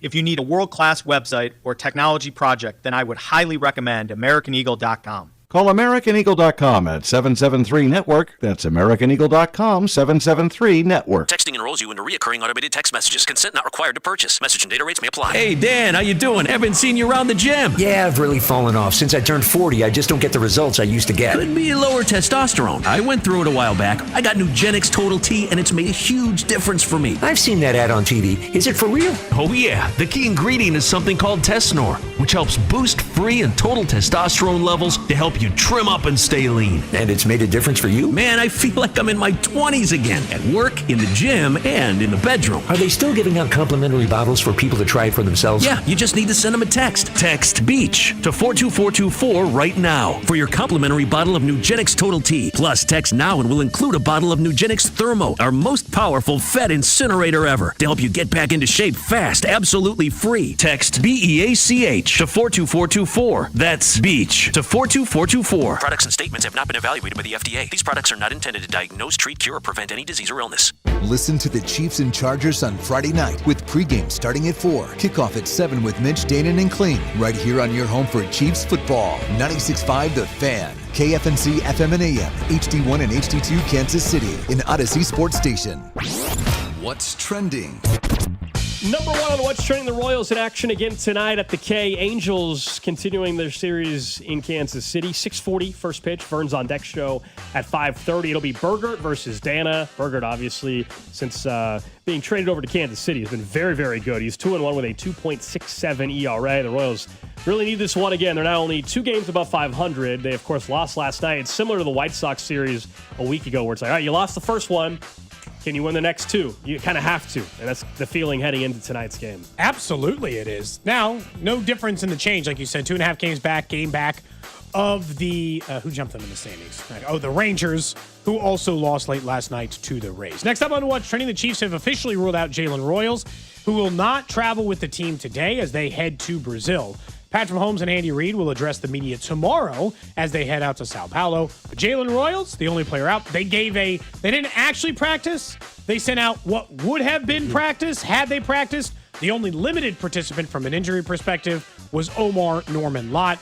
Everyone else, they say, would have been listed as a full participant at practice. Next on What's Trending, we talked about this last hour. There's a report out from Pablo Torre's podcast that the Los Angeles Clippers reportedly facilitated a $28 million no-show endorsement deal for their star player Kawhi Leonard with now a bankrupt sustainability company in an effort, allegedly, to circumvent the NBA salary cap. So there was thousands of legal documents in this report, including a contract signed by Leonard. They have it. They have the document for $28 million over a 4-year deal. It says he has to be a member of the Clippers to get paid it. And endorsing this Aspiration, that was like the name of the company or whatever, which previously received a significant investment from Clippers owner Steve Ballmer. And to point out, it's pretty much a no-show gig, as in he didn't do anything for the $28 million, so there could be some ramifications coming for the Clippers. Next up on What's Trending, the Jets lose their guard, Elijah Vera Tucker, to what they're calling a significant arm injury, expecting him to miss a lot of time. I think it was Diana Rossini who had that information out first. They take on the Steelers in week 1 of the season. Jets just feel like they're barreling towards stinking again. Our NFL Insider will start once the baseball season ends, or I'd get his opinion on the Jets' current state of being. Last set of What's Trending, we get texts about this all the time. Whenever we talk about TV deals, and a lot of you will text in and say, oh, you should just use this platform instead. Well, bad news. Stream East, the world's largest illegal sports streaming platform, has been shut down. Network of 80 unauthorized domains generated 1.6 billion combined visits over the past year, providing free access illegally to global sports fixtures. The United States Anti-Piracy Organization shut them down. That's a big deal, honestly, for a lot of sports viewers. There's several of you on the text line who at least admitted on the text line to using StreamEast, which has now been shut down. Of course, we're shifting this all the days we'd mentioned because we were off on Monday. Our Taco Tuesday partner is brought to you is Boru Asian Eatery in Waldo, part of the Summit Hospitality Group. And yeah, we know what you're thinking. Taco Tuesday. Think next week. Think Bao Buns, the fluffier Asian taco, Head down to Boru in Waldo and grab a bao bun for just $2.50 next Tuesday, or switch it up with some ramen, sushi while you're there today. Summit Hospitality Group, proud partner of Cody and Gold. I can personally vouch for it. It is fantastic. I used to walk down the street to Boru. Right by you. I mean, it was like at the old house, it was legitimately at the end of the block. If you walked down my street on Pennsylvania, you just walk down towards 75th, and you just hop across the street, and you could get to Boru. Are you still Facebook friends with the person that bought your house? I mean, maybe. I don't know. I don't actually check the page. My house recently sold. Again? My old house recently sold again. Yeah, it's so you've you've lost track of the now I don't know. You're two owners removed now. I did get to see the Zillow photos though, so you got to see how somebody decorated your old house. Not bad. Looked nice. Not bad. Looked nice. Fair enough. I still think you haven't done this because, one, Zillow for your previous apartment you lived in doesn't exist. I don't go on Zillow. Your parents still live in your childhood home. That's true. So you've never had any incentive or need to ever look at it. Your parents still live in your childhood home. The one were they living in there when you were born? Yeah. Oh, man. So I mean, that's the only house you've ever known as a kid. My parents have moved. My mom moved a lot when we were kids, and my dad's moved several times over the years now. The one I spent the most time in childhood in the neighborhood of Gracemore, that one he sold probably a little after I got out of high school. I don't know. Have you gone back to visit that one? No. Okay. Well, my brother-in-law, the only thing that ever came off that house, there were two things that happened. Maybe my former brother-in-law, that didn't work out. He, for a white elephant gift one year, we had a mailbox that was given to us by my cousin Doug that said the Taps on it. Like it said our name on it. And the family who had bought the house after this, like they just left the mailbox up. So just up that whole time. And so one time for a white elephant, he got it and restored it a little bit, cleaned it up, refastened it. Yeah. And so I have that mailbox still. It's just sitting in storage. I don't know what to do with it. But I have that mailbox from the old house. Put that mailbox at the new house? It's not the same style of mailbox. Okay. But do you have an HOA? No. So I could put it up. Do whatever the hell you want. What if I gotta tear down the old one? Whatever. If you like the mailbox, use the mailbox. So the Taps mailbox is in my garage at the moment. And when he went to go ask if he could have the mailbox and just replace it with a different one, they said, "Hey, so your family used to live here." He was the brother-in-law close enough. He's like, "Do you know what all the road signs were in the attic?" Because there was a time when the Tap family was regularly, seemingly picking up road signs off the side of the road, and we might have had 30 in the attic. It wasn't just me. Jeez. Wait, like road signs is in stop signs, speed limit signs, all those yield signs. We lived right off of 69 Highway is what it's called there. You can imagine that was stolen a couple of times from different people. One time, an entire pole that had all the highways, 35, 435, 69, all of them. It was like maybe 6 of them. It got hit by a car and got knocked over, and we took the whole thing back on the pole back and had to take the socket set to remove it. There's a statute of limitations on this, right? I'm square to talk about you this. You heard him, MoDOT, KDOT. You heard him. You heard him. MoDOT, KDOT. Go get your signs back. Coming up in 20 minutes, we'll talk with Josh Vernier, our Royals insider, about the Royals, although we're going to talk about them right here before we get to our divisional previews. Today, I believe we are on the AFC North. As we go division by division. Yeah, Drew's going to be excited to hear about the AFC North. We'll get his pick as well in just a bit. But I was surprised this morning when I walked in and you told me, yeah, man, people are kind of upset about Carter Jensen's debut only being in the 9th inning. And I was like, seriously? I truly am, even to this moment, I don't know why people are upset. The Carter Jensen MLB debut, it's not a Disney movie. It was not going to be bases loaded, 1 out, bottom of the 9th, bottom of the 7th inning, and he gets a chance to play hero. We all would love for that to be the case. It was 5-1. They're in the middle of a playoff push. They obviously were not in position most likely to win the game. Yeah, his debut happened in the bottom of the 9th when a lot of people turned the game off or whatever. That's just life. It goes on. I bet you Carter Jensen is not pissed off at the Royals because he debuted in the bottom of the 9th inning instead of pinch hit earlier in the game. He's not going to be in the lineup on a regular basis. I actually think that there's two things at play. And one of them, and one of the reasons that people are upset, is the one that you just mentioned. It is that they want more people they want Carter Jensen and Jack Caglione to play more. And I think it's based on the fact that, because I get these, it's like, the Royals stink. I can't believe how bad they are. And I'm like, are we even watching the same thing? The Royals are not a bad baseball team. If you called them incredibly average, I wouldn't get in a fist fight with you over it. But saying they're a bad baseball team who stinks and they stink out loud is just factually inaccurate. So I think that there's a group of fans who think the Royal season is over. They can't make up those 2.5 games. It's done. yeah, let the kids play. Yeah. Let me see Carter Jensen. Let me see Jack Caglione. Let me see that's the case. I think they should play. What's weird is I think the Royals think they're just pinch hitters. I think fans think they should play every night. And I'm firmly in the middle. I think Carter Jensen should give Salvador Perez some nights off. And I think if it's against a right-handed hitter, Jack Caglione should be in the lineup ahead of a few different guys, including guys like Nick Lofton. But last night's one night. I'm not saying that they're going to do. I'm not saying they're going to play him as much as you think they should. But last night it's one game that he was eligible to even play in the big leagues. Caglione had just gotten called up. Last night, Cags didn't get in the game. Okay. Carter Jensen pinch hits in the bottom of the ninth. Like, this is probably how it's going to go, but also we don't know for sure yet how it's going to go, if that makes sense. It's one game that went poorly last night. He made his debut. Yeah. Now he can just play baseball. In a weird way, I would argue... You just said they softened it? The debut is over now. Yeah. All right, next time you're up, it's not your first at-bat anymore. Go play baseball. I actually think there's a weird way it could be a positive thing. I don't get why people are upset about it. You know, like, I think some of it is, and it doesn't have to be the fairy tale ending, but you already had, look, I critique the Chiefs for trying to do that with Felix in the draft, right? So you don't have to create the ideal circumstance when to do it. It was a throwaway at bat. That's my issue. It was the bottom of the ninth. They were down for. It was a throwaway. Would you rather have had to wait till tonight in the eighth inning? I would rather he pinch hit in a meaningful. Yeah, sure. If he's not in the starting lineup tonight, I'd rather he. So you'd rather him wait a couple days for his debut versus getting it over with? If it's just a throwaway at bat, yeah. Okay. Yeah. I'm not mad about it. Yeah. But it's just like it felt like they were just like, yeah, go ahead and get in there. Sure, Carter. Like, and it didn't. And it's fine. Like, look. Do you think I do not think he cares. He grew up in Kansas City. He played high school baseball 25 minutes from there. He got drafted by the Royals, played for their organizations, grown up in this town. I'm sure the second he just dug into the plate, he was as thrilled as a person can be, and he doesn't care how the moment looked. He got to make his major league debut. Part of it is I love major league debuts.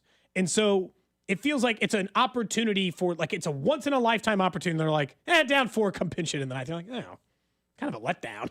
Like, that's all. Not mad. But I also think I'm in the in-between of what the Royals think they should do with Cags and Carter Jensen, what fans think they should do with them, and I want them both to start 10 games of the last 14 and play in 15 as pinch hitters late in games when they try to pull in a righty reliever and you got to go roll lefties up there to smash homers. The problem is that Cags and Carter Jensen can't really pinch hit at the same time unless it's like Luke Maile starts and then Carter Jensen's pitch hitting for him. Because the problem is that you can't put them both in the field. Can't really put them in a DH to pinch hit. So in any given night, it will either be, if they're both on the bench, it'll be either Cags or Carter Jensen who's pinch hitting most of the time. Because Salvador Perez is never getting pinch hit for. So if Carter Jensen comes in, should he? He's getting God, no. That's not what I'm suggesting. Yeah. But it's like it creates an interesting dynamic. I'm curious to see how they play it. The Royals don't want to overuse 2 rookies knowing that they're firmly in it, and they are. My argument is that the rookies might actually be the catalyst you need in order to get over the hump. Yeah, we're going to find You've been that. Stuck at 2.5 games for a while. Yeah, we're going to find out, as time goes on over the next 24 games or so. And eventually, Carter Jensen will get his moments if people didn't think it was good enough last night. And Jack Caglione will hopefully have an opportunity to help this team win, and both of them really down the stretch. But yeah, I didn't really think much of it last night whatsoever. I was surprised to hear this morning that was something people actually were a little frustrated with. We'll ask Vern about it here in about 15 minutes, our Royals insider. But let's go around the NFL some more divisional previews. We got a couple of these left? 3 of these left? A few. We got the AFC North today, AFC West, and the NFC East. We'll save the East for tomorrow as the Cowboys and Eagles are playing off in Game 1 of the 2025 NFL season. I'll actually let you start us off here in the AFC North. I think I went first yesterday. Yeah, you did. AFC North winner. All right, so there's just no way I'm choosing Aaron Rodgers' decrepit bones. I figured you were. To win the division. Look, I am a big believer of Mike Tomlin. He's certainly a better coach than Sean McDermott, to our point that we'll get to tomorrow. But the Steelers and the Browns are 2 teams I'm eliminating. It is a 2-team race, in my opinion. It is the Cincinnati Bengals, and it is the Baltimore Ravens that I am considering for this honor. Look, if we're backing it up in order, the Browns are definitely last place. The Steelers are definitely third. So let me give you my top 2. The Ravens have an argument for best roster in football. They do.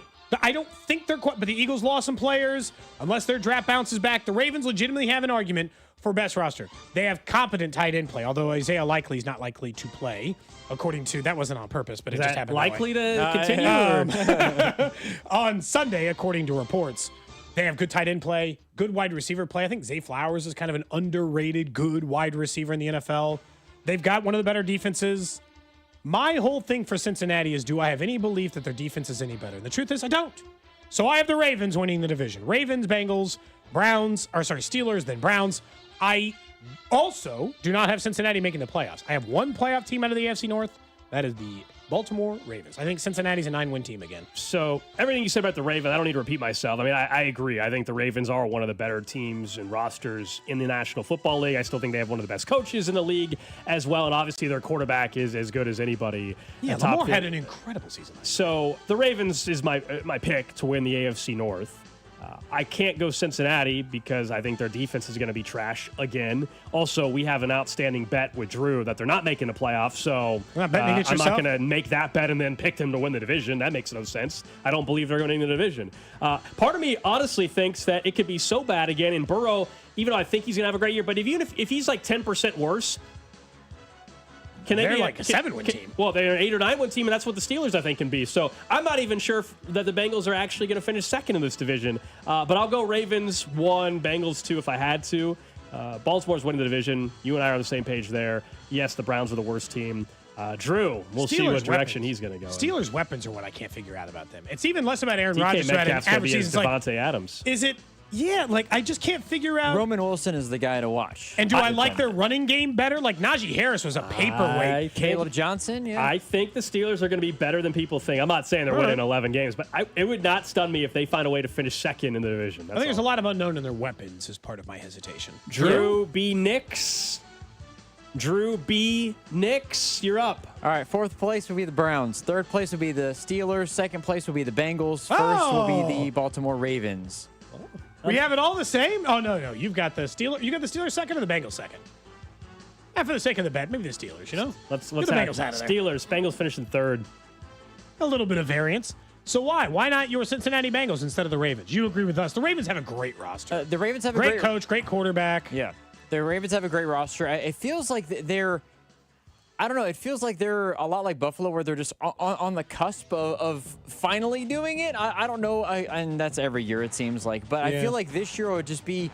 I think this year's a little bit different based on what Lamar did last year and the way that he looked as a passer. I feel like it's trending in the direction of them continuing to build, and Lamar will be just as good as last year, and the Ravens are going to be the division winner. I think it's close though. I think it's within a game or two, or I think they're tied and the Ravens get the tiebreaker. I think there's something where the Ravens just get the edge in the end.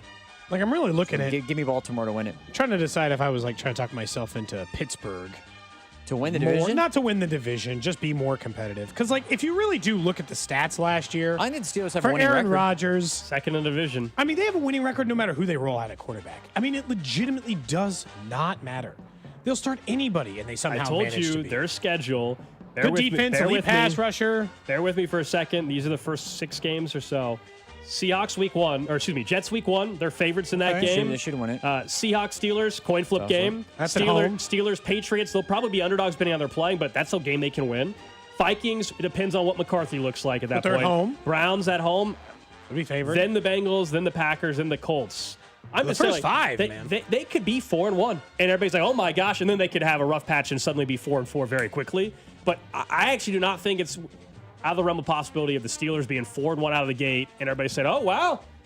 As Aaron Rodgers, you know, if you're a Jets fan, their worst nightmare is week 1. Aaron Rodgers looks amazing week 1 against the Jets. Throws for 320. Yeah, 3 touchdowns, Drew, against his old team, and Jets fans just throw up in their mouth at that point in time. I just they better get off to 4-1 because the schedule does sound easy that way, but then they go through that stretch where you mentioned the Bengals first. Yeah.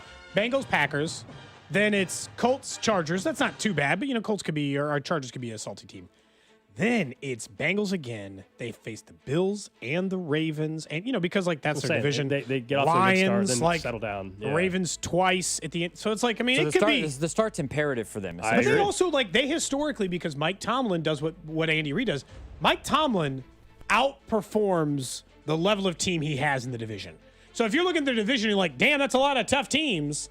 For Tomlin, it's not as bad as it looks because even at worst, I feel like he's a 500 team against his division. I think a lot of times, Drew, as you probably know, he goes 4-2 against those teams. He's better against Cincinnati than they should be record-wise, or better against Baltimore.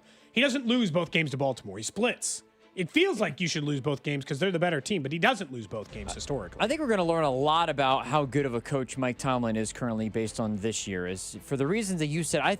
On paper, they're better than they've been probably in the last 4 or 5 years, ever since Ben Roethlisberger left. I mean, Rodgers is better than they've been rolling out at quarterback, right?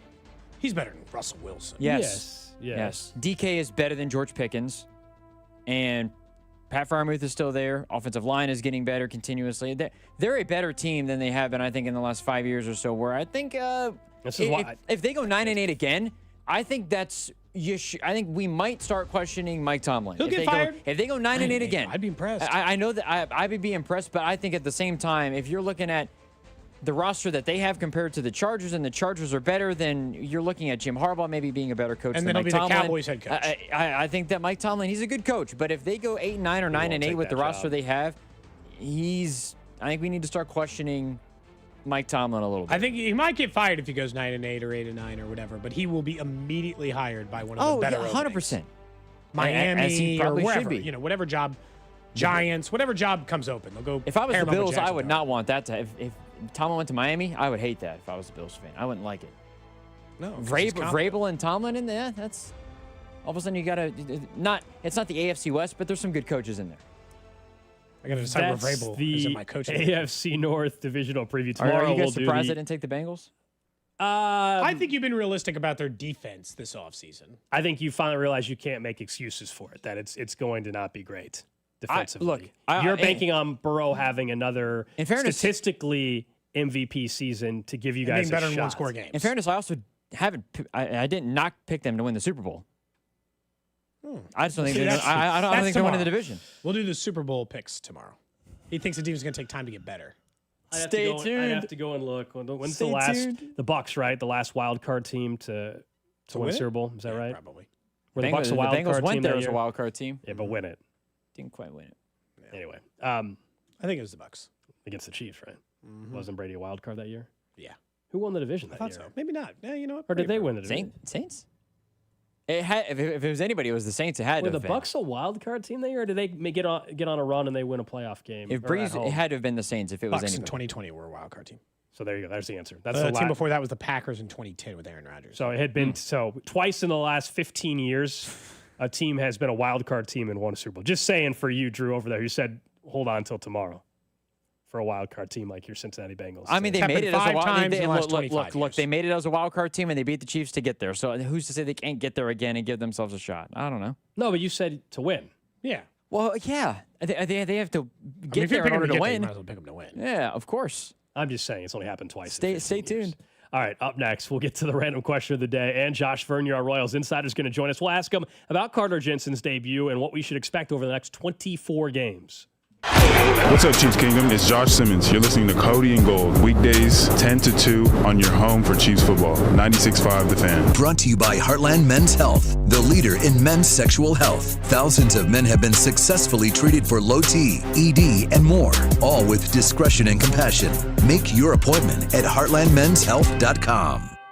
Inside the Huddle is brought to you by Blue Cross and Blue Shield of Kansas City. Discover the benefit of blue. Missouri, get ready. The wait is almost over. DraftKings Sportsbook, America's top-rated sportsbook app, is coming soon to the Show Me State, and you can sign up today. New Missouri customers can get $300 in bonus bets when we launch on December 1st. Download now and place a $5 bet when we go live. DraftKings Sportsbook brings everything you need to elevate your game day, including live in-game betting, lightning fast payouts, and endless ways to get in on the action, all right from your phone. Download the DraftKings Sportsbook app now and use promo code 965 to grab $300 in bonus bets with just a $5 bet when we go live December 1st. That's promo code 965 in partnership with DraftKings Sportsbook. The crown is yours. Gambling problem? Call 1-800-GAMBLER. 21 and over. Physically present in Missouri. Eligibility restrictions apply. Bonus bets expire 7 days after issue. issuance. Excludes customers who redeem pre-launch sign-up offer. Terms at sportsbook.draftkings.com/promos. Kids are back in school, so schedule your project today. With Powell Exteriors KC Easy Financing, pay no interest until 2027. Whether a deck or new roof, go to PowellExteriorsKC.com now to schedule your free estimate. It's the power of KC. Powell Exteriors KC, Kansas City's exteriors experts.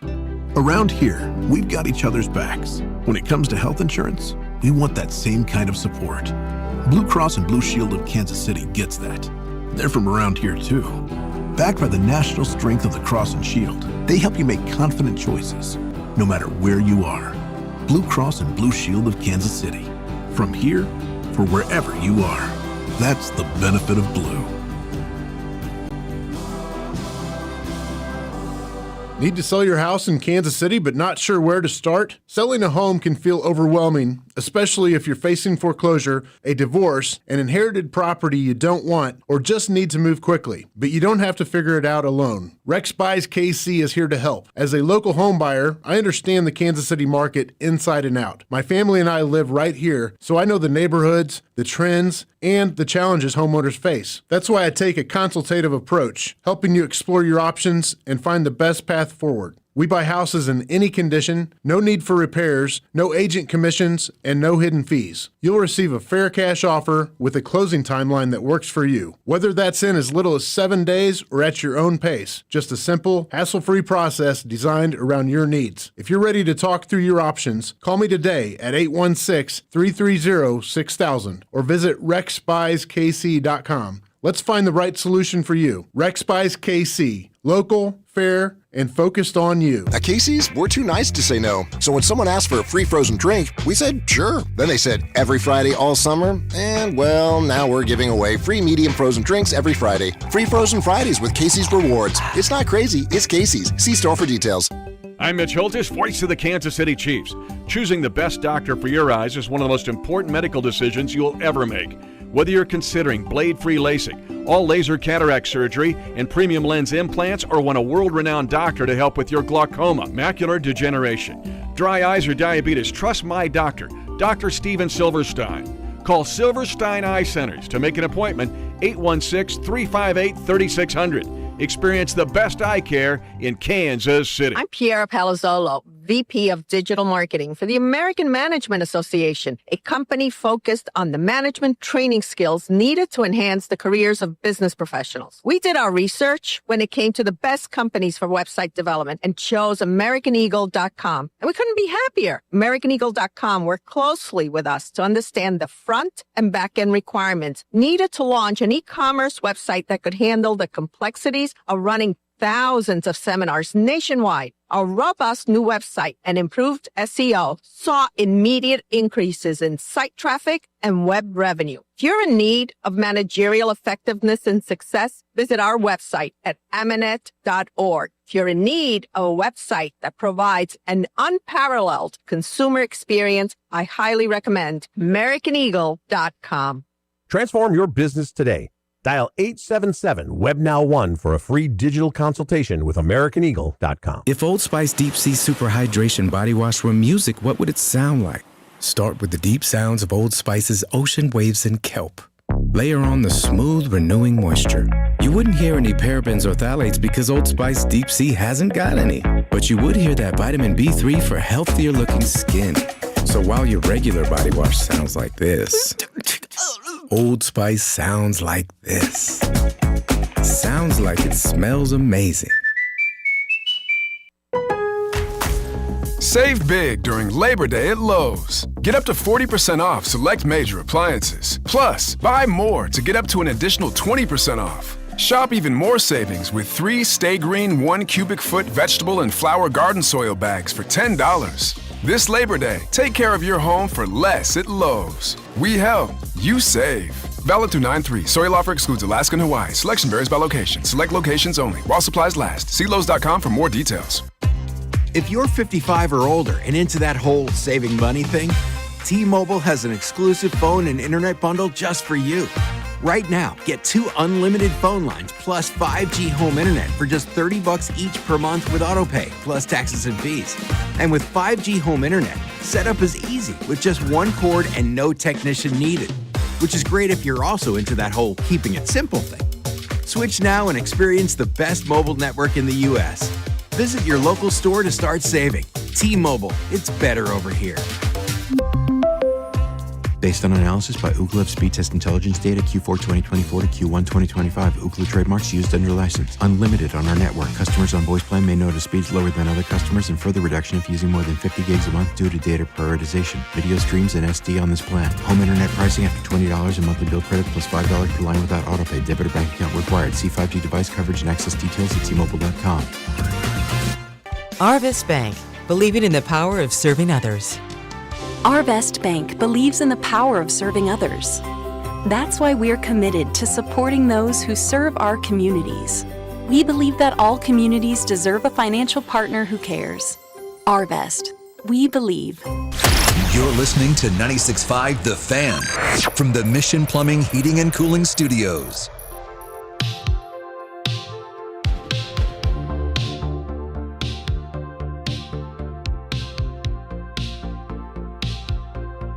We'll get to the random question of the day in about 8 minutes or so. We'll have Vern join us in just a minute, our Royals insider. Of course, his on-deck show tonight at 5:30 as the Royals continue their series against the Angels. Mike Trout, I think, is supposed to be back in the line. He was out for like a skin infection or something yesterday. So I think Mike Trout is supposed to be back in the line. That's a real old man problem. Skin infection. Yeah. You got to get that taken care of. Remember when I wanted the Royals to trade for Mike Trout? How's he done since then, I guess, Yeah, there was that whole issue of, $30 million a year for another 8 years. Forget the money for just a minute. It's just money. Or whatever it was. Just Steve Ballmer him. Hire Mike Trout to work for your landscaping company or whatever you got to do. The issue is not trying to circumvent the cap. It's having to pay him the amount of money he's owed. No, it was $37 million till he is 38 years old. That's that Cody wants Mike Trout on $37 million when he's 37 and 38 years old. Hard pass. It's just money. Who cares? It's just money. The Royals are not the Clippers, Cody. It's Sherman can't afford $30 million. He's worth like $2 billion. He'll be fine. Or $4 billion. I don't know how much he's worth. He's worth billions. Josh Vernier, our Royals insider, joins us here on Cody and Gold.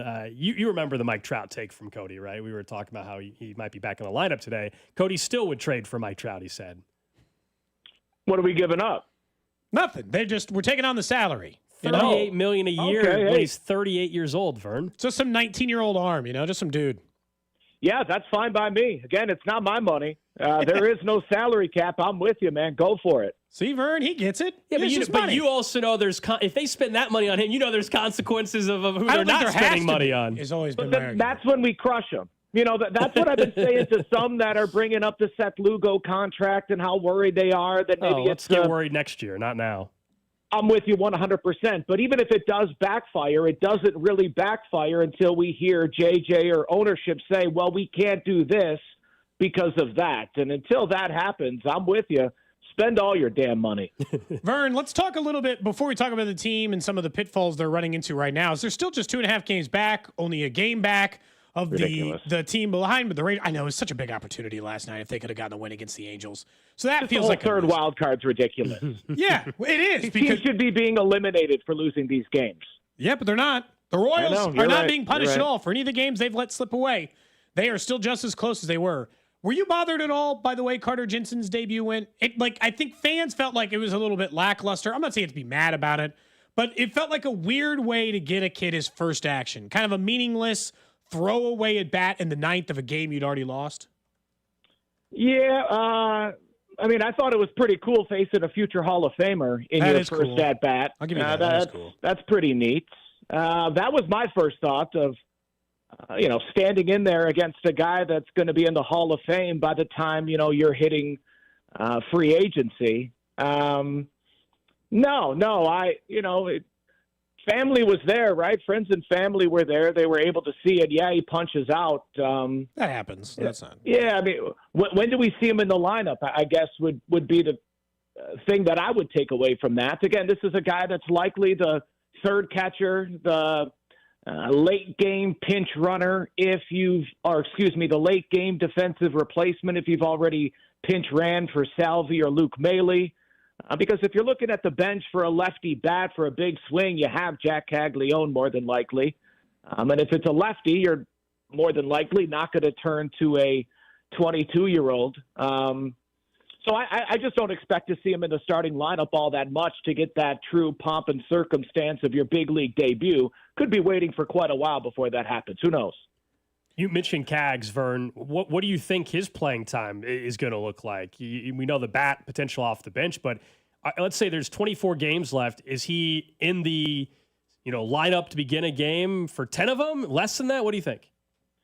Honestly, I want to see him in there every game from here on out. I know fans have fallen in love with Mike Yastrzemski, and for good reason, but a lot of fans don't notice that Yastrzemski's not in the lineup against lefties until the Royals lose that game, and then that's the reason why they lost the game was there was no Mike Yastrzemski. My point is, going into yesterday's game, Yastrzemski was the second worst hitter in Major League Baseball against lefties. Number 151 out of 152 when you're talking about OPS against southpaws. Now, I'm not saying Jack Caglione is great, but I think his upside of being an everyday power bat, the guy that we hoped he would be, dating back to spring training, to his big league debut, to most of us right now, I still believe it's in there, Same. Okay, it happened quicker for Roman Anthony and Nick Kurtz. I don't see why that still can't happen for Jack Caglione. And if anything is going to get this team to October, to me, that's what it is, because it's not the rotation. It's not the bullpen. Your offense has the most talent now. With this Seth Lugo, without Chris Bubich, without Cole Reagans, your talent is in the lineup. So, hey, if you want to leave Yastrzemski in there because, again, he has earned a chance against lefties in Royals blue, but then have Cags as your designated hitter. Maybe that cost Adam Frazier a few at-bats, and, that might be to the dismay of some, but nobody on this team outside of Bobby can and I guess Vinny, can bring what Jack Caglione could offer to this team over the final 24. They need to do something because something miraculous needs to happen for them to finish with that final spot, in my opinion. Is this just the first team to have a 4-game, 5-game winning streak over these last 24 gets it? I mean, it feels like, Vern, it's just whichever team has the hot moment, right? Yeah. That's it. And congratulations on being a wild card team. And it doesn't seem crazy to me the Royals are doing it, but you mentioned a big problem here that they've been able to overcome a huge chunk of the year. They are starting 3/4 at this point, it feels like, of their rotation is guys who are not starting for them. It's like, here comes Burgert. And you're like, well, he's been really good. But that wasn't somebody in April that we had any idea would be a contributor for this team. And because no Bubich and it has been no Reagans and Lugo hasn't been contributing, it's like they're counting on Noah Cameron and Burgert and all these other guys to carry it. It feels like that's going to end up being the shortfall, is that they overcame it for a big chunk of the season, which I give them a ton of credit for. But it's got to be not quite enough when it comes to playoff time. Yeah, I think 2025, if they fall short, I think it will be remembered, at least I'll remember it, for the offensive shortcomings of the first 100 games and how a great rotation was unable to offset that horrendous offensive performance that we saw for the first 3.5 months. But yeah, man, if they do make it, well, I guess if they do make it, there's no way they make it without a better Seth Lugo. So I guess if they get there, Seth Lugo's still getting the ball in Game 2 behind Michael Wacha. But my point was going to be, man, you can make a case right now. Ryan Burgert's the second or third best starter in this rotation right now. Wacha, number 1, of course. And then we can have a debate, right? Cameron's coming off a couple of shaky ones. We all know about Lugo, and Burgert's been pretty darn consistent. And, yeah, to me, last night's game was very first 100 games of the season. A quality start from Michael Lorenzen, but then you have a base running blunder from Kyle Isbell. You go 0 for 4 with runners in scoring position. Bobby, Vinny, and Salvi all have a chance in the first inning, but are unable to come through. And it was just a real dud of a game. The crowd's small, but they were willing to make noise. Kansas City Kauffman Stadium does a good job of doubling whatever the number is. So if there's 8,000 there last night, they sounded like 16 when given an opportunity. But outside of a few moments from Bobby Witt Jr., they weren't given that opportunity. I'm glad you're on the show today, Vern, because you've probably watched, thousands of kiss cams now at the ballpark. Yep. Yeah. And so we found out via photos, soon to be video evidence, Carrington got denied on the kiss cam with the woman that he was next to. Some people said it was his sister, but we're not convinced. We don't believe so. Either way, we were told he leaned in for a kiss, so I don't think it's his sister. Did you actually see it happen? I did. Oh, you did? Oh, okay. I did. Did he lean in? Yes, but uh-oh. Like you mentioned, I've watched thousands of kiss cams. I've seen hundreds of young men denied a kiss. They all have the same look of embarrassment and awkwardness. CDot didn't have an ounce of that. He was sitting there chilling, eating his peanuts, it looked like. They showed him on the big screen. He looked to the person like, yeah, I know, but you can give me a kiss on the cheek or something like that. So I don't know the relationship he had with that person, but neither one of them seemed all that embarrassed. So you think he was just there with a friend? Yeah, I can't imagine that. There's no way CDOT's that cool to be like on a date or something, get rejected, and to play it off that well. So I don't think he's sweating it whatsoever. Ooh, we'll see. I will say, though, Carrington lives in a bubble that, like, we don't know. I feel like things that would bother me if Yeah. I did don't bother him, you know? He's aloof. He's a very calm person. He is. He's an interesting. Well, then he's just he's a cool SOB if he got shot if he got the Heisman last night, and that's how he plays it off. He's a really cool guy. Josh Vern, his on deck show tonight at 5:30. Appreciate it, man. All right, appreciate you. Get off the phone line.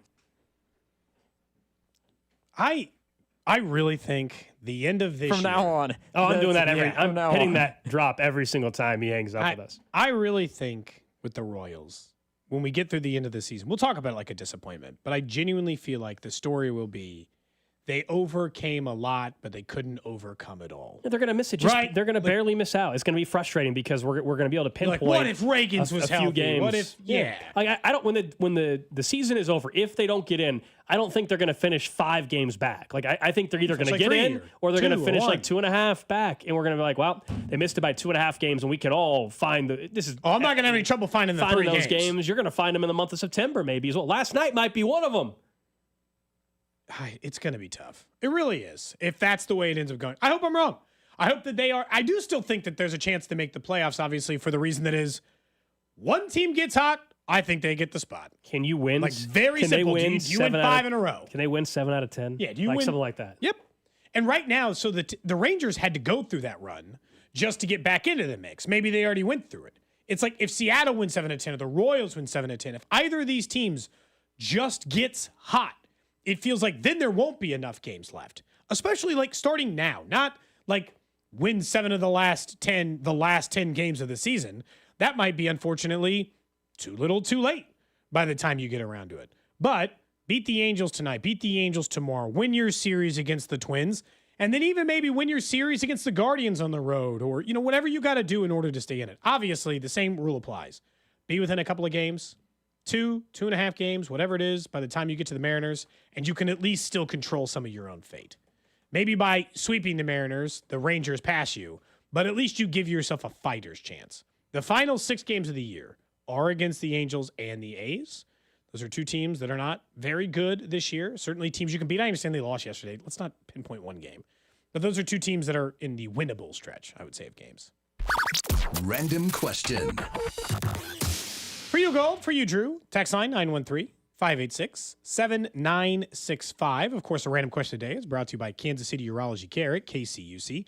Remember, you see the best in KC. Visit kcurology.com today. I always encourage you to follow us on the socials, YouTube, Twitter, Twitch, and Facebook. We live stream the show.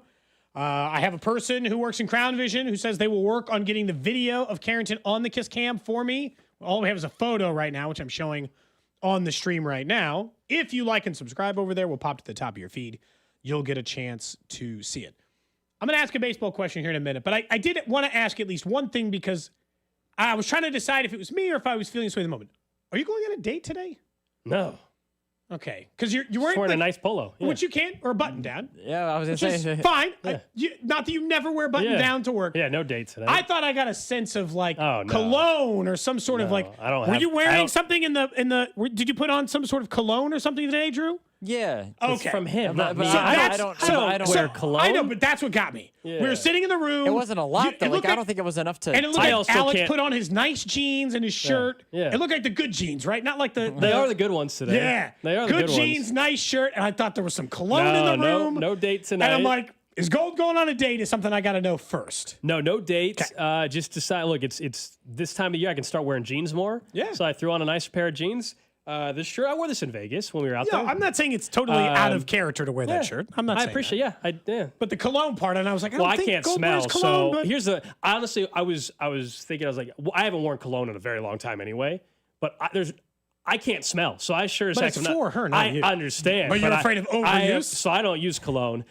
Drew, It was enough that I noticed it in What the were room. you putting on cologne on a Wednesday morning, when man? When I sneezed in the room earlier, it was because I was like, I got that cologne scent in my nose. When we were in the room before the show, I was like, what do you got? So who's got the? I almost said like, who's got this cologne on? But then you were wearing that shirt. I'm like, you know what? I'm gonna actually ask Alex on the show if he's going on a date. Shirt, cologne, maybe just trying to look his best before he heads out I later. appreciate it, but no, that's not. There's no special occasion. Oh, okay. Might have to do a video after the show, but that's unrelated. But like, I just.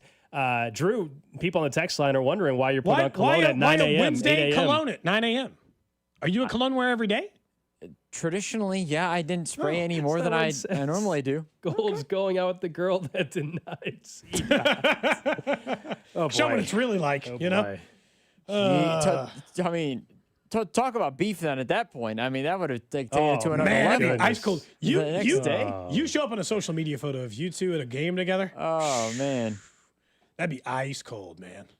I don't even think Alex would do that. Okay, so beyond that, now I have a random sports-related question. Okay. We don't always do sports for the random question of the day, but I'm going to make this very simple. Last night in the Houston Astros game, Framber Valdez gave up a grand slam and then what appeared to maybe plunk his own catcher. They got crossed up, hit him with a fastball at 93 miles an hour in the stomach. I will say, after the game, he swears it wasn't on purpose. If you watch the video, it looks far more intentional. So the very simple question today, random question, do you think he hit his catcher on purpose? And I saw the video. It looks really suspicious.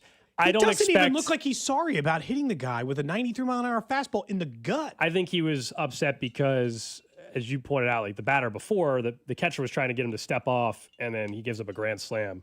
So he was frustrated. He gave up a grand slam to their opponent. I think, number one, if it was intentional, the manager called both of them in his office after the game. They got it figured out. They clearly were not publicly going to be like, yeah, I did it on purpose. Screw my teammate. So he was never going to say it publicly. So yeah, I kind of think it was done on purpose, but they're never going to admit to that. That's going to have to be a story years down the road that one of them tells on a podcast or something. I absolutely look at the video. He looks like he's doing it. I accidentally hit it. It was a little loud. Like, I understand a grand slam was just hit. It's pretty obvious. He's standing on the rubber. The catcher tells him to step off the rubber. He doesn't, because Framber Valdez does not have the best reputation of being like a sweetheart of a guy. He didn't listen to the catcher. He didn't listen to the catcher. He gives up the grand slam, and then he calls for the thing, and he belts his own guy. I'm just like, everybody, people who crossed him up. People who were in baseball a very long time said that, like, played baseball for 10 years are like, that doesn't look right. That doesn't, and when you cross someone up, you do the courtesy, oopsie, sorry, my bad, didn't mean to hit you with 93 miles an hour in the ribs. I think he hit him on purpose. I think Valdez hit him on purpose. I really do. It's the only way that I could explain it, I guess, other than that, is he was mad about the whole thing. Knew he was mad at the catcher and didn't want to hit him, but wanted to. But he threw off his rhythm when he told him to step off before the pitch. Yeah, I think should have stepped off. Maybe he didn't mean to hit him, but he definitely meant to throw it in his direction to kind of get his attention because he was mad at him or something. You know what I'm saying? It was like 93. I know. I'm just saying if you do something and it's not.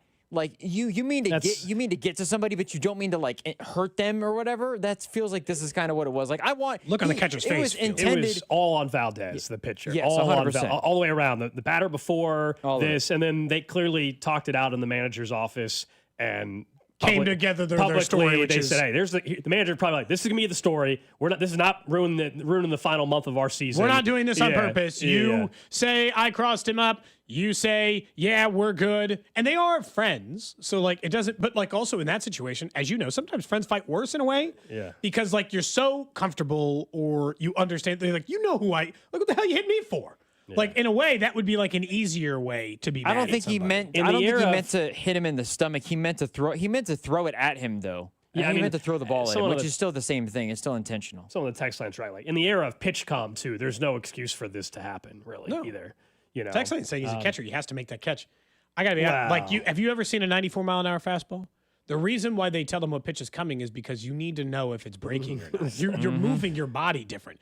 If you think a ball's going to come in there at 80 miles an hour and all of a sudden it's 99 or 94 or whatever it was, like, that's tough. That's the random question of the day. People on the text line are guessing Drew's cologne. They're saying, does Joe Burrow have a new cologne now? I know he has a new clothing line. I'm certainly not buying it. I'm surprised you haven't bought this new clothing line. If somebody else wants to pay for that and give it to me, do you like it? Why not? Have you seen it? Do you like his style? I think it's fine. I could see you trying to wear it. I absolutely could. The last time I regularly in fairness, I'm not Dylan Raiola. I like Joe Burrow. I don't. Well, it's not his football uniform. This is just like his clothing line. It doesn't matter for Dylan Raiola. He's wearing the shades and everything. No, I know. I'm saying the Burrow thing would be different because you're not a football player. It's like, if you were actually like Joe Burrow has a clothing line for normal people to buy his clothes. Yeah, I think it's with aloe. Is that what it is? I think that's right. What cologne are you wearing?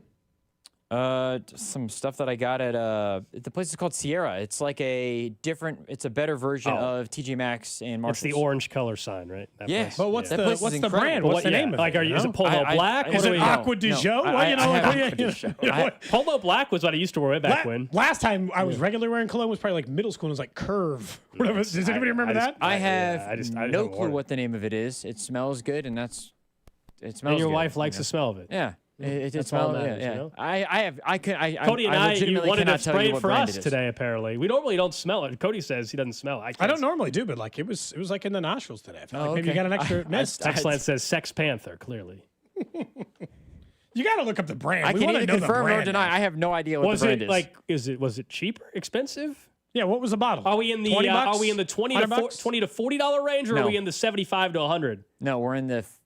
It was $15 for the spray. That's cheap. Probably some like Dracar Noir or whatever. He just picked up like the cheap bottle. That's fine. I mean, if you think it smells good. Well, did you think it smelled good, I guess? Or it wasn't that. I thought, do you think it was good? I can't smell. It was fine. Yeah, I didn't have an issue with it. Seemed fine. Does anybody else in the office wear cologne?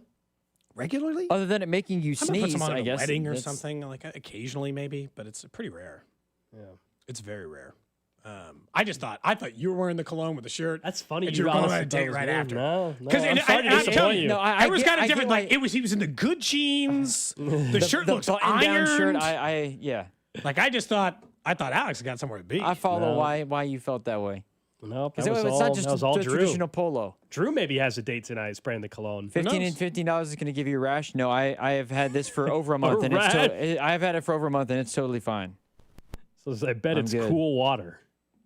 I have an ocean one. This one's like bourbon-ish. For $15, it could be a tester of one of the $200 bottles. People are saying you just got a little tester. Mm-hmm. Fine by me. 60% of the time, every time. That's what Drew's wearing. Evidently, this was one of those times where, hey, it actually worked. Up next, we'll get to a little college football. We didn't get to everything we wanted to discuss with the holiday weekend and everything. I want to get into Arch Manning's debut, plus more on Kawhi Leonard in this Clippers story that could have the Clippers in big trouble. That's next. This is Cody and Gold on your home for Kansas City sports. 96.5, The Fan. Brought to you by Heartland Men's Health, the leader in men's sexual health. Thousands of men have been successfully treated for low T, ED, and more, all with discretion and compassion. Make your appointment at heartlandmenshealth.com. Hey folks, I've got a couple of important questions for you. Do you know how much money you need to retire? Do you have a plan in place for your loved ones? If your answer is no, it's time to get your financial planning on track with UMB Private Wealth. It's never too late to start. Plus, their team supports you at every step of the planning process. Go Go to umb.com/private wealth to schedule your appointment. That's umb.com/private wealth. Why not start today? This is Creed Humphrey. Kansas City has the best fans in the world and the best bull riding team in the PBR. The Outlaws are looking to win it all this year, but they can't do it without you. I'm the chief of Outlaw Attitude, and I need you to pack the house. So buckle up and make some noise. The Outlaws are coming, and we know KC will be there with us. Come see Kansas City's next dynasty and join me at PBR Team Outlaw Days, October 3rd through 5th. Around here, we've got each other's backs. When it comes to health insurance, we want that same kind of support. Blue Cross and Blue Shield of Kansas City gets that. They're from around here too. Backed by the national strength of the Cross and Shield, they help you make confident choices, no matter where you are. Blue Cross and Blue Shield of Kansas City. From here for wherever you are. That's the benefit of blue.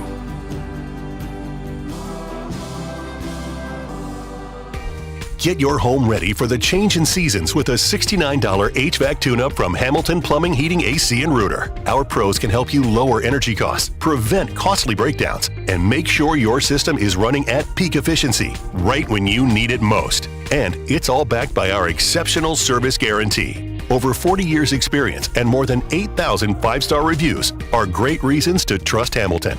Visit callhamilton.com for detailed terms and conditions. License number 2025-11121. So we do a giveaway at GiveMeTheVin.com. Every month we're giving away $25,000 to one lucky person that sells us their car. Karen, you there? I'm here. Karen Gardner of Oceanside, California is the latest winner in GiveMeTheVin.com's big cash giveaway. What did you sell us? I sold you a 95 Impala. And what did we pay you for it? You guys gave me 18. 18 plus 25,000 because you're the winner, Karen. Oh my God, you're kidding. You could be next to get a little more, maybe a lot more. You guys are awesome. Keep it up. No purchase necessary. For official rules, go to GiveMeTheVin.com. Sell us your car.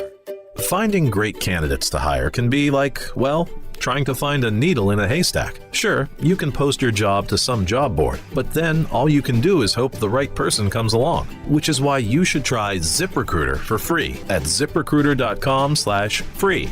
ZipRecruiter doesn't depend on candidates finding you. Its powerful technology identifies people with the right experience and actively invites them to apply to your job. You get qualified candidates fast. So while other companies might deliver a lot of hay, ZipRecruiter finds you what you're looking for. The needle in the haystack. 4 out of 5 employers who post a job on ZipRecruiter get a quality candidate through the site within the first day. ZipRecruiter, the smartest way to hire. And right now, you can try ZipRecruiter for free. That's right, free. Just go to this exclusive web address, ZipRecruiter.com/free. That's ZipRecruiter.com/free. ZipRecruiter.com/free. When you're hiring, have you ever felt like you're missing out on meeting truly great candidates for your roles? It seems impossible to find them, but they have to be out there somewhere, right? Well, they're not hard to find when you know where to go, and that place is ZipRecruiter. And right now, you can try ZipRecruiter for free at ZipRecruiter.com/free. ZipRecruiter helps 10 million people with their job search every day. And because these people are actively looking for jobs just like yours, it's easy to find the right person right away. In fact, 4 out of 5 employers who post on ZipRecruiter get a quality candidate within the first day. But if you're not using ZipRecruiter, you're missing out. So see what it's like when the impossible is easy. When you go to ZipRecruiter.com/free right now to try ZipRecruiter for free. Once again, that's ZipRecruiter.com/free. ZipRecruiter.com/free. Never miss out on great candidates with ZipRecruiter. If Old Spice Deep Sea Super Hydration Body Wash were music, what would it sound like? Start with the deep sounds of Old Spice's ocean waves and kelp. Layer on the smooth, renewing moisture. You wouldn't hear any parabens or phthalates because Old Spice Deep Sea hasn't got any. But you would hear that vitamin B3 for healthier looking skin. So while your regular body wash sounds like this, Old Spice sounds like this. Sounds like it smells amazing. Save big during Labor Day at Lowe's. Get up to 40% off select major appliances. Plus, buy more to get up to an additional 20% off. Shop even more savings with 3 Stay Green 1 cubic foot vegetable and flower garden soil bags for $10. This Labor Day, take care of your home for less at Lowe's. We help, you save. Valid through 9/3. Soil offer excludes Alaska and Hawaii. Selection varies by location. Select locations only. While supplies last. See Lowe's.com for more details. Inside the Huddle is brought to you by Blue Cross and Blue Shield of Kansas City. Discover the benefit of blue. What's up, Casey? It's Chris Jones. Tune in on game days to hear the play-by-play with Mitch, Danon, and Kling on your home for Chiefs football. 96.5 The Fan. KFNC FM and AM, HD1 and HD2 Kansas City, an Odyssey sports station.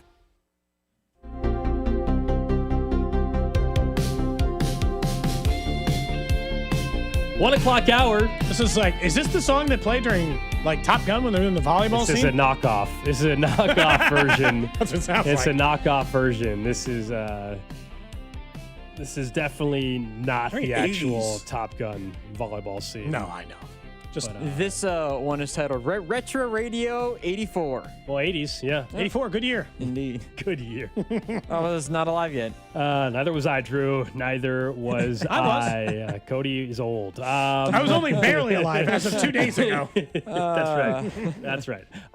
You guys can hit us up on the Jay's Southland Tow Service. Text line 913-586-7965. Don't forget, Sports Talk here on The Fan is presented by Paramount Plus. You can't count on much these days, but you can always count on Sundays with the NFL on CBS and Paramount Plus. Watch your local NFL game live every Sunday on CBS and Paramount Plus all season long. Visit ParamountPlus.com/NFL to get started today. I did see a little bit of news as we get closer to Sunday when I'll be locked into Red Zone and everything as well.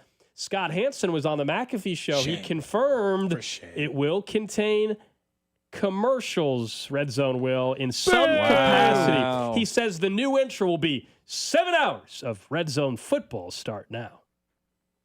Boo.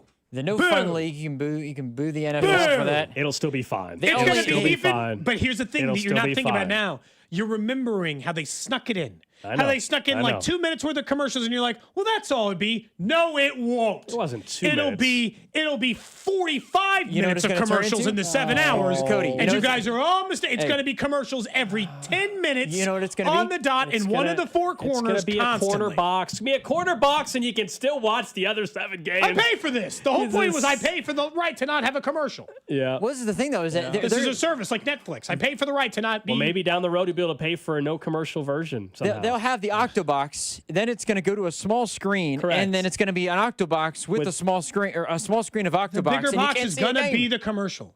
Oh, The no, bigger of scene is course. always going to be the commercial. Correct. I'm not saying I like it. I'm just saying I don't think this is the end of the world. We all know they were going to try to monetize it more. It's very popular. Red Zone's my favorite thing on Sundays, especially when the Chiefs aren't in the noon window. It's great because I can just lock it on that. If you play fantasy football, if you bet, Red Zone channel is great. You don't miss anything. And yeah, they will have, I'm sure, an extra box that pops up for the Gillette ad for about 30 seconds, and then it goes back. It's fine. You also, though, have to admit, you Look at how much you're greed not a has Red- ruined things Cody's for not us, a you Red know? Zone guy. I do watch Red Zone. I said sometimes I'm it not is- at all. I couldn't said- care less about this. I said sometimes You don't it like is- Red Zone? I don't watch Red Zone. I don't have Red Zone. I never have had Red Zone. I do watch it sometimes. I said sometimes it is from a. I'm not missing out on it. It is sometimes overwhelming from a senses standpoint. It's an assault on the eyes and I ears think at the it's same great. time. I think occasionally. Red Zone Channel Not is every time, but incredible. sometimes. Red Zone Channel is one of the great advances in NFL television that we've had in our lifetime. I think they're ruining what you're calling is a great advancement with commercials. I don't think they're ruining it. They are certainly impacting Making it worse. Yeah, they're making it a little more less convenient. Okay, so I don't watch Red Zone. Every now and then I've had it as like a trial and I'll watch it, but traditionally I don't. Yeah. How fast paced is it? Oh, fast. So what I mean, they're moving. That 3 o'clock slate a little slower. Well, this is what. And this is why I'm bringing it up is you're going to have a commercial where something big happens, but it's at the beginning of the commercial and a minute later after the commercials are done, you're not going to be able to go back to it because something else is already happening and you're going to miss the reaction. They do that right already. away. There'll already be a moment where they're like, hey, let's go back and rewind 3 plays. That happens all the time already. That's not a problem. Yeah, but you'll be annoyed if it's because Buffalo Wild Wings is like, hey, come try you. And look, I like He If it's in a commercial break, it ruins the immediate reaction when you're hearing about a $9.99 deal at B-dubs. So the audio part is fair, but the actual visual, you're never going to not see, like if they're in the Octo Box, like they're not going to, the game's not going away. It's the audio, I think, is going to be the bigger thing, and it's going to be smaller. But yeah, it's not the, it's not going to be as perfect as it was. It's no longer, it was perfect before. It is no longer perfect. I will agree with that. Okay, good. Well, at least we can agree Greed to those has really terms. ruined some things, you know? It's going to ruin the NCAA tournament. It's ruining college football, some would say. It's ruining Red Zone. I know because we were off on the holiday, we had kind of a weird start. But I thought this was a good chance for us all to react a little bit to week 1 of the college football slate and each give just one thing we thought was maybe one of the bigger storylines coming out of there. And I think without question, one has got to be Kalen DeBoer might only be the head coach of Alabama for 2 years. They are already talking with boosters about buyouts. It would cost $70 million to get rid of him. Are they really, really, really willing to pay $70 million to a coach? It's fascinating to me because Alabama was an unstoppable juggernaut. And this proves like anything else, it is more about coach and program fit than just coach or just program. Georgia went through this. Now Alabama's going through it, and so many others have. It has to be both in concert, or it just simply does not work. Alabama looked awful. Absolutely horrendous. So maybe Florida State's great. I don't know. Effort was bad. I mean, it was an effort. It was a discipline thing, though, it seemed like, where they... But it's trying to figure out... The offensive line was awful when it's supposed to be one of the best units in the country. I just wonder, is Florida State that good now? They figured out Castellanos is now the real deal and all this, or is Alabama that bad? And that's what we don't have the answer to. Are we going to find out a month and a half from now? No, Florida State's legit. They are a top 10 team and all that. Is that what it's going to be? Or is it going to be like, all right, that was a nice win, but it turns out Alabama stinks. They're going to win 7 games and DeBoer might get fired. I think it's a little bit of both, I guess, but I think also it's week 1 and it's overreaction if you're thinking of that. Yes. Like, I think Alabama's going to be fine. I think they'll figure it out. But to your point, Cody, Alabama has been so good for so long, it feels like their fan base has $1 million expectations every single year. Get to the playoff, win the SEC. Like, getting to the playoff almost isn't good enough, I would say, for Alabama at this point. But that's because bare of what minimum they've had. when you're Alabama. Correct, where they've got these $1 million expectations, and that game is like you got a $1,000 payout for your expectations. It was not good. It was unacceptable, where we'll have to see how it goes. There were people who were calling out Kalen DeBoer just in terms of the leadership of getting on his players, where Coach Saban would not have stood for the way that they played the game. It's not even that they lost. It's just the way that the game looked that a lot of people had an issue with. They got to get on track in the next 2 weeks because then SEC Georgia. schedule. They got Louisiana Monroe. Then they get your Badgers. They'll beat them, They'll beat the Badgers. At this rate, who knows? And then Who they knows? have number 4 Georgia before Vandy, Mizzou, and then Tennessee. So I don't think you ever told us, how was the Badgers game? It was a ton of fun. You finally that was your first game? The first official football game. Did you jump around? Oh, of course. I've got a video. It was great. Cody, last week I was trying to explain to him. He's like, I have never heard. Was that a big tradition? I go, it's well known. Oh, it's a top 10 tradition in college football. I think it just got voted top 10. I think some of it might just be that, like, when I watch college football, I just watch I don't watch like the stuff before or after. Like, I don't catch a lot of the additional talk. Like, I don't watch College Game Day. Like, okay. So like, I think I missed some of that stuff. Jump around looks like it'd be a ton of fun. Like, it looks like it'd be a ton of fun. I saw. Did you get video of yourself doing it? I did, yeah. Yeah, I got a video of it. They had like a light show and everything like that. They did a giveaway. They're doing a giveaway again this week as well for their game. What was your takeaway? We're not going back down. It was a ton of fun. We're not going down the giveaway T-shirt route again. We're not derailing the final hour of the show. No, I know. I'm not trying to get there. Look, I think we all were focused on Ohio State, Texas. It was the game of the weekend heading in. I'm not saying it was the best game, but just that was the headline game.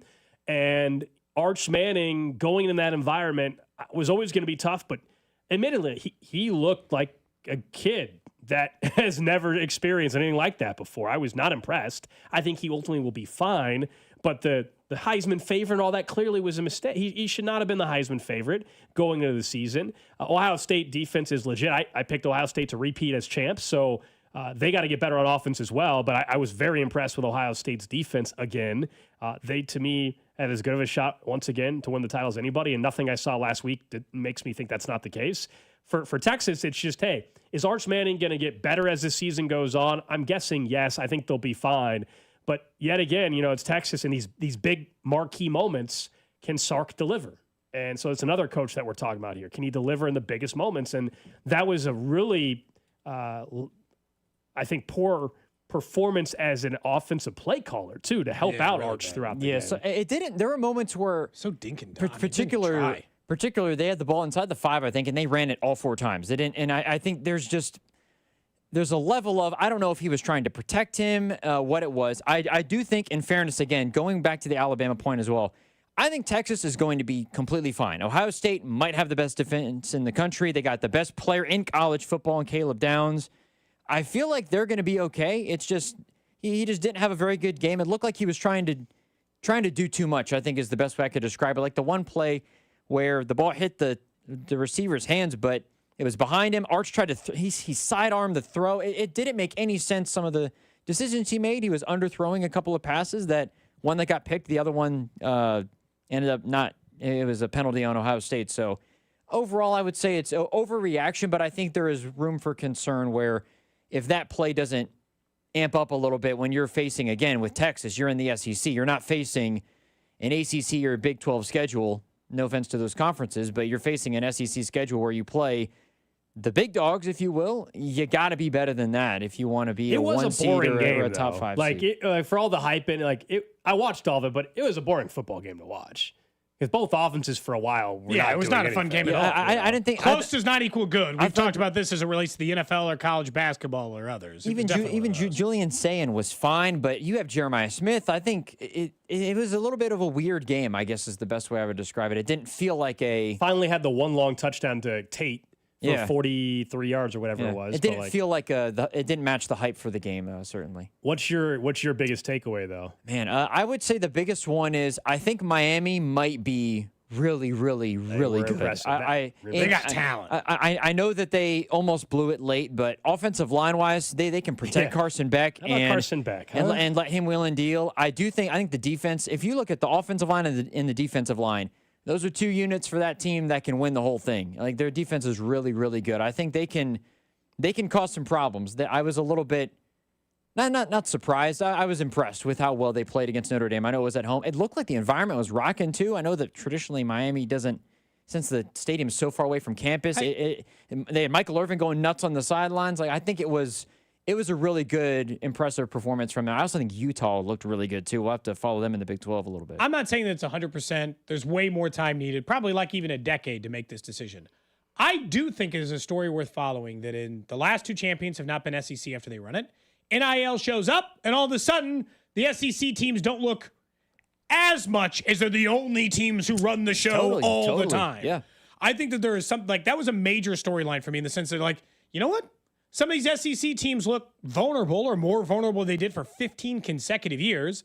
Big Ten looks to be as good of a conference as them, and that was not the case for a while. Big Ten can try to claim that, but the SEC ran the show for 20 years in college football. They were the only champion. They were consistently the champions outside of those things. Not the only, but like they 80% or whatever. I think if NIL continues and the balance of power continues to equalize, I do think that like, if, for whatever reason, I don't think it's going to happen. The Big 12 got a national champion this year, or the ACC in Clemson won the national. Probably not. They lost in week 1, right? Yeah, they lost to LSU, but let's say Miami. LSU's supposed to be really good. Miami, yeah. It's like if we get a 3rd straight year of no SEC champion, I'm going to think NIL has something to do with that.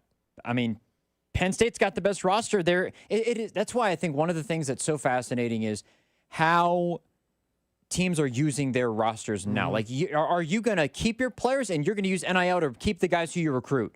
Or you're going to go and get talent elsewhere or a mix of both, however it goes. I do think it is interesting. Somebody mentioned this. I think was it Nick Wright? I think Nick Wright mentioned this as well as others. For Arch, it's mainly the Manning name, but like Trevor Lawrence came in and played right away. Other guys have come in and played right away. Arch sat behind Quinn Ewers for 2 seasons. And I understand that I think Sark wanted to stick with Quinn, even though there's some ups and downs, but Arch is going to be good. I think it's just going to take our expectations of him coming in immediately and being that guy, maybe because he's a Manning, might be a little bit far-fetched compared to other guys who have come in the college football system here recently. Yeah, if his last name was different, he would not have been the preseason Heisman favorite. And look, maybe his grandfather was correct that he's not going to enter the draft because maybe he's not going to be ready. But it's one game. I don't want to act like we now just know what the rest of it. 100%. Yeah, don't overreact to it. But yeah, it was not good. And then you have guys like we talked about. You mentioned Utah, TCU on Monday night. Their quarterback looked great. Hoover looked like he should be a Heisman candidate really for good, one game. But we also think North Carolina stinks. So all this gets sorted out. You're bad. Oh. The way he says that. Thanks, Kirk. It's the way he says groan at the end. I still think, again, I played it the other day. I don't know. The Kirk Herbstreit groan or Cody's, I'm not sure which is more uncomfortable. I don't know if it's that or if it's Kirk. I'm going to say. I think it's Kirk's. I think it's Kirk's too, but Cody's is funnier. Yeah. It's definitely his, man. His is worse. It's totally It's so guttural. Come up in about 15 minutes. We had Ross Tucker, our Odyssey NFL insider, join us earlier today. We got his perspective on the Chiefs. You might be surprised what Ross had to say about the Super Bowl this year and his pick based off of the years we've had him on this show. Sometimes people have called him a Chiefs hater, but he was, I think, fairly optimistic, to say the least, about the Chiefs. So that conversation coming up in about 12 to 15 minutes again here on Cody and Gold.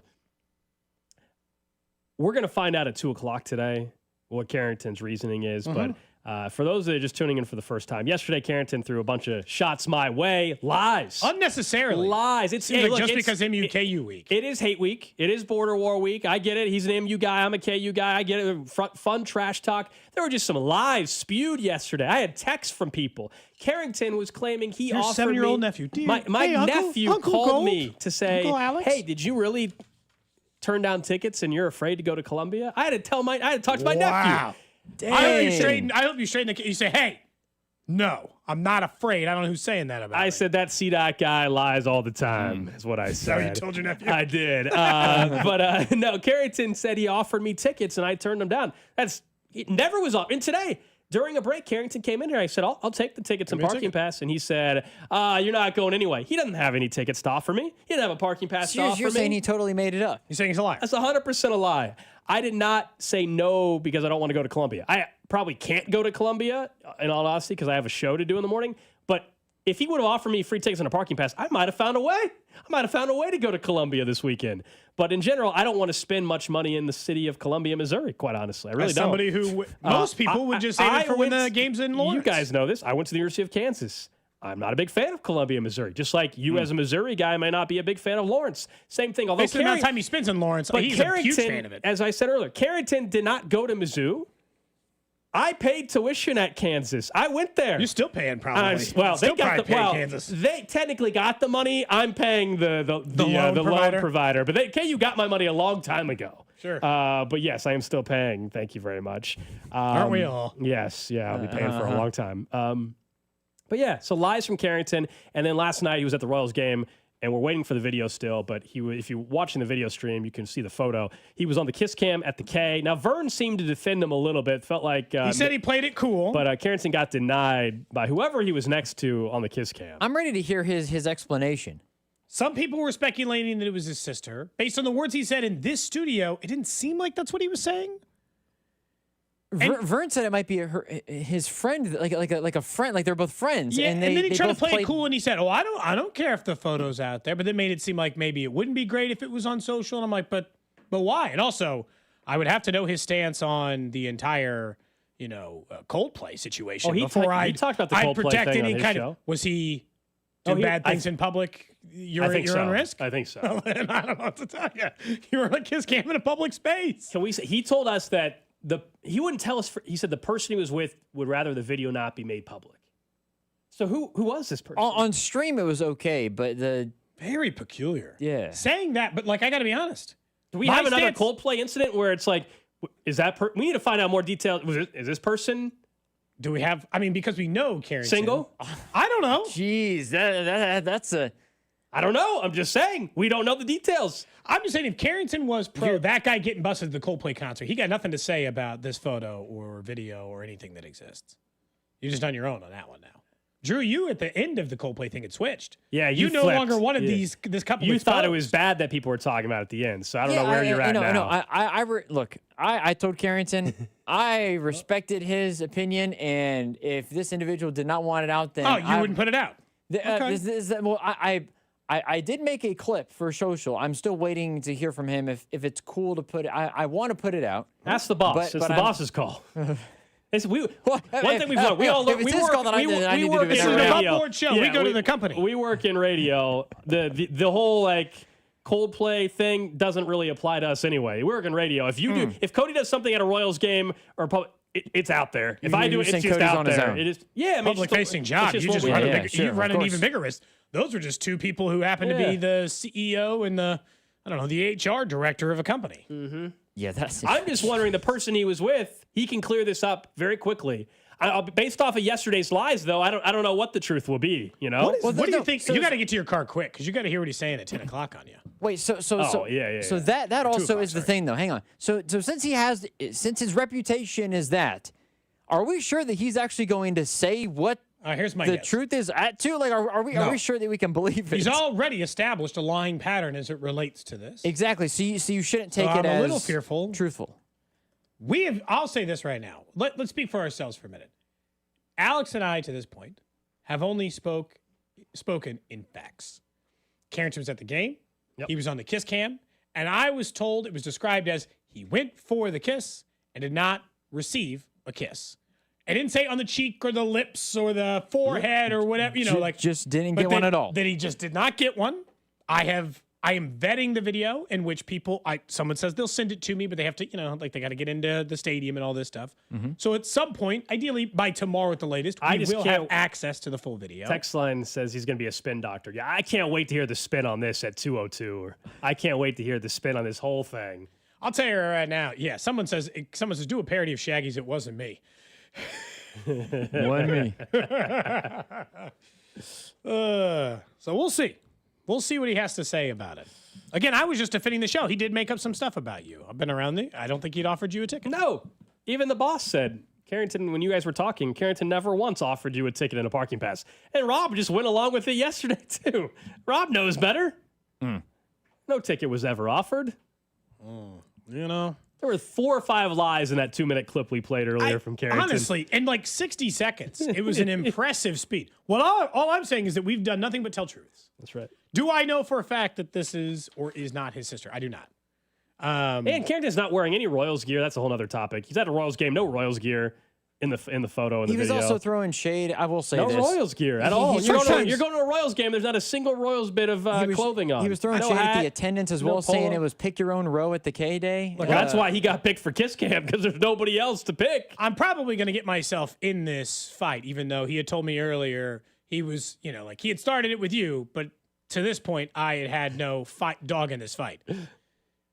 I'm not claiming to be the most stylish person on the planet. I would describe Carrington's style of what are the 2 slightly wrinkliest things in my closet that I can put on first. And so this T-shirt and khaki pant combo seems like that's what the Royals thing, though. Had he been in a Royals shirt, it'd been there. We'll see. We will find out around 2 o'clock when Carrington addresses the situation at hand. Up next, we'll get to what's the trending. Anticipation is building. I can't wait. We'll also have our conversation with Ross Tucker, our Odyssey NFL insider. He told us the Super Bowl pick. I think it'll surprise a lot of you. Next. What's up, Chiefs Kingdom? It's Trey Smith. You're listening to Cody and Gold weekdays 10 to 2 on your home for Chiefs football. 96.5 The Fan. Brought to you by Heartland Men's Health, the leader in men's sexual health. Thousands of men have been successfully treated for low T, ED, and more, all with discretion and compassion. Make your appointment at heartlandmenshealth.com.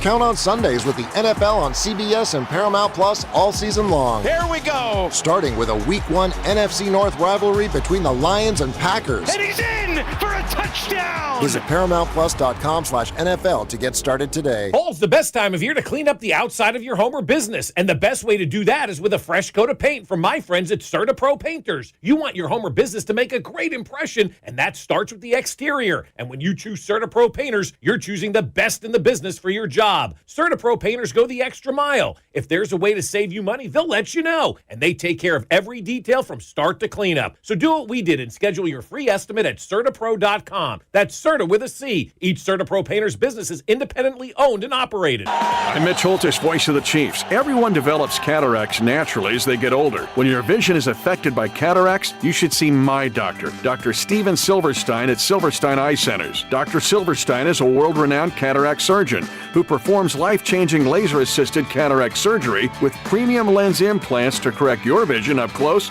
and far away. Trust my eye doctor, Dr. Steven Silverstein, Silverstein Eye Centers, 816-358-3600 to schedule an appointment. Good morning, Casey's Country. Darn Good Coffee's now 49 cents when you buy any breakfast sandwich or burrito. Some are calling it a great deal. I call it sensational. I'm so sorry. Bad joke. Good deal, though. It's not crazy. It's Casey's. See store for details. This October, the whole family can ride along for the wildest weekend in Kansas City. PBR Outlaw Days, October 3rd through the 5th at T-Mobile Center. Cheer on your Kansas City Outlaws as they battle the world's best on the dirt, under the lights. KansasCityOutlaws.com. Get your tickets now at PBR.com. Kansas City Outlaws. All grit and no quit. $5,000. That's the average amount of money people in the U.S. are now spending on gas in a year. $5,000. That's crazy. If you drive, you have to download Upside, the free app that gives you cash back every time you get gas. That's right. You can earn real cash back with Upside just by buying the gas you're already buying. You can literally start earning cash back today. I use Upside every time I fill up, and I've already made around $300. You're putting gas in your car anyway. Why not get real cash back? If you like free money, download Upside. I'm saving the cash I earn from using Upside to help pay for a vacation later this year. Download the free Upside app now to earn cash back every time you buy gas. Use promo code CODE to get an extra 35 cents per gallon on your first tank. You can cash out anytime right to your bank, PayPal, or a gift card for Amazon and other brands. Just download the free Upside app and use promo code CODE for a 35 cents per gallon bonus on your first tank. That's code CODE for a 35 cents per gallon bonus. Introducing the new Dell AI PC powered by the Intel Core Ultra processor. It helps do your busy work for you, so you can fast forward through editing images, designing presentations, generating code, debugging code, summarizing meeting notes, finding files, managing a schedule, and responding to Jim's long emails. Leaving all the time in the world for the things you actually want to do. No offense, Jim. Get a new Dell AI PC at Dell.com/AI-PC. How those ahead stay ahead. If you're 55 or older and into that whole saving money thing, T-Mobile has an exclusive phone and internet bundle just for you. Right now, get 2 unlimited phone lines plus 5G home internet for just $30 each per month with autopay, plus taxes and fees. And with 5G home internet, setup is easy with just 1 cord and no technician needed, which is great if you're also into that whole keeping it simple thing. Switch now and experience the best mobile network in the U.S. Visit your local store to start saving. T-Mobile, it's better over here.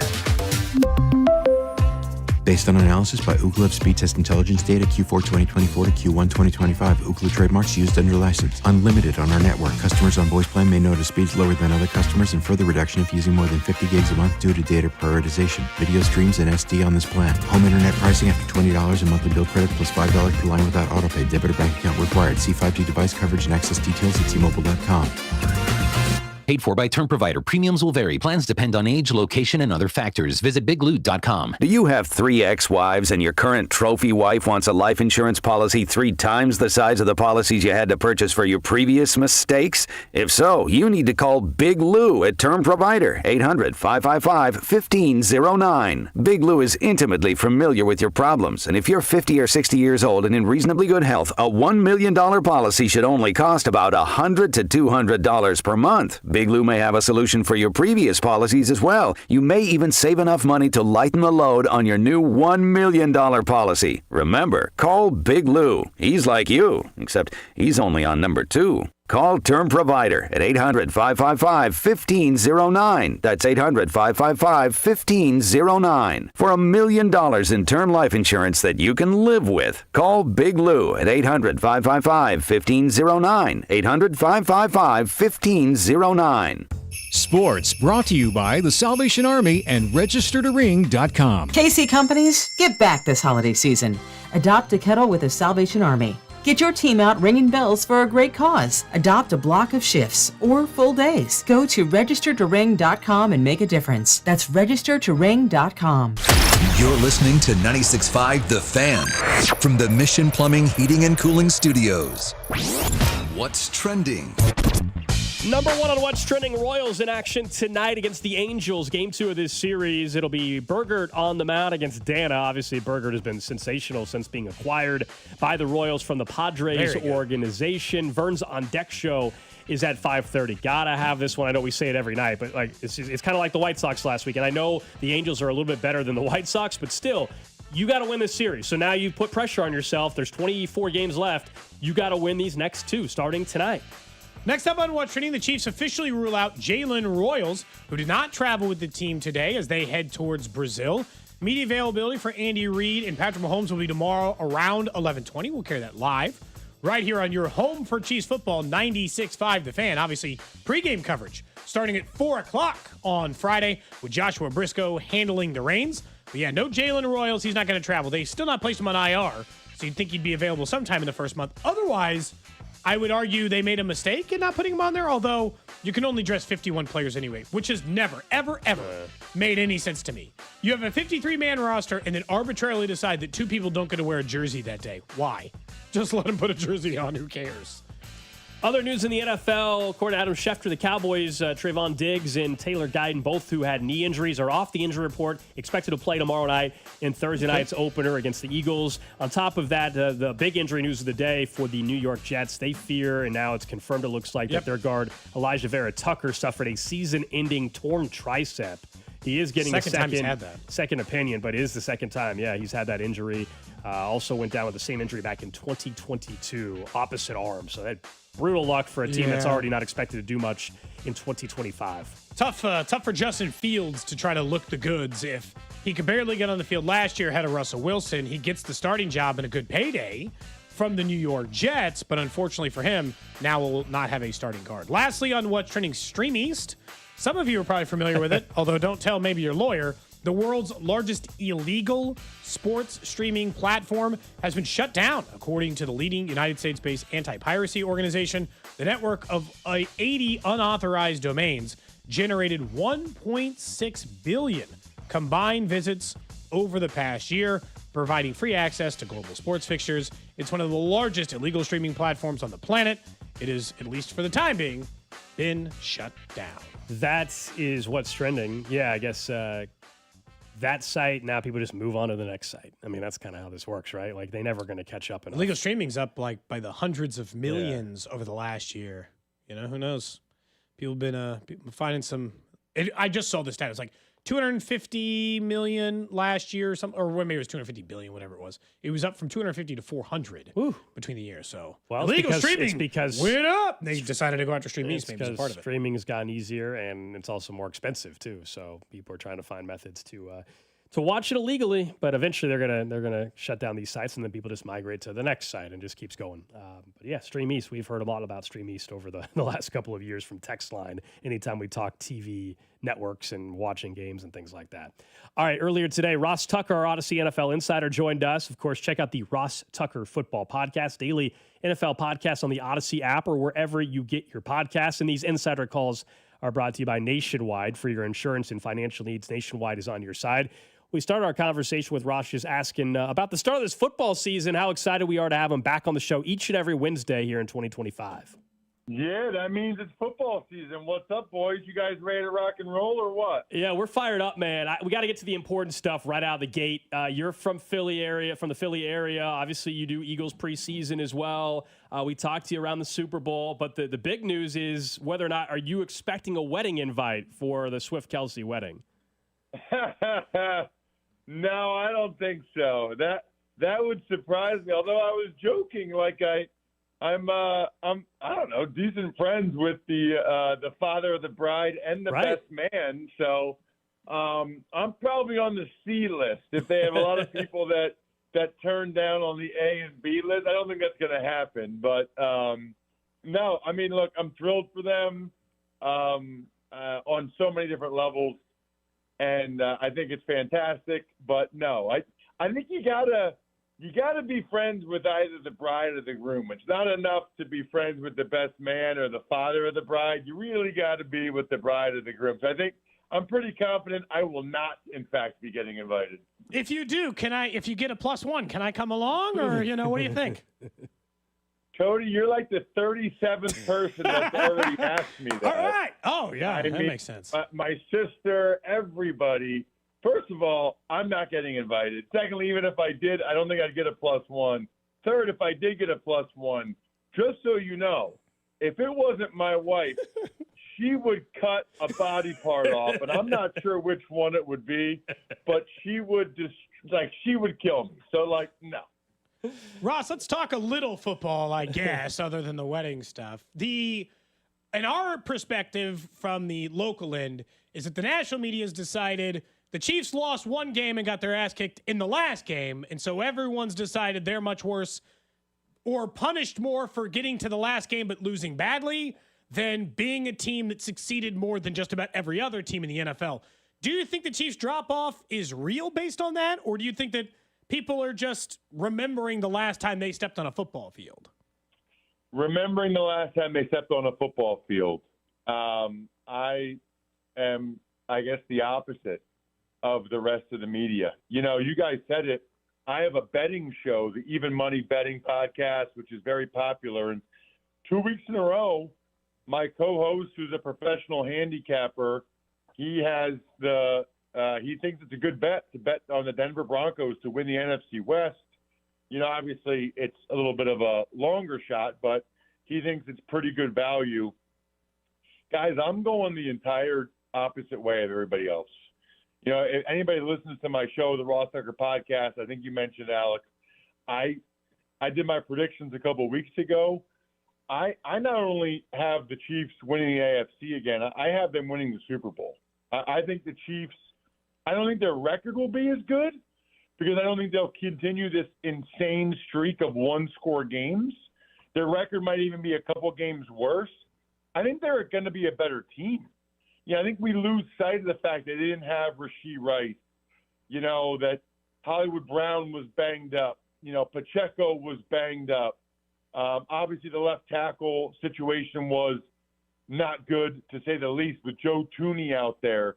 I mean, it's like people forget all these things that happened. For the last 10 games of the year, they're going to have Xavier Worthy, Hollywood Brown, and Rashee Rice out there at the same time. I have it on very good authority from multiple people, some of whom I might have already referenced, that Travis Kelce is in phenomenal shape and is going to have a big-time year and wants to finish this thing, if this is in fact his last year, on a high note.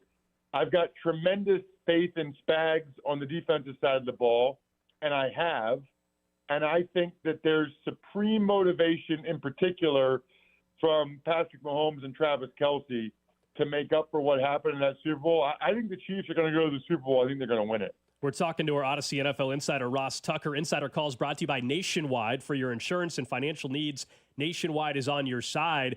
You mentioned the offensive line issues last year. We now know Josh Simmons is clearly the starting left tackle. He was available during camp, didn't have any injury setback or anything like that. I don't know how much you've had a chance to watch him at all. Maybe you watched him in college. What do you make of him? Because people are very excited here in Kansas City thinking perhaps they found Mahomes as left tackle for the rest of his career. Well, they should be very excited. I can tell you this. I called multiple games for Simmons when he was at San Diego State. Oh, wow. Okay. And I remember looking at him and then watching him play, and I was thinking, how the heck did this kid get to San Diego State? I mean, he was like a freshman, 6'6", 315, looked awesome, moved well. I was like, this is like the best offensive lineman in the Mountain West already as a freshman. I was doing games out there in San Diego. Then he goes to Ohio State. He's obviously very gifted. It's fascinating because the Chiefs took Simmons, and I think that's going to be a major upgrade at left tackle over what they had really the last couple of years. The Eagles took Jahad Campbell, who, a lot of people thought was a top 5, top 10 player in the draft, but he fell because of injury. One of the things I've noticed is that the GMs with more security, job security, and better teams, they're more willing to take chances with guys that have injuries like Simmons or Jihad Campbell than others are, and it pays off big time. I mean, these are like top 10 guys in the draft that they got at 31 and 32 because he's injured. And we'll see what happens, but, I mean, guys, you think about the Eagles. Landon Dickerson didn't go until the second round because he was injury-prone, and he's a Pro Bowl left guard. Last year, Cooper DeJean didn't go until the second round because he was coming off an injury and whatever. I mean, the Eagles have kind of feasted on some of these guys, and the Chiefs have to some extent as well. When you look at what they've got coming up on Friday, where are you on Justin Herbert? There's no doubt that if you created quarterback skills in a lab, he'd have most of them. But I can't get past the fact that there's like a missing element and that he's 2-11 against the Ravens, Chiefs, and Bills, which means he never beats the teams way better than him. And I don't know. It just feels like there's something off about the way he plays quarterback that you almost can't put your finger on. Normally, I just boil it down to like he's not a killer or he doesn't have that instinct or whatever it is. Where are you on Herbert? Yeah, so I think he's a top 10 quarterback in the NFL. And there's nothing wrong with that, and that's a tremendous thing to be and for a team to have. He knows this. I've talked to him about this. Like he needs to find a way to will his team to elevate them to win more big games and to win playoff games before he should be discussed as a top 5 guy. Now, in fairness, like every year his O-line gets decimated by injury, and it happened again already this year with Rashawn Slater, an all-pro left tackle, done for the year. And then even like last year, I mean, his best receiver was Ladd McConkey. I mean, there's a lot of times not a lot of dudes around him.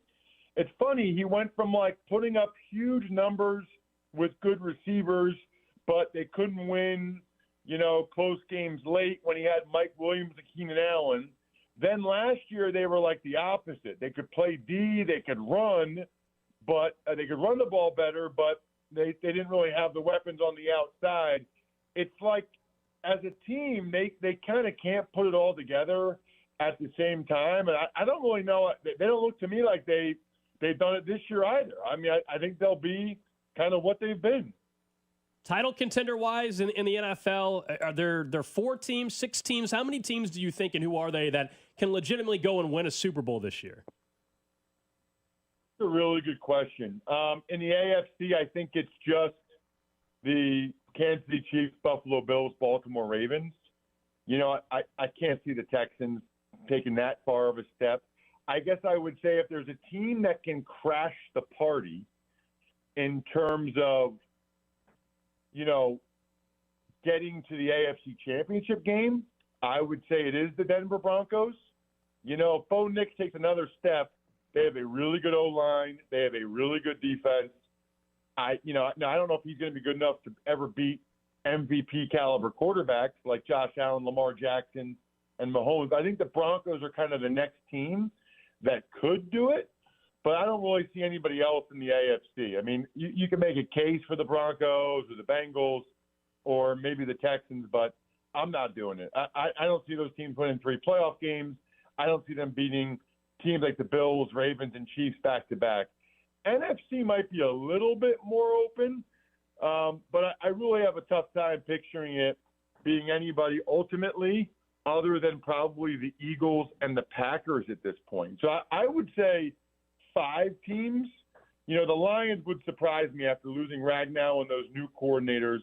This trade that the Cowboys just made, that might have changed everything. That's insane. Right? I mean, you're talking about a guy I think is the best defensive player in football, and there's a lot of statistics out there that he's like a generational defensive player. When you think of his pressures, the pressures he gets versus double teams, you know, what the Cowboys defense is when he's on the field versus off. You know, I think maybe I referenced this. I don't know. I talked to a million people, but on the betting podcast, the Even Money betting podcast, he also said that he's a sports handicapper, my co-host, Steve Fezzik.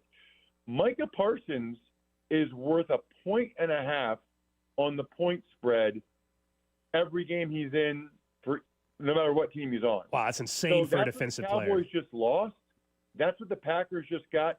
That's as high as I've ever heard for a non-core. 1.5 is huge for one player to make that much of a difference.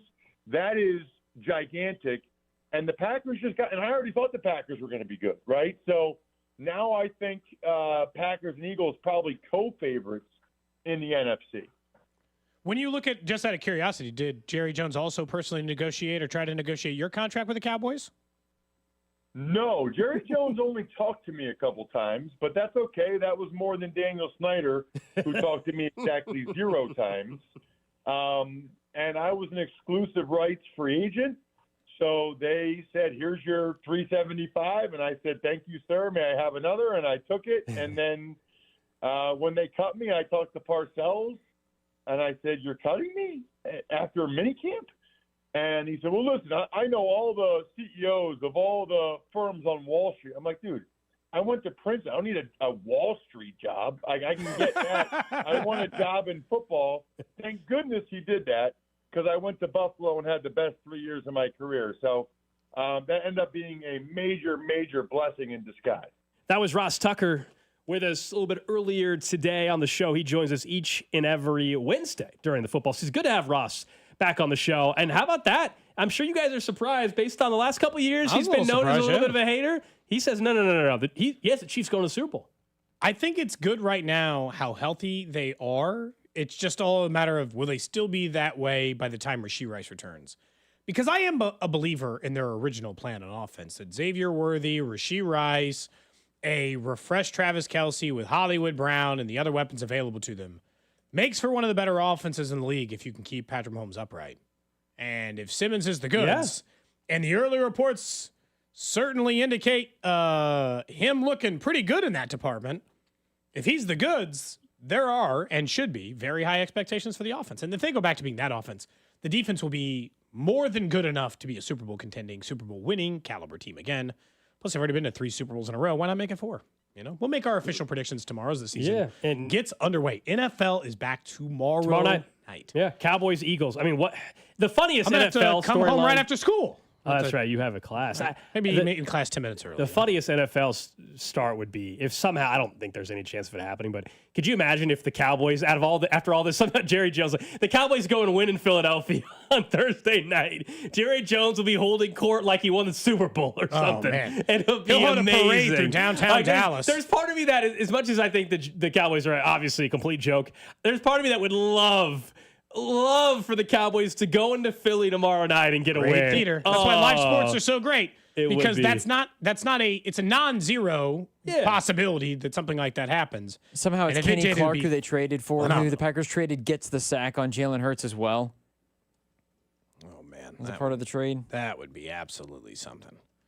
Absolutely something. Please. Honestly, it's just how many drops do you think would come from that conversation? Sirianni. No, so many. Like post game. You said what about Sirianni? I said I don't like Sirianni. Oh, I don't like him, but yes, he does. Not he that has I to love get Jerry some. Jones. He has to get some credit. I mean, the guy has gone to 2 Super Bowls and won it's one. Not that. I don't like him as like an individual, not as a as a football coach. We do our coach rankings tomorrow. He'll be above Sean McDermott. Yeah, he should be. I mean, he's been to 2 Super Bowls. So he should be. My only thing. 100%. My only pushback on Sirianni is, what does he actually do? Gets protected by Big Dom. Like what? No, like seriously though. Like what does he do? I can like a lot he of the doesn't other call plays, right? Exactly. All these other coaches that you're going to have in the top 10, you can point to, and most of them, the thing that makes them them. Andy obviously has got his Sean McVay. Mike Tomlin's obviously defensive. Nick Sirianni's just like a manager. As time goes on, he's just a manager. As time goes on, I actually think that's more of the job. It used to be that you did all of you. You were In GM college, and a coach and I agree. and all that In college, other stuff. I think I think it's going to work more and more towards that, I guess. Yeah, I think in college I want that. I mean, that's why you have the GM position now at college campuses for football programs and all that, and basketball programs. In the NFL, I've always, in general, I want my head coach to be an offensive mind that's calling the plays. That's just how I would operate as a franchise. But I get what you're saying a little bit. I'm curious. Should we be putting Nick Sirianni in that same conversation as Dan Campbell, though, where he doesn't have Kellen Moore? All of a sudden, like, is the offense? Does the worry about the offense? Yeah, I mean, Steichen I left don't, a year ago, didn't he? Yeah, he's gone through an OC change before, and they won the Super Bowl the following year. To his credit as a manager, he lost his OC, and they won the Super Bowl. Or 2 years. The first year he lost his OC in DC, and they were awful. Remember, they lost to the Bucs in the wild card round. Then they brought in Kellen Moore, and everything was fixed. Yeah, they went and they fired both coordinators. I wonder if this is a similar sort of deal where let's say the coordinators don't, with Kellen Moore gone, if they don't play well again, then I think all of a sudden it's Nick Sirianni's he's the head coach, but he's not the one who's running the show. We'll see. By any stretch. And all of a sudden, I think where you would rank him, if you will, is going to be maybe a little bit deteriorated compared to where it might have been, even though he just won a Super Bowl recently. His job is to manage the people that he is in charge of helping hire, and he is very, very, very good at that to this point. Text line says Stefanski better be number one. If Binkley had any say in our coach rankings, he'd be number one for Binkley, you know? What? Drew, I was obviously being sarcastic. Okay. He has openly said how he hates that Stefanski. He thinks it's a mockery that Stefanski. I haven't heard that take from Binkley. You have got to be smoking something over there this morning. Binkley has pointed out Kevin Stefanski has been voted NFL Coach of the Year 2 times in a row, and he likes to use that as a way to mock the process and the fact that Andy Reid can't be NFL Coach of the Year anymore because Kevin Stefanski. The funny part is, if Kevin Stefanski won 10 games this year, with whoever the hell they're starting at quarterback once year, he'd be Coach of the Year a third time. I'm not talking to these yahoos on the end of this phone. You would. I'm talking to you, the fans that are listening this morning. I'm not saying they will win 10 games. He would call it. We would have. If he called, hang on. If the Cowboys won and he called in, would we have to designate like 5 minutes to carry his interview with these individuals on Dallas radio tomorrow? Because I think it would be nuts. Oh, if the Cowboys go into Philly and win, instead of doing all 32, instead of doing NFC East post-game predictions, we just have him carried. Yeah, Jerry Jones will act like he won the Super Bowl if they win. Oh, yeah.